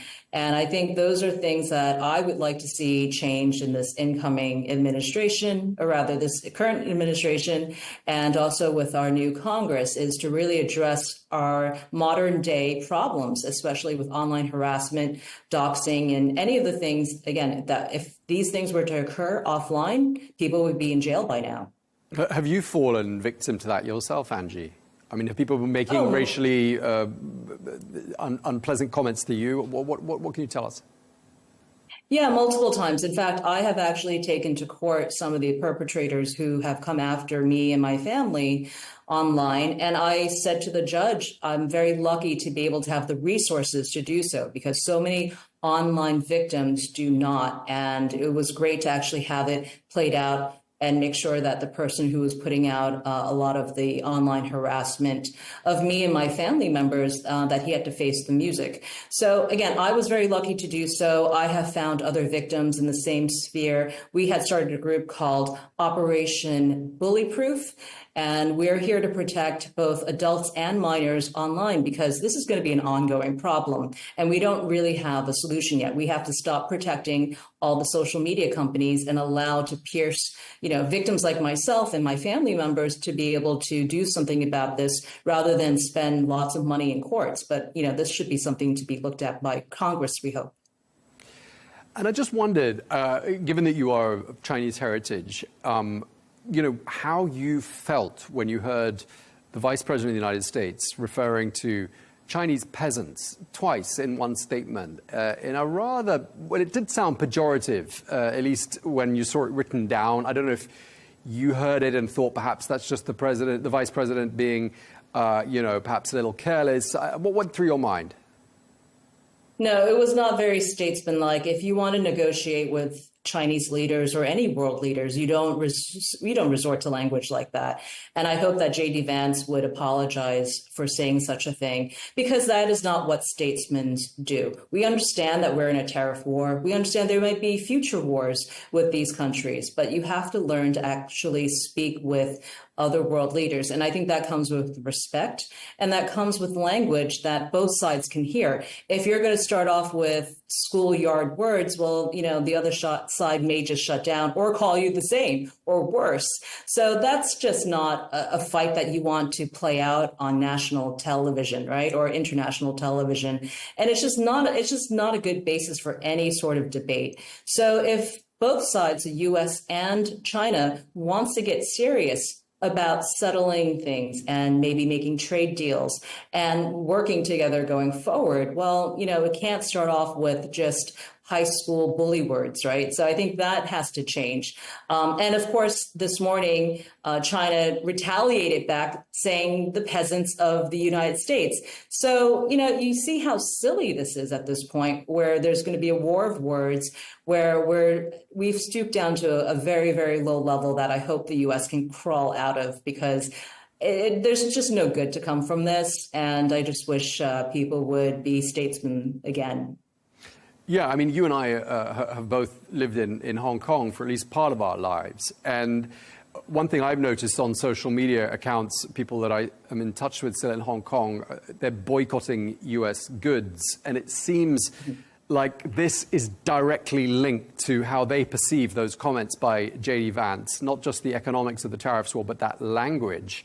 I mean, is that something that you've heard? Have you got anecdotes to suggest that indeed this is a widespread thing and that people will boycott American goods in Hong Kong and in the mainland?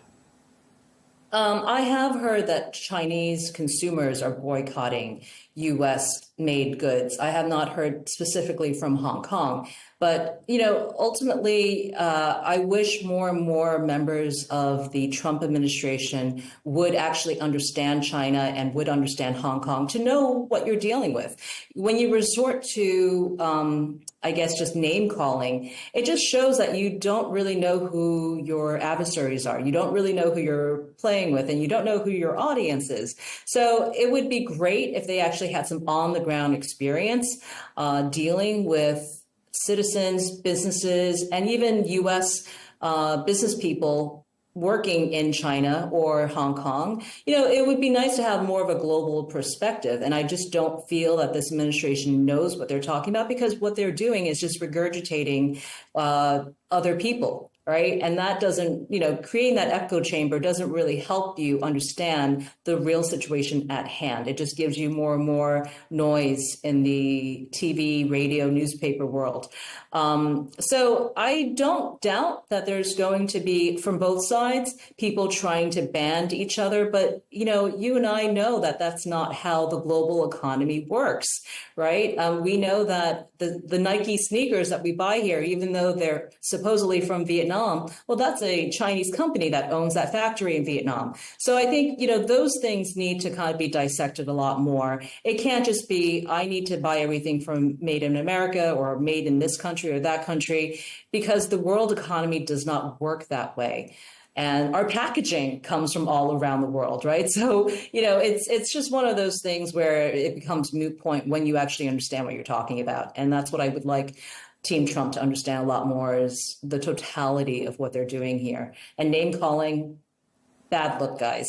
Yeah, and I guess someone has been having a bit of fun, poking some fun at America with those memes and those AI-generated videos of people in what look like sweatshops that you would see, or large factory floors that you would see perhaps more typically in places like Vietnam, where they have production lines that look like that, but with Americans superimposed in their places. I mean, I don't think very many Americans want to be stitching sneakers together on a production line, do they? No, and quite honestly, American kids are not going to be pattern makers. They're not going to be sewing Levi's jeans. That is just not how they were brought up. And I hate to say it that way, because I just don't see my own kids doing it. And I don't know what the path forward is going to look like in that respect. What we do see is that, I think at the end of the rainbow here, we're going to see that we actually need to coexist together. A lot of these countries, whether it's manufacturing companies or consumer countries, we do need to find that medium. What we're now seeing coming out of the Trump administration is that they're now giving exemptions for certain tariffs, because at some point they realize, oh, we do need semiconductors. Oh, maybe we do need, computers and phones and electronics, and we can't produce those yet. So you're starting to see the cracks of the Trump tariff. And I wonder if it was really thought out, because you don't make a big, proclaim a big statement like we're going to tariff everybody and then say, whoops, we're going to just exempt this, that, and the other because we still need it here in the U.S. So it looks a little bit sloppy from my point of view, but I hope we do get it right, because, look, Americans are consumers. We're the largest consumer base. We need stuff. We need stuff to survive our day-to-day lives. So I think Trump is understanding that, but I wonder why he understood that, weeks after he announced tariffs on everybody. Well, this is why we like speaking to you, Angie, because you give both sides of the story and you do raise some important questions. Just lastly, and looping back to what we were talking about at the beginning about the Gulf of America, I've just been sent a poll done admittedly in February that says the vast majority of people in Florida are opposed to the idea of the Gulf of America being named as such, and they want it to stay Gulf of Mexico. Just lastly, maybe you could tell us, are people in Florida on the whole quite conservative and resistant to change? What would you read into the fact that the majority of people, 58%, don't support a name change? Yeah, I don't know about these polls. I do polls myself, and I will say I could buy polls whenever I need to and poll people the way I need to get the results that I want. Ultimately, I don't think a lot of Floridians are going to be too bothered by this name change. I wouldn't understand why Americans wouldn't want the Gulf of America to reflect them. I think that's a great thing, like the American flag, to have flying on your signage all over the highways and on maps and textbooks. I think it's a good thing. Now, maybe they don't enjoy change. Maybe they enjoy Gulf of Mexico, but there's really no reasoning for it. Ultimately, this is a good day and definitely a good way forward for America. It might just take some getting used to. Okay, that poll was in the Florida Phoenix, in case you want to check it out. And just lastly, Angie, if I say Gulf of Mexico on this channel, or you hear me say it anywhere else, will you be sending me a sternly worded letter? No, I might just correct you. The same way I still use Twitter instead of X, I may just say, look, this is the new lingo now. We should probably get on it, right? But I still say Twitter all the time. And it's just a matter of getting used to things. It's going to take some time. But, I promise you, Tom, in a few years, we're not even going to remember the Gulf of Mexico. We're only going to be saying the Gulf of America. All right. Thank you very much indeed. Really appreciate you taking the time to speak to us. Angie Wong, Republican committee member in Florida. Thanks again. Thank you.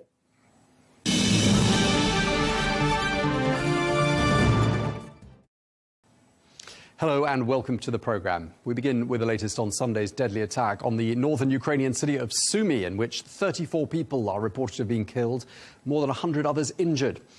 Well, Russia's defense ministry says it was targeting a meeting of Ukrainian military commanders in that attack yesterday. Meanwhile, the US President Donald Trump has condemned the strike, whilst Poland says that Vladimir Putin is mocking President Trump's goodwill by continuing to attack Ukraine. Well, for more, we can speak now to Jim Townsend, the former Deputy Assistant Secretary of Defense for European and NATO policy at the Pentagon. He joins us now from Paris. Thank you very much indeed for joining us. I mean, what were your initial thoughts when you heard about that news from Sumy? Why would Russia carry out such an attack on that place? Well, he's definitely sending a signal. This was no accident. This was barbaric. It reminds me what the Serbs used to do during the Balkan Wars, when they would shell the town center in a little Sarajevo, and they would kill a lot of people standing in line for water. This was they used a cluster munition. This was Palm Sunday. They knew exactly what they were doing, and the signal they were sending was that they're not going to come to the negotiating table for free. And Steve Witkoff, who was just there, the president's negotiator, this was a signal to him is don't think things are going really well. You guys have a lot of work to do in Washington. So he's sending some pretty blunt signals. Right. So Russia is essentially, you say, telling the United States that it can do things like this and a lot worse. At the same time, Moscow is blaming Ukraine for this attack, saying the Ukrainians are using human shields. I mean, what's this line of argument, do you think? Oh, that's just ridiculous. I just, the idea that they're going to use that kind of excuse, that kind of language concerning Ukraine, that's ridiculous. Ukraine has no history of using civilians as human shields. What were they shielding? They were in the middle of a town square. I just think that's ridiculous. They must take us for fools. I mean, the Ukrainian president is calling for a global response. And I'm wondering whether you think this attack is likely to result in an increase in pressure on the Russians. Well, I'm afraid it probably doesn't. It won't. I think the response from Europe was a very strong one in terms of, statements. The statement from the United States was pretty limp, with Trump trying to give him an excuse, saying, well, it was probably a mistake. Well, it wasn't a mistake. So I would hope that at least in Europe, maybe within the European Union, maybe among the European nations, that they're going to come up with some stronger sanctions, at least sanctions, that can really hurt him. Because this type of activity, he might do this again, thinking he can get away with it. Yeah, I mean, the Europeans are reported to be considering what I think will be their 17th or 18th raft of sanctions targeting the Russian economy. But with tariffs biting a lot of the economies around Europe, I mean, they're quite limited, aren't they, in terms of what they can afford to do? Well, I think there's some things they can afford to do that impact Russia more than it does the European nations. There's some things in the energy side or banking side in terms of Russia that they could levy. I think there's some things that will not come rippling back into Europe and causing pain here. There's some other things that they need to do. I wouldn't want to give Putin the impression that he can get away with these kinds of things, because he's continuing to do this to intimidate. He wants the Ukrainian people or Zelensky to begin to crumble under pressure. And I think Europe has got to help in terms of putting pressure on Russia through these sanctions, because we know the U.S. will not be doing that. Right. And of course, you're in France, one of the key economies in the European Union, and the other being Germany. Germany has a new chancellor in the pipeline, Friedrich Merz, and he says the Ukrainian military needs to be able to get ahead of the situation. And I'm wondering whether you think he sounds more supportive of Ukraine than the outgoing Chancellor Olaf Scholz. Well, I think he does. I think a lot of what Merz has been saying has been very welcome to the ears of those supporting Ukraine. But of course, those are just words, and we need to see action in terms of German assistance to Ukraine. He spoke about giving them the Tariff missile, which would be a great step forward. There's some other things I think that Germany could do, not just to help Ukraine, but to help strengthen European defense as well. So I'm hoping that we're going to see with Merz a lot of action that we didn't necessarily see out of Scholz. And how much do you think those messages out of the Trump administration, namely that they are, quote unquote, pathetic in Europe and that they're freeloaders, how much of that message do you think has been taken on board in the major capitals around Europe? And do you think they're going to do something about it and perhaps take matters into their own hands a little bit more on the European continent? Oh, I definitely think so. I think in terms of the rhetoric, freeloaders and got to do more, that's been the rhetoric for like 75 years. So this isn't something new. What was new was watching Zelensky humiliated in the Oval Office. What was new was the J.D. Vance speech at the Munich Security Conference. There has been enough new coming out of the White House, I think, that certainly had made even the most doubting European understand that it's time that Europe, has to take on more in terms of defense, not because Putin, not because Trump is telling them to, not because it's the U.S. hectoring them. I think they are seeing in the actions of Putin an aggression that should scare the crap out of, if you excuse me the language, it should really give pause to Europeans to understand that they are going to be left alone in Europe to handle an aggressive Russia, and they had better get as strong as they can, as quickly as they can. Right, quite the wake-up call. President Trump's invited to Ukraine by the Ukrainian president, perhaps come see things for himself. I mean, would you like to see him go there? And do you think it would perhaps be a case of seeing is believing for him? Well, I would love to see him go there, but but he won't. He doesn't like Zelensky. He doesn't want to be in the same room with Zelensky. I don't think he wants to be seen by the Russians going to Ukraine and getting soft-hearted. I think the Russians want to keep Trump in Washington and keep Trump as a supporter to Russia and to Putin, and not to become a bleeding heart, as they say, while going and visiting Ukraine and seeing the carnage there. So I don't see him going there. I wish he would. We're not going to see that because the Russians want to keep him pretty hard-hearted. I mean, we've been saying that President Trump is tough on Ukraine and the Ukrainian leader, and we've seen plenty of evidence of that. I'm wondering if that's part of a negotiating strategy. And sort of the second part of this question is, why do you think it is that so many people in the Trump administration echo a lot of what sound to me like Kremlin lines to take on Ukraine, namely saying that President Zelensky is corrupt, that he's an illegitimate leader, and that he somehow provoked this war in the first place? What's your take on that? Well, my take on that is that a lot of people around Trump have never done this kind of work before, and they probably don't realize they're echoing Russian talking points. Steve Witkoff, the negotiator for Trump in so many crisis areas like Gaza or Iran, he goes and sees Putin pretty often, 3 or 4 times at least. He's never done this before, and I think when he leaves Moscow, he comes back to Washington. He sits in front of a camera and a microphone, and he can't help himself but to just reiterate what he heard in Moscow.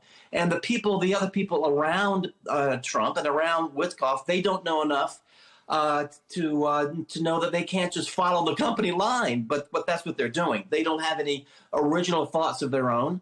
They are just echoing whatever they hear Witkoff say or whatever they hear Trump say. So you have this echo effect in Washington of Russian talking points that Steve Witkoff brings back from Moscow, unwittingly, I hope, unwittingly. I mean, could this be part of an effective strategy, do you think? I mean, is there a strategy whereby, for example, if you start to use some of the language of your opponent, that somehow you're regarded as being a more reasonable force for negotiation or a more reasonable party at the negotiating table? I mean, is there any sense in that, perhaps? Could this be part of a master plan? Well, that's a great question, but I have to say I don't see it as a master plan. I think it's we haven't even seen really good, deep negotiations around a table yet. Instead, there seems to be a lot of seduction going on, trying to get the Russians to the table. And I think that, perhaps they're trying to echo Putin to thinking that they can sweet talk him to come to the negotiating table. Well, that doesn't work. That just, makes Putin feel empowered and feel like his opponents are echoing his talking points. So we can look for a master plan or a strategy in there, but I'm not sure we're going to find one.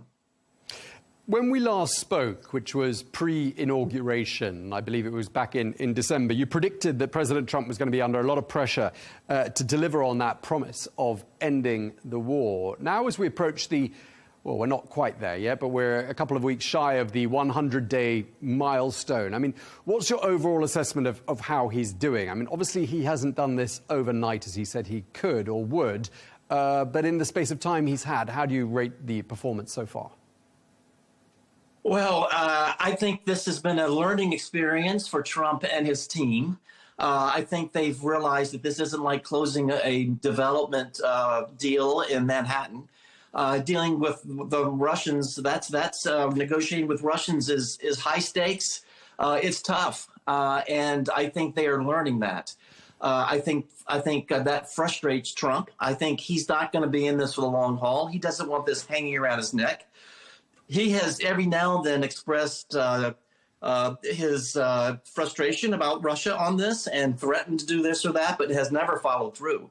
So I don't see a lot of results. I see a lot of concessions that we have made up front, concessions that sound like to me they're trying to, as I mentioned, seduce Russia to the negotiating table. Russia pockets those concessions, and they're still not at the table.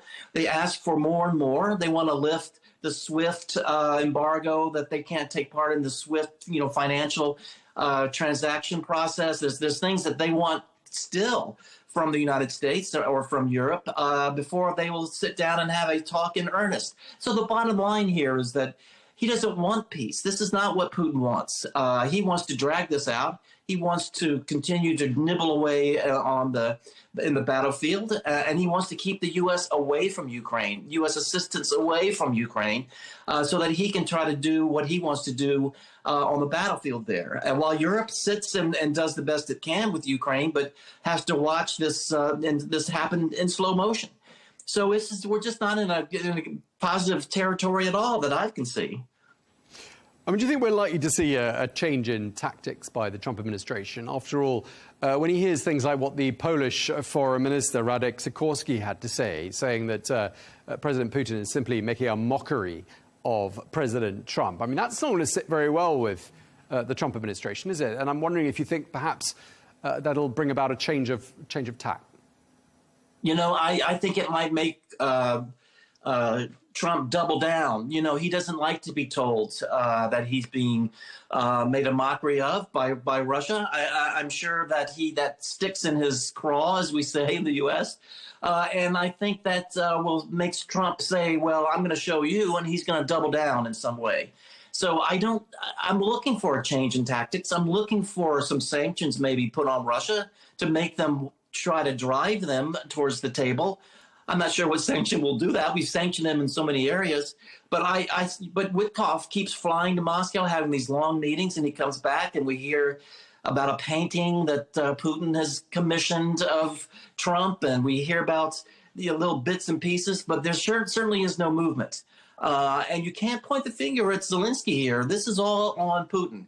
But it doesn't seem to bother him. But it certainly will bother Trump because he's not delivering on these promises that he made to the American people and to the West and to Ukraine, that he would try to bring some peace to the area. OK, well, it is still early days in the second Trump administration, so we'll have to keep an eye on how events unfold. But for now, thank you very much indeed, Jim Townsend, former Deputy Assistant Secretary of Defense for European and NATO policy at the Pentagon. Thank you for your time. You're welcome.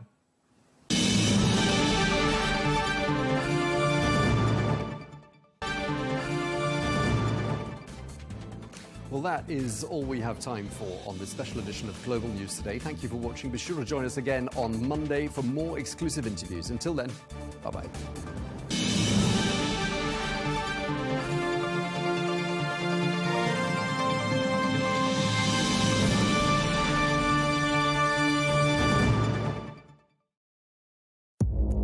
Our allies, in many cases, are worse than our enemies. Stay informed and connected with the latest international headlines. There obviously is a risk.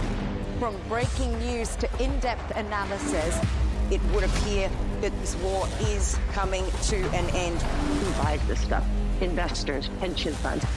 We deliver the most important developments straight to your screen. Iran always wanted to deal with militia. Join us for compelling, expert-driven conversations.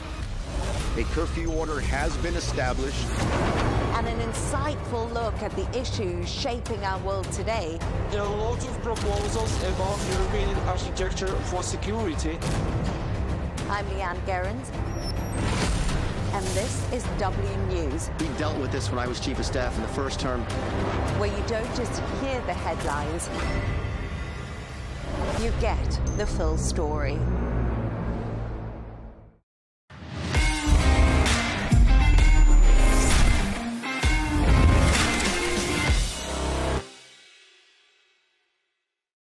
Welcome back to the dressing room with our Arabiya news. Straight onto some football. Man City's comeback against Palace went 2-0 down. Standout performances from Kevin De Bruyne, who scored a free kick, some key assists. You had James McAtee, who netted his first goal on the first Premier League start. Yes.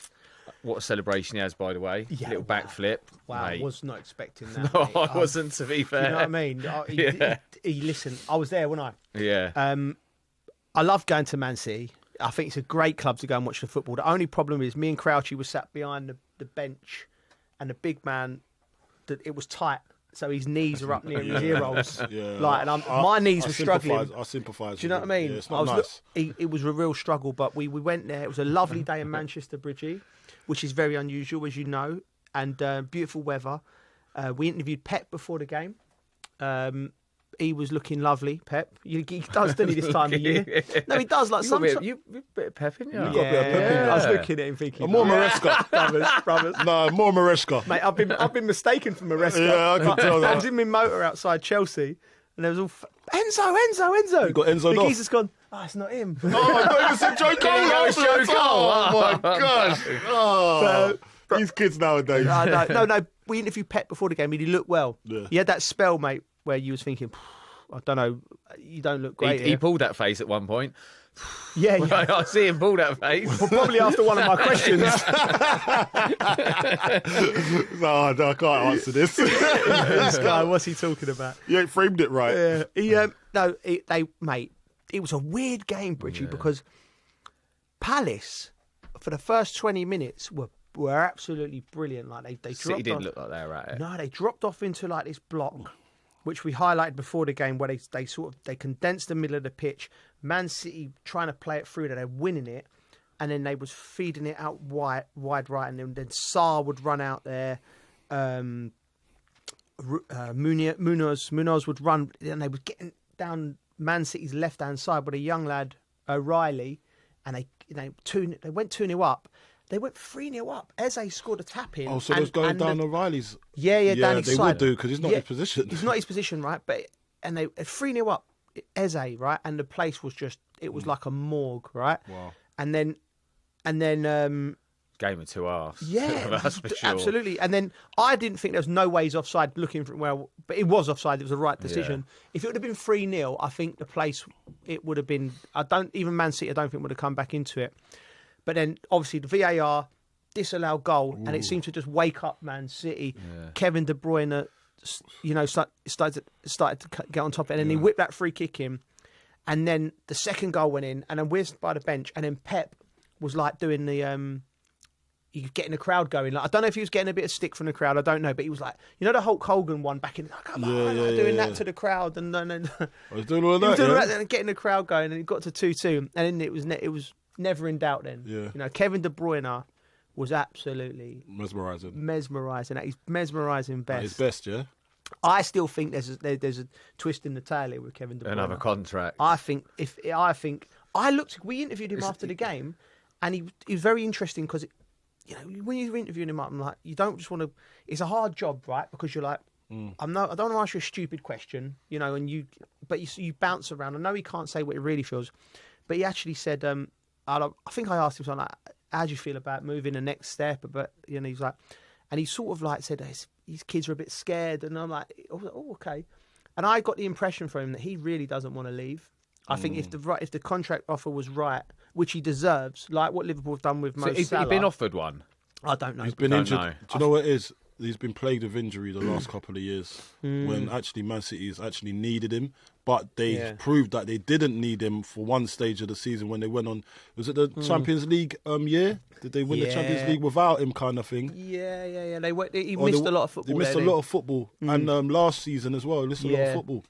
Do you reckon there is chat that he could get something, or you? I don't know. Are you just speculating? I'm speculating. I'm throwing it out there. Look, that's what we do on there this There you podcast. go. Come on, City. You ain't said Harry Kane to Arsenal yet this week. It wouldn't surprise anyone if he got offered one, really. I don't think. He's been offered. I think they have offered him. Have they not offered him? And it's just not. I think it's one of them. Negotiated properly. You never know what the truth is. If he carries on playing like he did at the weekend, mate, they got off. You like to think they offer him something. You don't let that go. Yeah, you let that walk out the door. Yeah, on a free as well. On a free. Yeah, and I even said afterwards, by the way, if he's that worried about moving to, maybe he's settled in England, maybe there's another Premier League club for him. Do you know? Because I know. Listen. If Alex Ferguson was about, what? It'd be like it'd be on his door when he comes home from training. Can I take you for a coffee, son? Yeah. What do you think about it? What other? Let's talk about it. What other Premier League club can Kevin De Bruyne go to and make an impact? Well, anyone, but is there anyone cheeky enough to try it? Like who? Who are the teams? Mate, do you know what he's perfect for? Imagine him linking up with Salah. Liverpool. Oh, imagine. They couldn't let that happen. They couldn't let that happen, though. They couldn't let that happen. Do you know what? Like Chelsea. I know he's been there before, and I'm just thinking. I think they'd rather keep and let him go to one of them. Yeah, that's the negotiation. Yeah. Negotiation. That's negotiation. I'm coming. You're not going to let him go to that, and then you think, he's still got legs on him. Yeah? You're saying you're not for us for the next 2 years of what we want to do. Well, and when you're on a free, you can go anywhere you want. And I'm saying, and this ain't me trying to you know, And cause trouble. Chelsea need if that. I'm Chelsea and I'm sitting around with them going, we need experienced players like Kevin De Bruyne. He's been injured a bit, but what he gives the changing room as a winner, as a leader. We might only need him for 30 games a season. We can manage him. Quality once he's out on the field. Imagine him walking through the door with them young players in them difficult moments. Yeah. Mate, I'd say, listen, whatever you want, we'll write it off. Yeah. Whatever you want, come and play for us for 2 years. And because there must be something in him as well that thinks a little bit, a great career he's had, to think to himself, because the Chelsea thing didn't work for him. Do you know what I mean? Yeah. And they say never inside goes back. Inside it hurts a little bit. Do you know what I mean? And also, you know, I don't know, man. I'm just throwing, that's just something that's come to mind, that he can go anywhere. From what I see on Saturday, he has still got a massive. He'll probably go abroad, though, innit? Well, probably go abroad, wind down a bit. Yeah. You know what I mean? How old is he now? You might not want to wind down. Yeah. We're putting him in a retirement home already. Wind down, mate. Oh, you can't wind down after what you see at the weekend, He mate. weren't winding down on Saturday. He's winding up. Yeah, mate. But yeah, he's a top player. Good luck to him. I hope everything works out for him. He's given the Premier League some great moments, isn't he? And yeah, hopefully he gets what he wants. Yeah. If it's at Man City, it is. If it ain't, it's not. You crack on. Yeah. Maybe it's at Chelsea. You never know. Yeah, I'd love to see it. Yeah. Harry Kane to Arsenal, Bridget. Come on, make it happen. Come on. You could have both of them there, couldn't you? De Bruyne and Harry Kane at Arsenal. Mate, I wouldn't want to see that, to be honest. I won't want that. No. Right. What about Everton Forest? Mate, that was a shock, wasn't it? But is it the way, like, they've been playing since Moyes has turned up? I don't know what the Moyes, mate. The Moyes. You know what I mean? They just look solid, don't they? The way they set up, the way they press. Yeah, the way they Organisation, mate. Yeah. Organisation. Everyone knows their roles. No Belief. Yeah, but wasn't that They've what probably got Daesh belief. was? I think Moyes brings a little bit more because I was with Daesh. Yeah. I was with Daesh. We went to Como. Right. Okay. And listen, Daesh just says, listen, mate, he could only take the team a certain place as far as he can go. Yeah. And the players needed re-galvanizing. Yeah. Sometimes it's not even the manager's fault. It's sometimes the players just got a lack of concentration levels or just gets bored of doing the right things all the time. They want a bit more spice. More out of him. Couldn't get a lot more out of him. And I felt for him as well because he was really hurt by it. Yeah. But Daesh is a really honest man. You can see everything he does. He's very honest. He'll talk to you straight down the lens. Yeah. And he'll talk to you and say, "Listen, this is what I think about you." Yeah. And he's not gonna sugarcoat it. Yeah. And sometimes these players want it to be sugarcoated, but you're at the bottom, mate. You can't. This needs to be raw as possible so you can get out of this mess. But he's obviously done that, and some of these boys are not taking. Yeah. So someone else has to come and say the same message because it's better when it comes from somebody else. Maybe they're just bored of that tone. Yeah. So and I think that's all that's happened. It seemed like the old Everton for a place where you hated to go because it was hard. It was a tough place, wasn't it? They was at the City Ground. Good. I never sorry, got City Ground. There you go. No, but I just thought it was at the City Ground. But in general, I know what you're saying. I know what you're saying. Yeah. He's an old made Everton where it's Goodison, just tough. In the last few weeks, he's made Goodison Park difficult to go to, isn't he? And if when you've done that, then you could go. Then you could base. go away. Yeah. Then you could go away and then try something. You know what I mean? But your base has to be a difficult place to come to. Yeah. And that's what's happened there. Like he's made his base his castle impenetrable. Oh, what a word, mate! You've nailed it. What a word! Impenetrable. Impenetrable castle. So now, so he's built up resilience. Yeah. Now he goes on the roads. He's got shields. Yeah.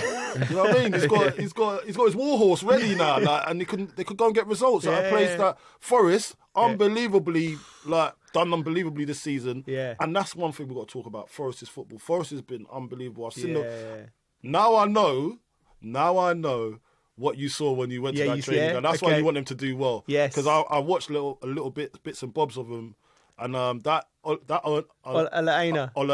What a character! What a guy, mate! Ola Aina, I'd have him on anybody's team, and he can play. Yes, by the way, good footballer, good right back. Yeah, good footballer, and and he's a good character to have. Great, he got great energy. Hey, that's what we're like. We're the same. That's why we love him, I think. Because I think having someone like that in your dressing room, you need someone like that. He loves a smile, and you just know that you're going to get along with him. Yeah. And if it you've got reminded me a little bit of Jeremy. When I used to go to Chelsea, Jeremy used to just make me smile all the time, mate.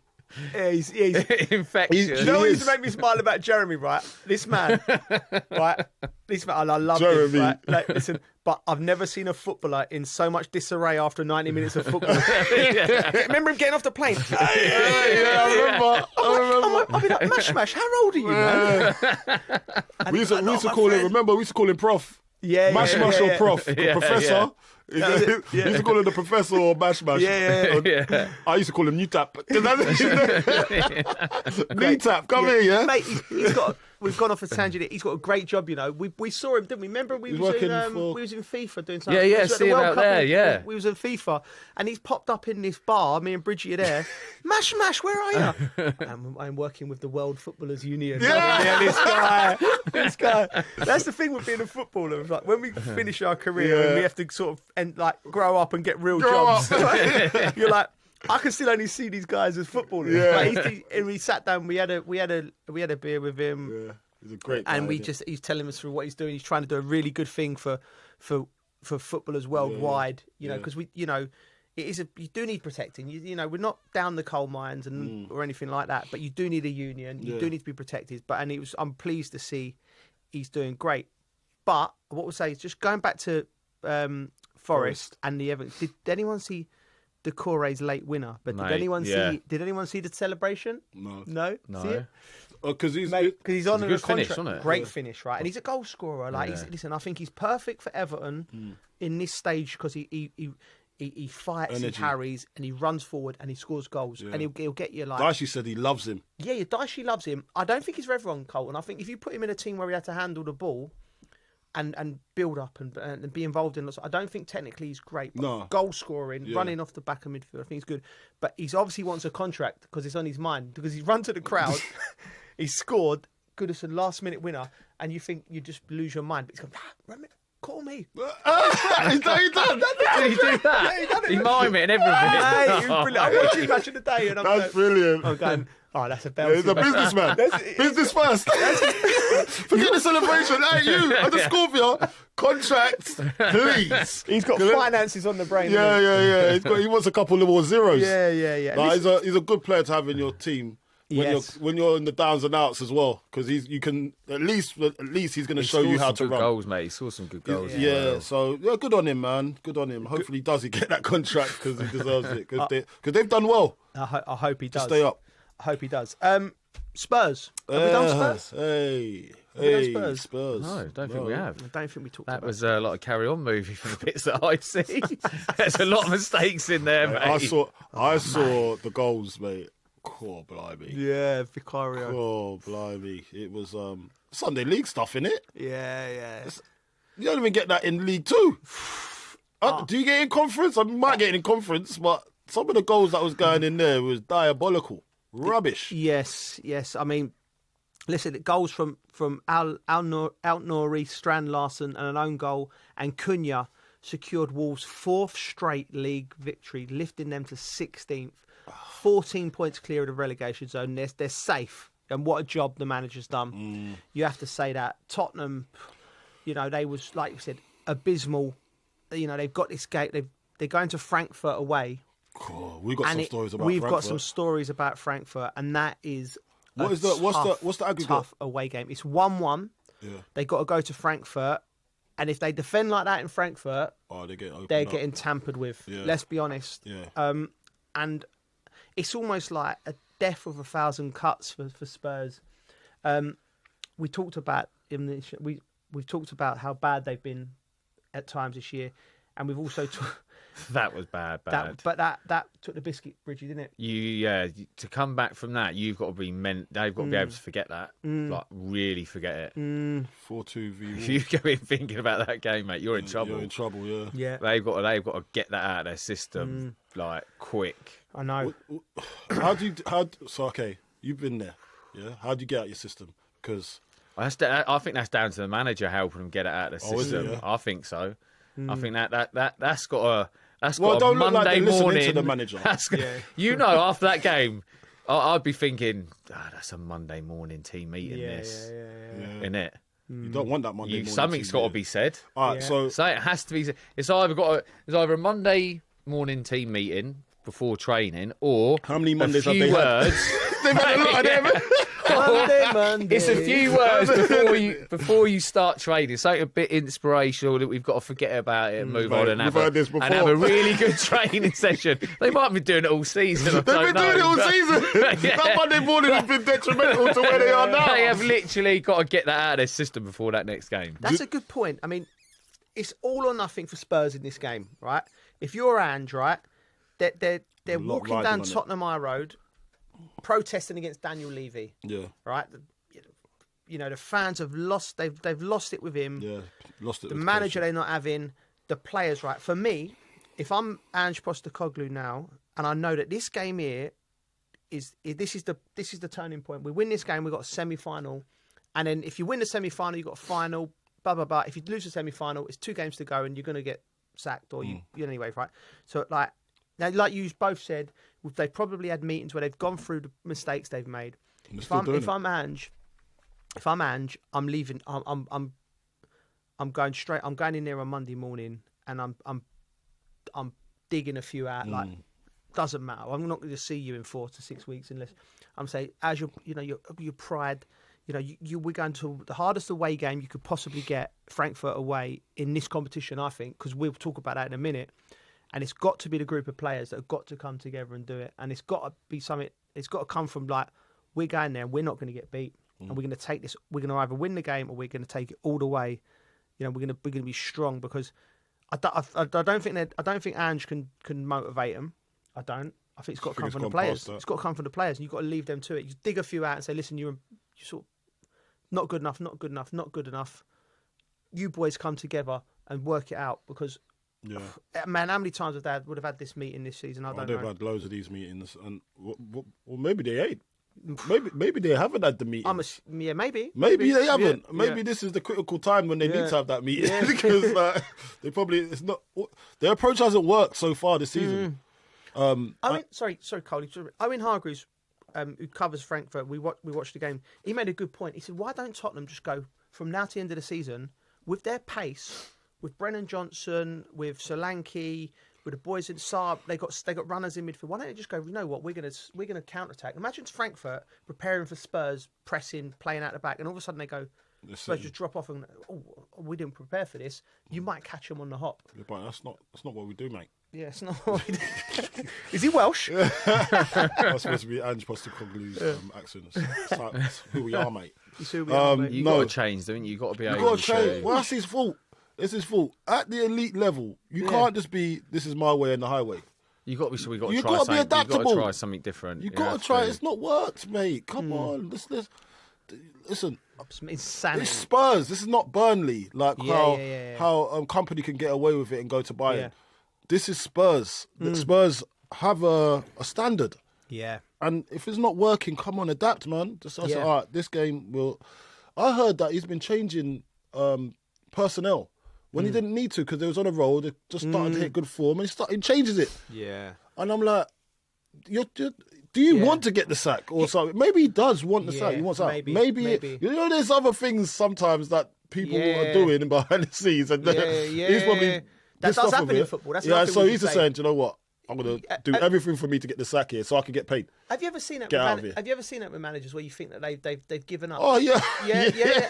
Behind the scenes, they're waiting for the sack. Just waiting for it, and that's why I just went out of here now. I'm like waking up in the morning and then thinking, another day. Yeah.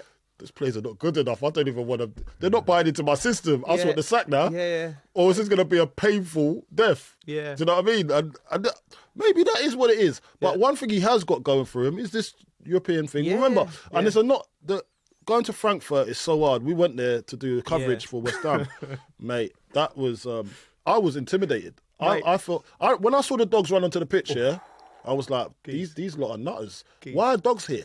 Yeah. Not just dogs. Alsatians. Yeah. And what was it? Not a herd of dogs, an array of dogs. An array of dogs. Dogs. We've gone like it was rocking, right? And then we've gone. West Ham are about to lose, so we're pitch side about to come on and do our thing. All of a sudden, about 300 Robocops with dogs walk past me and him. Dogs. What's going on, mate? This guy was so shook. Mate, I was shook a fella. He was like. He started backing off like this dog was. I was like Homer, you know Homer when he goes into the bushes. Mate, and that was me. I was like, this is not for me. This. We going, what's going on? And he going on, and the guys going, no, the fans are going to come on the pitch after the game. I went, what? Why are they coming on the pitch for? Did they buy a ticket? But they're coming on, and the dogs are there, and we're just like, oh no. And the guys from BT were just like saying, well, yeah, we'll just put our thing out, man. If this kicks off, and there's dogs biting people, mate, and I've got a mic, I'm and gone. Flares, I'm sorry. The flares, the lot, and everything. I was so scared. Yeah, mate, I'm gone. I'm not doing I said, I'm in Germany, bruv. I'm in Germany. There's me and him trying to talk about the goal that might have been offside. There's dogs biting West Ham fans. I'm just like, no chance, mate. They paid danger money. So yeah, it's a very, very intimidating place. So if they think they ain't going to get their work cut out for that, they got another thing coming. Yeah. They have to win this game. They have to win this game. You know what you were saying about you'd put it on a few of the players and you'd leave it up to them. Yeah. But that would be hard if you look at that team and you go, well, he ain't gonna. He ain't up for it. He ain't gonna do it.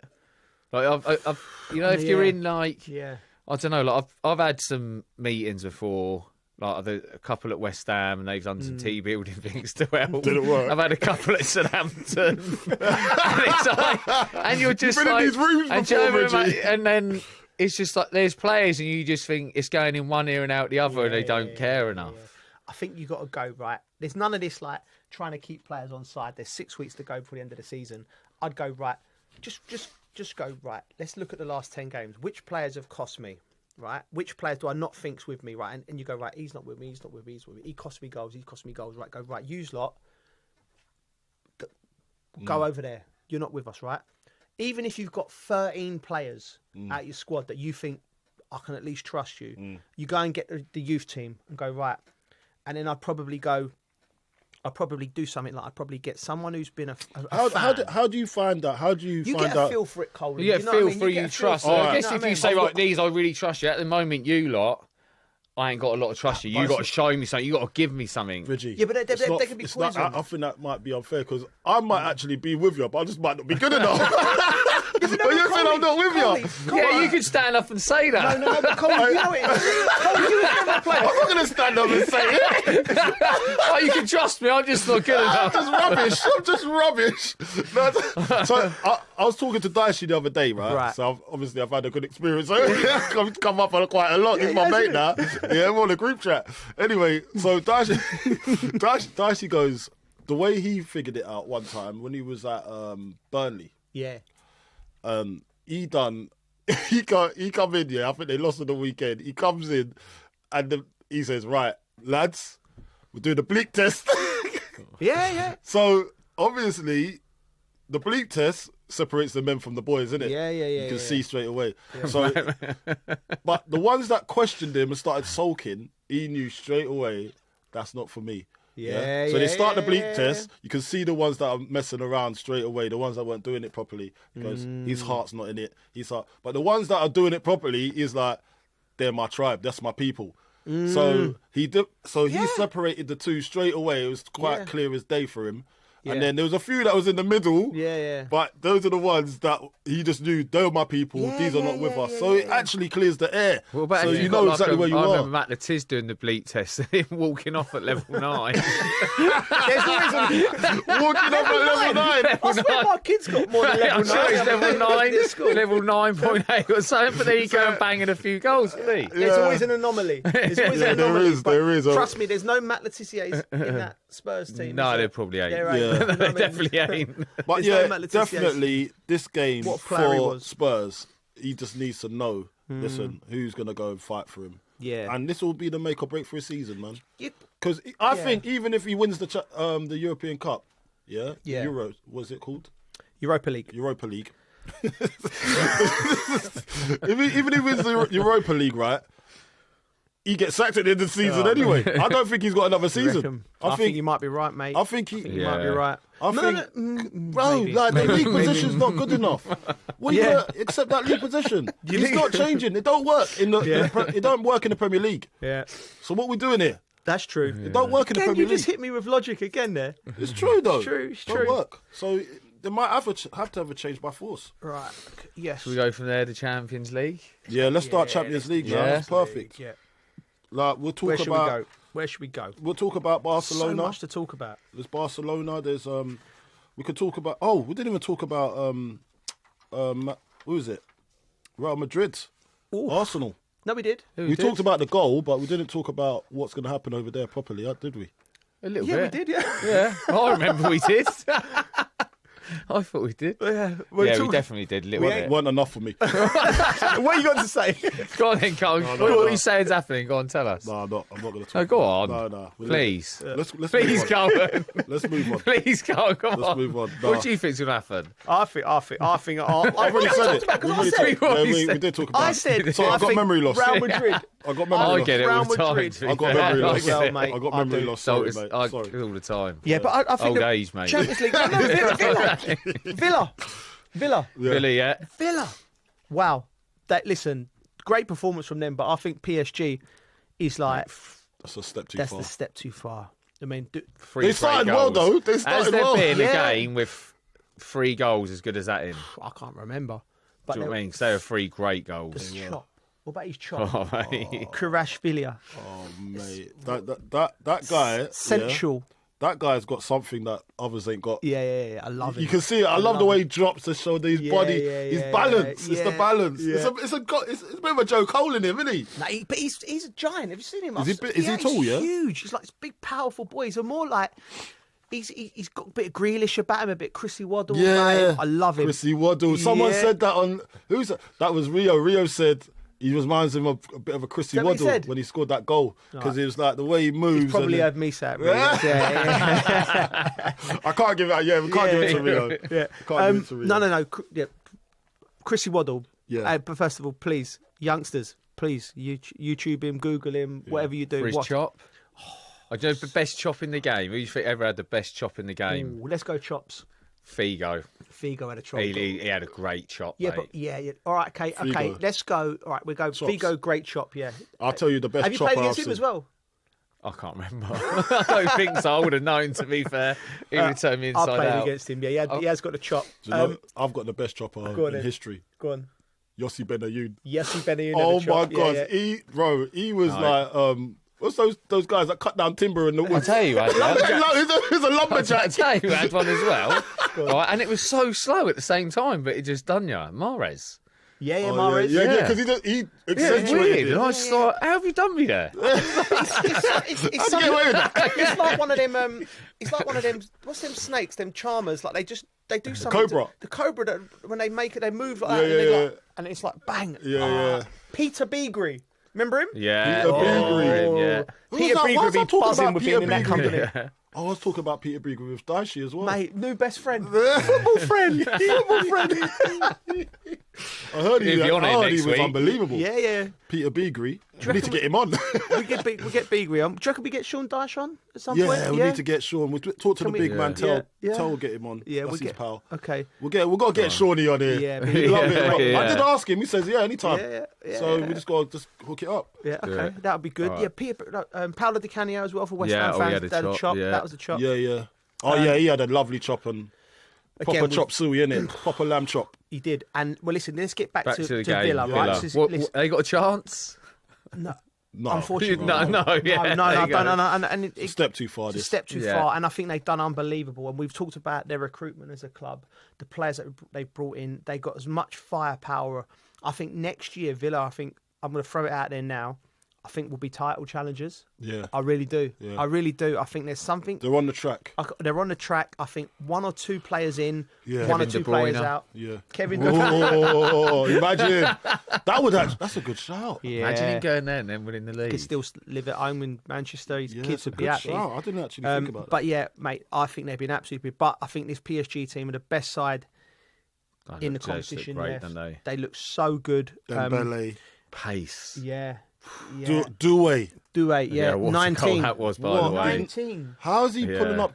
Look, for him, like, where's he come from? First and foremost, was he in the team last year? Was he Bits and academy? bobs? Do you know what? I think he might have been. We'll have to Did he check. buy him? I think they bought him. Maybe. I think they bought him for a project though. Yeah, but he's already doing things. He's doing things already. But let me quickly talk to you about, because obviously played in France, right? So I've saw at the start of the project, right? The money was coming in, and they wanted to win the Champions League, right? They've dominated French football, right? Yeah. They've been the best side. The Qataris, they wanted to win the Champions League, right? And they've literally thrown everything at it. They've gone, we got Mbappe, we signed Messi, we signed Neymar, Cavani, Ibrahimovic. Every player who's been a top player has been at that club, right? They've had every manager, they've had Ancelotti, they've settled now with Luis Enrique, and I think fair play. It's like they had everything they needed to win the Champions League within that club. Young players from Paris. Yeah. Right, a manager who can operate with young players, which we've seen with Luis Enrique, and we're going to go with that. And they've gone, no more stars, because when they were playing with Messi, Neymar, and Mbappe, it was off the ball was embarrassing. Yeah, it was like running back, the 7 guys, and then the other guys were just standing up there, but. The way that this PSG team press, they work for each other. Is They've incredible. even got Barcola on the bench. Barcola, what a player! And he's a player as well. What a player! That Douay, Barcola. So Barcola was before Douay, innit? Yeah. And then Douay's just come from nowhere and taken Barcola's place. Yeah. So Douay, they bought him from Rennes. Yes, which is a fantastic club for developing players. Yeah. It's a bit like West Ham, Rennes. Oh, is it? Yeah, produces players. So they bought him from Rennes, and like when you look at players like that, you're thinking scouting network's got to be bang on to even retain them to stay in. Yeah. Now he's on the map. Who's going to come and get him? And I know PSG is not. Is he going to leave PSG? I don't think players want to. If they go win the Champions League, you're living in Paris. Yeah. You're Champions League winner. No one of them players. No one's going to want to leave. Like, why would you want to leave? Paris is a destination. So I think. Don't you think any people look at the Premier League as like the destination to be? Not everyone wants to live in the UK. Yeah, true. Yeah, true. It's just living in the league. Everyone's different, aren't they? Yeah. I look at it and I think I'd love to go and play in the Premier or played in it, but I'd look at it and go, it's a great league to play in. Yeah. But Paris is a different proposition. Yeah, Paris is different, innit? Paris is a lovely place to live as well. Yeah. So, there's not many people that want to leave Paris if you're on big wedge as well and you're getting paid. League's not that great, though. But Premier League, there's that challenge if you're a young player, you want to be in the Premier League. Yeah, the Premier League's the most competitive league in the world. But if you're winning the Champions League and you're playing for PSG, you're in the right place, that's for sure. And that's what they ain't had that for quite a while, winning a Champions League. And that actually brings prestige to what they're doing over there, to that league. Yeah, should we quickly jump over to Inter Milan and Bayern Munich, Harry Kane? Because, listen, they drew at the weekend. The league's actually tightening up. And, Bayern should win the league, but Leverkusen are chasing them down. I covered the game, actually. Both very good teams, right? But Harry missed the chance that you would have put your absolute bottom dollar in the score. Yeah, see that. Yeah. And what was it? I can't remember. The ball's dropped to him in the box a little bit play, and he just had to open his body up. No, just bend it. Yeah, like he could have put it wide. He just hit the outside of the post, and that was the difference in the game. Yeah. Lautaro Martinez finished his chance. Yeah, I saw that actually. I saw the beautiful goal. Yeah. Thuram was very good. Yeah, and Harry Kane missed these. I want Bayern Munich to go through for Harry Kane. Yeah, that's the only reason. I want him to go through, but I think Inter Milan, I think they get the job done, and I think they got a chance in the Champions League. I really do now. So Harry Kane wins a trophy this year anyway, doesn't he? Mate, he's won one already. No, he's not won anything yet. He's got the it's tightening up. It was in the bag, but it's tightening up. Like, what was it? I don't want to see him not lose the Bundesliga. Listen, if you don't win anything this year, I've got to say it's Arsenal can't take a chance in then if they want to win something. Well, it probably suit Arsenal. Sorry, Harry, we do love you. I do hope you win it. Because if you don't win nothing this year, then definitely he's got to take a look at himself now, isn't it? Like, Mate, imagine that look in the mirror. Mate, I mean, what a great player. What a he's great player. Are you picking? Who are you picking to win it? Go on and win it. PSG. You still play PSG, aren't you? Yeah, I'm not going to blow my own trumpet, It's Bridgie, hard but to seeing look- as I've got it out, I did say it when they It's hard nearly to got look relegated. past them, isn't it? How can you look past them? With the way they've been playing. And I think, yeah, that's the bad thing for Arsenal. If they go to the Bernabeu and win, and they've still got to run into PSG over two legs. I don't think they can. Yeah. I don't think they can. Although, no, they can't. Surely Arsenal. I don't know. Do you think Arsenal beat Inter Milan? Arsenal play? Can they play? No, but can they beat in the final? Yeah. No. No. I think Arsenal. Saliba's out. Is Saliba's Gabriel? Which one of them's out? Gabriel's out. Gabriel's out. Yeah. If they get them two pairing back for a semi-final and a final, then they got a chance. But I don't know. No. Quickly before we end, the introduction of semi-automated offsides in the Premier League. Well, I get fed up of talking about all this stuff, but basically got introduced. It's obviously increased the speed and the accuracy of decision making, which needs to happen in football anyway. So it's not a bad thing it's been introduced, because I think fans are getting fed up with having to wait for decisions. The game's going on even longer. Yeah.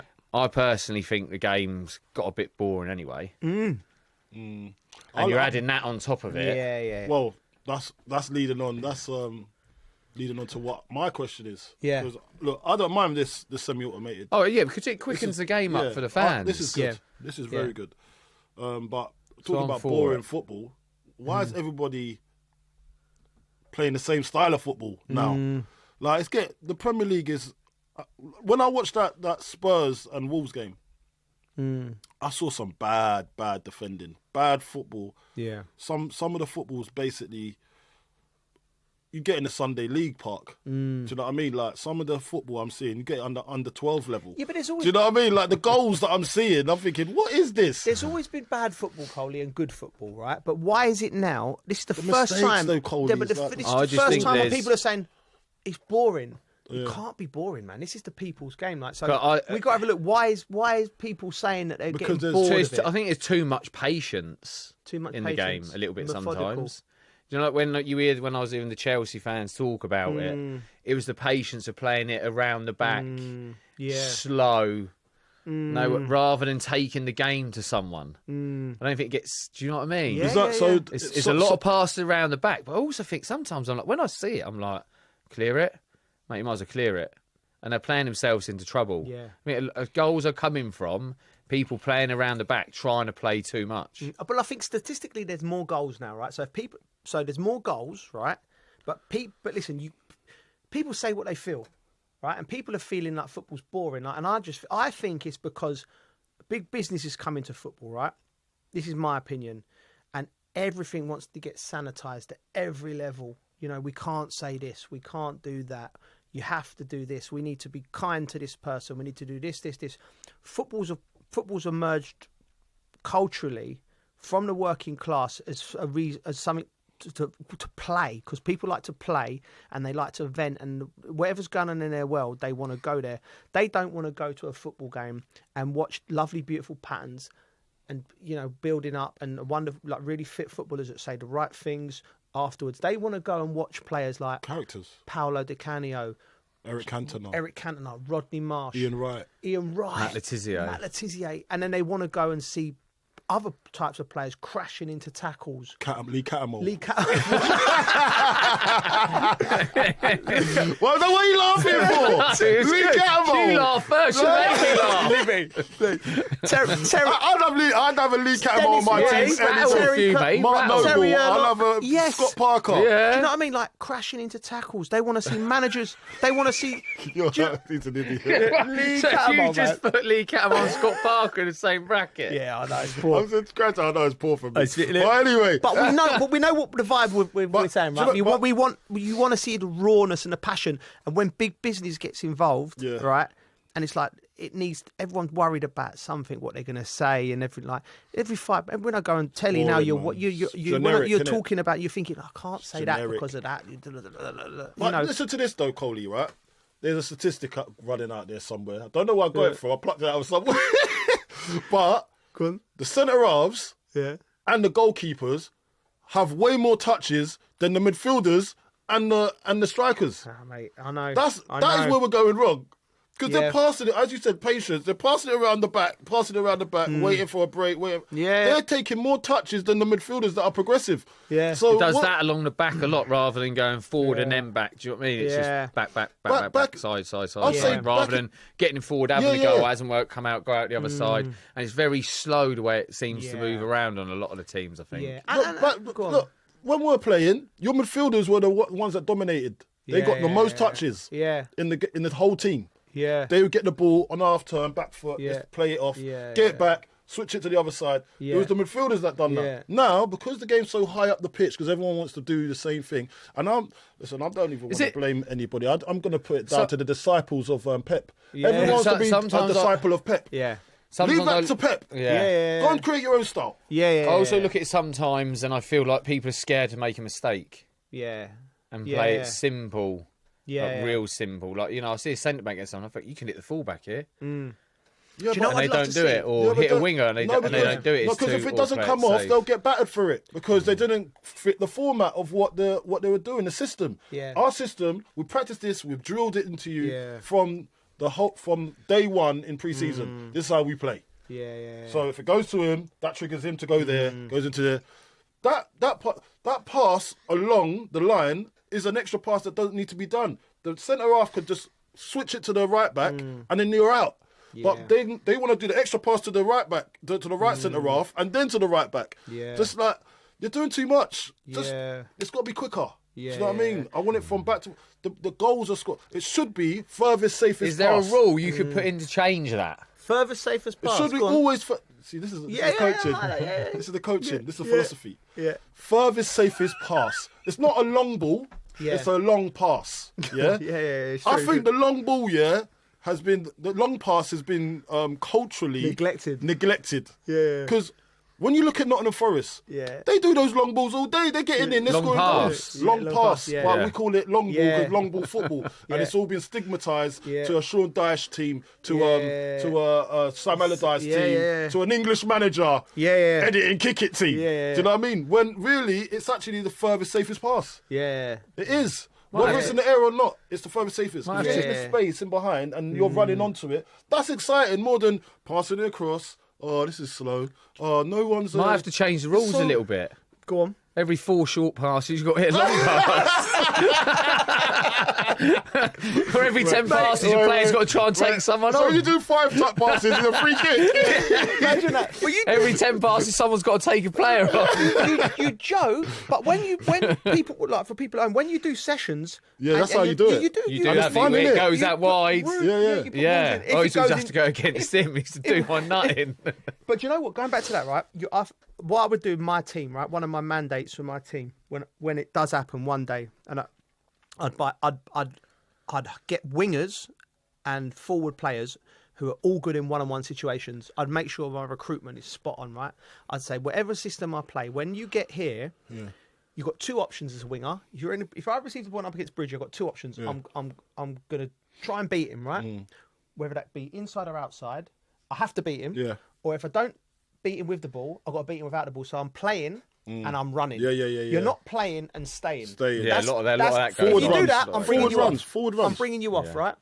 Right. And by the way, if I'm playing against Bridgie and he's having a better than me, he's got the ball with me 8 times out of 9. That's fine because the 9th time, if I get the cross in, we could score a goal. Yeah. And I would have that as a mandate. That's my rule. That's a good rule. Yeah. But you know what? I just think there needs to be more specialists in the game. Yeah. So I'm a left winger. Right. What I do, like Anthony Gordon, I'm gonna take you on. Yeah. And I'm the best at it. Yeah. So I don't want you to think I can play in number 10 as well. Yeah. There's too many polyfillers. Yeah. There's too many players that can move around the pitch. Yeah. So I'll tell you as a good example. Go on. Archie Gray. Yeah? Yeah. Why is he playing centre-half? When I coached him for England under 17s, right, he was up front. I'm sitting in the Premier League, he's playing centre-half. I'm thinking, what's going on here? Why are you ripping the boy's dream? I think it's a beautiful way to end. Yeah, we're going to have to end Cole it there. coached a centre-forward for under 17s for England, and he ended up playing centre-half. Right. That just makes me feel bad that I don't know what I'm looking at. Not everyone needs to be playing everywhere. Let's have more special. Let's get a number 9 in, not a 10 that we can play into a 9. Yeah. Let's get a number 9 in. Yeah. And he scores goals. That's what he does. Yeah. Let's get a winger in that does the winger job. Let's get a centre half that does defence first. Yeah, it's true. Instead of all of this nonsense. It's a simple game, It's see? a simple game. Right. Simple game. Let's get a midfielder. That's all we've got time for. No, I'm not finished. You have. The game's gone. The game's gone. That's all we've got time for. The game was gone. You've been listening to The Dressing Room with Our Arabian News.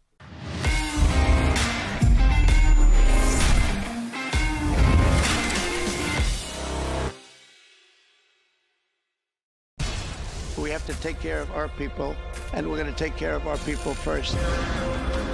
For in-depth analysis and all the latest developments across the globe, make sure you join us every weekday. President Trump is trying to negotiate a ceasefire. With so much happening, so much information, and so much noise, International law will have no part in his administration. It can be hard to keep track. Tariffs will just fuel inflation. We're going to fight these tariffs. But you can count on us to tell you what you need to know. We stand by your side. Join me, Tom Burges Watson, for Global News Today, right here on Al Arabiya News.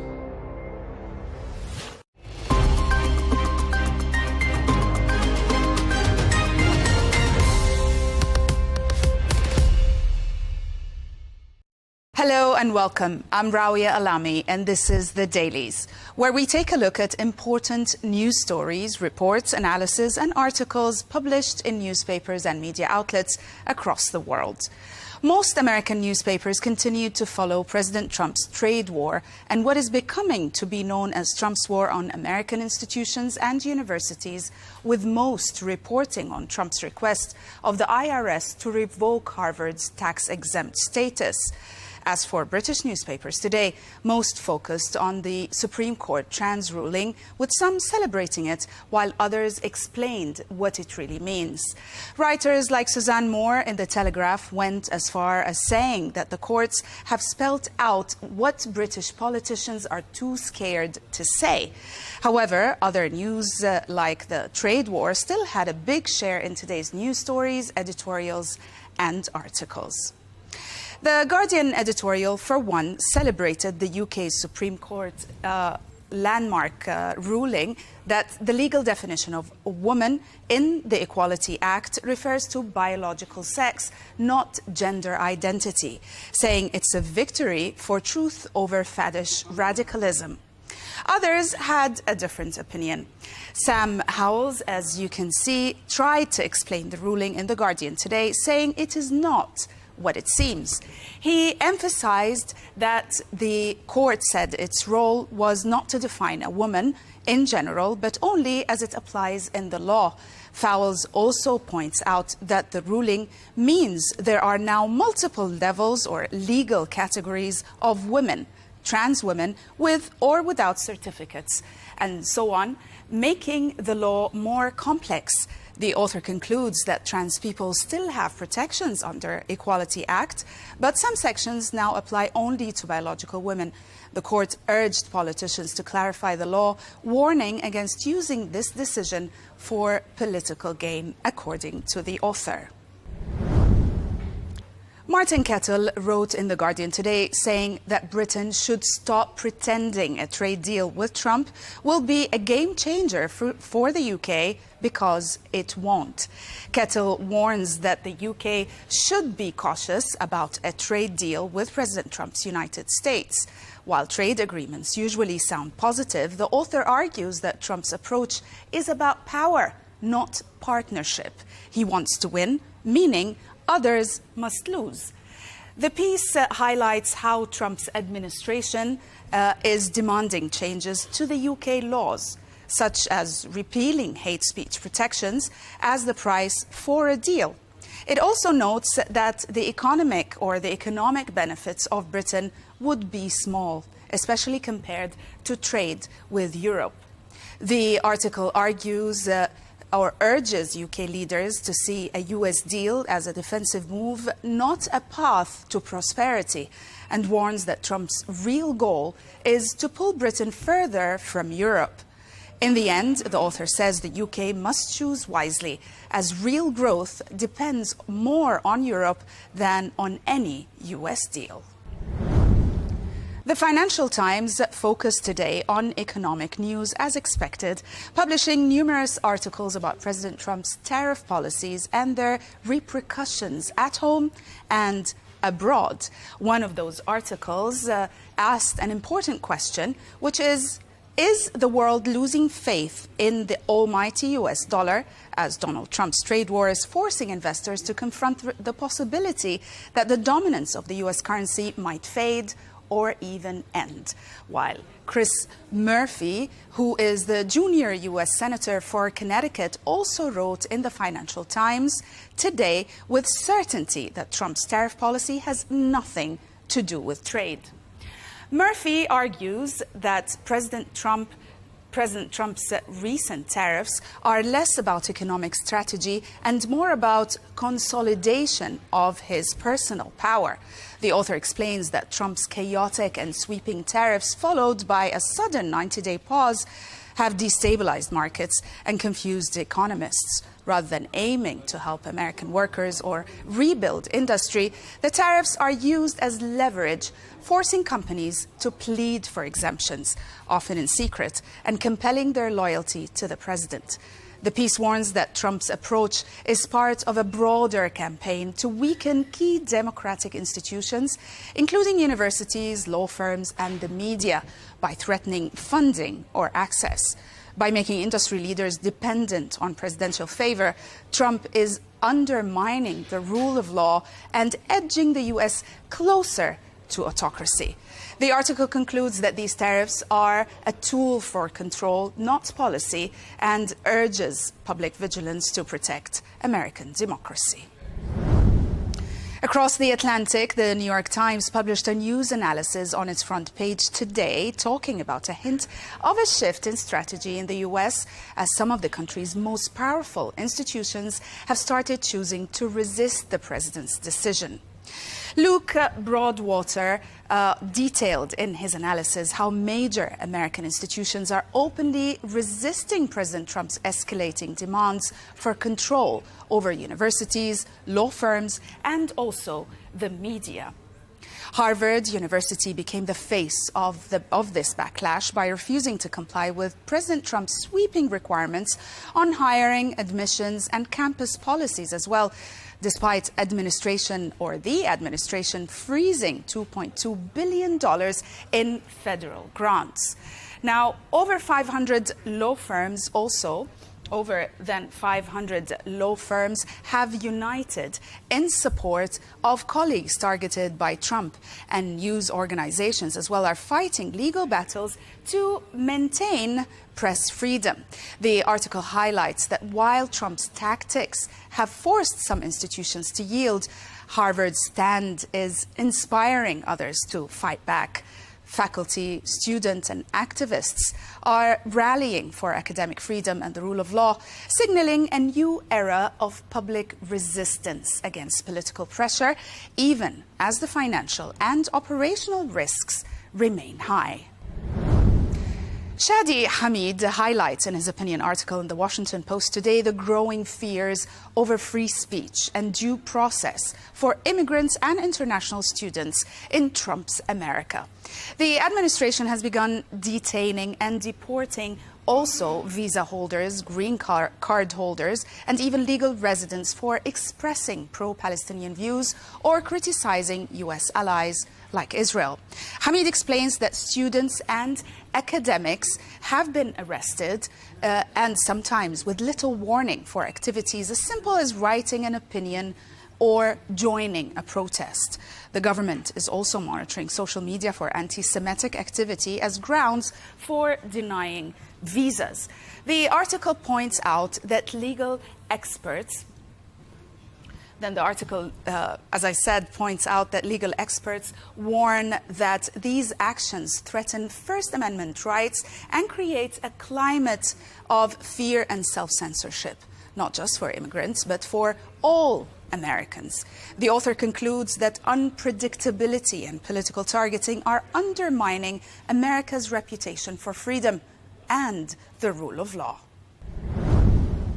Moving on to the Wall Street Journal, whose editorial praised one of Trump's achievements, which is sharply reducing illegal border crossings at the U.S.-Mexico border, with apprehensions dropping to historic lows since his return to office. The piece credits Trump's tough messaging and renewed cooperation with Mexico for deterring migrants, noting that even large migrant caravans have shrunk and big city complaints about migrant arrivals have also faded.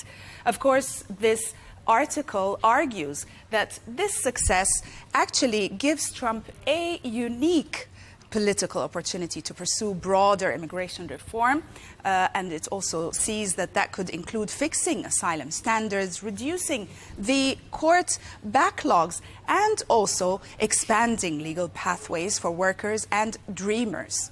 While Trump's focus remains on enforcement and deportation, the editorial suggests he could use his political capital to push for lasting bipartisan solutions that address both border security and also America's economic needs.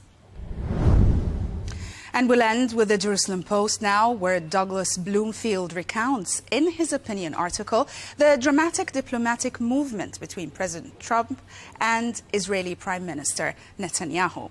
Bloomfield goes on to say that Netanyahu, expecting support and a strategy session on Iran, instead he learned in Washington that the U.S. would begin direct nuclear negotiations with Iran without Israeli involvement. Now, the article also highlights the sense of betrayal that Netanyahu felt, especially given his past efforts to push Trump to abandon the 2015 Iran deal. Now, Trump's priorities are shifting. He seeks a quick foreign policy win, even if it means sidelining Israel's interests. Adding to Netanyahu's disappointment, Trump is also preparing a nuclear cooperation agreement, possibly with Saudi Arabia, that is not linked to Israeli normalization, undermining one of Netanyahu's top goals. All this is according to this Jerusalem Post article, and the article also suggests that Trump's approach is driven by personal ambition and a desire for diplomatic victories, while Israel is left worried about being excluded from critical regional decisions and security guarantees. That's it for today. Thanks for watching.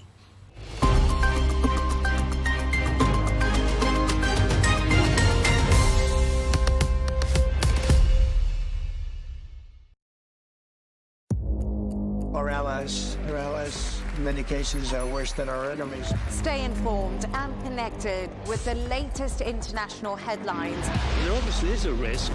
From breaking news to in-depth analysis. It would appear that this war is coming to an end. Who buys this stuff? Investors, pension funds. We deliver the most important developments straight to your screen. Iran always wanted to deal with militia. Join us for compelling, expert-driven conversations. A curfew order has been established. And an insightful look at the issues shaping our world today.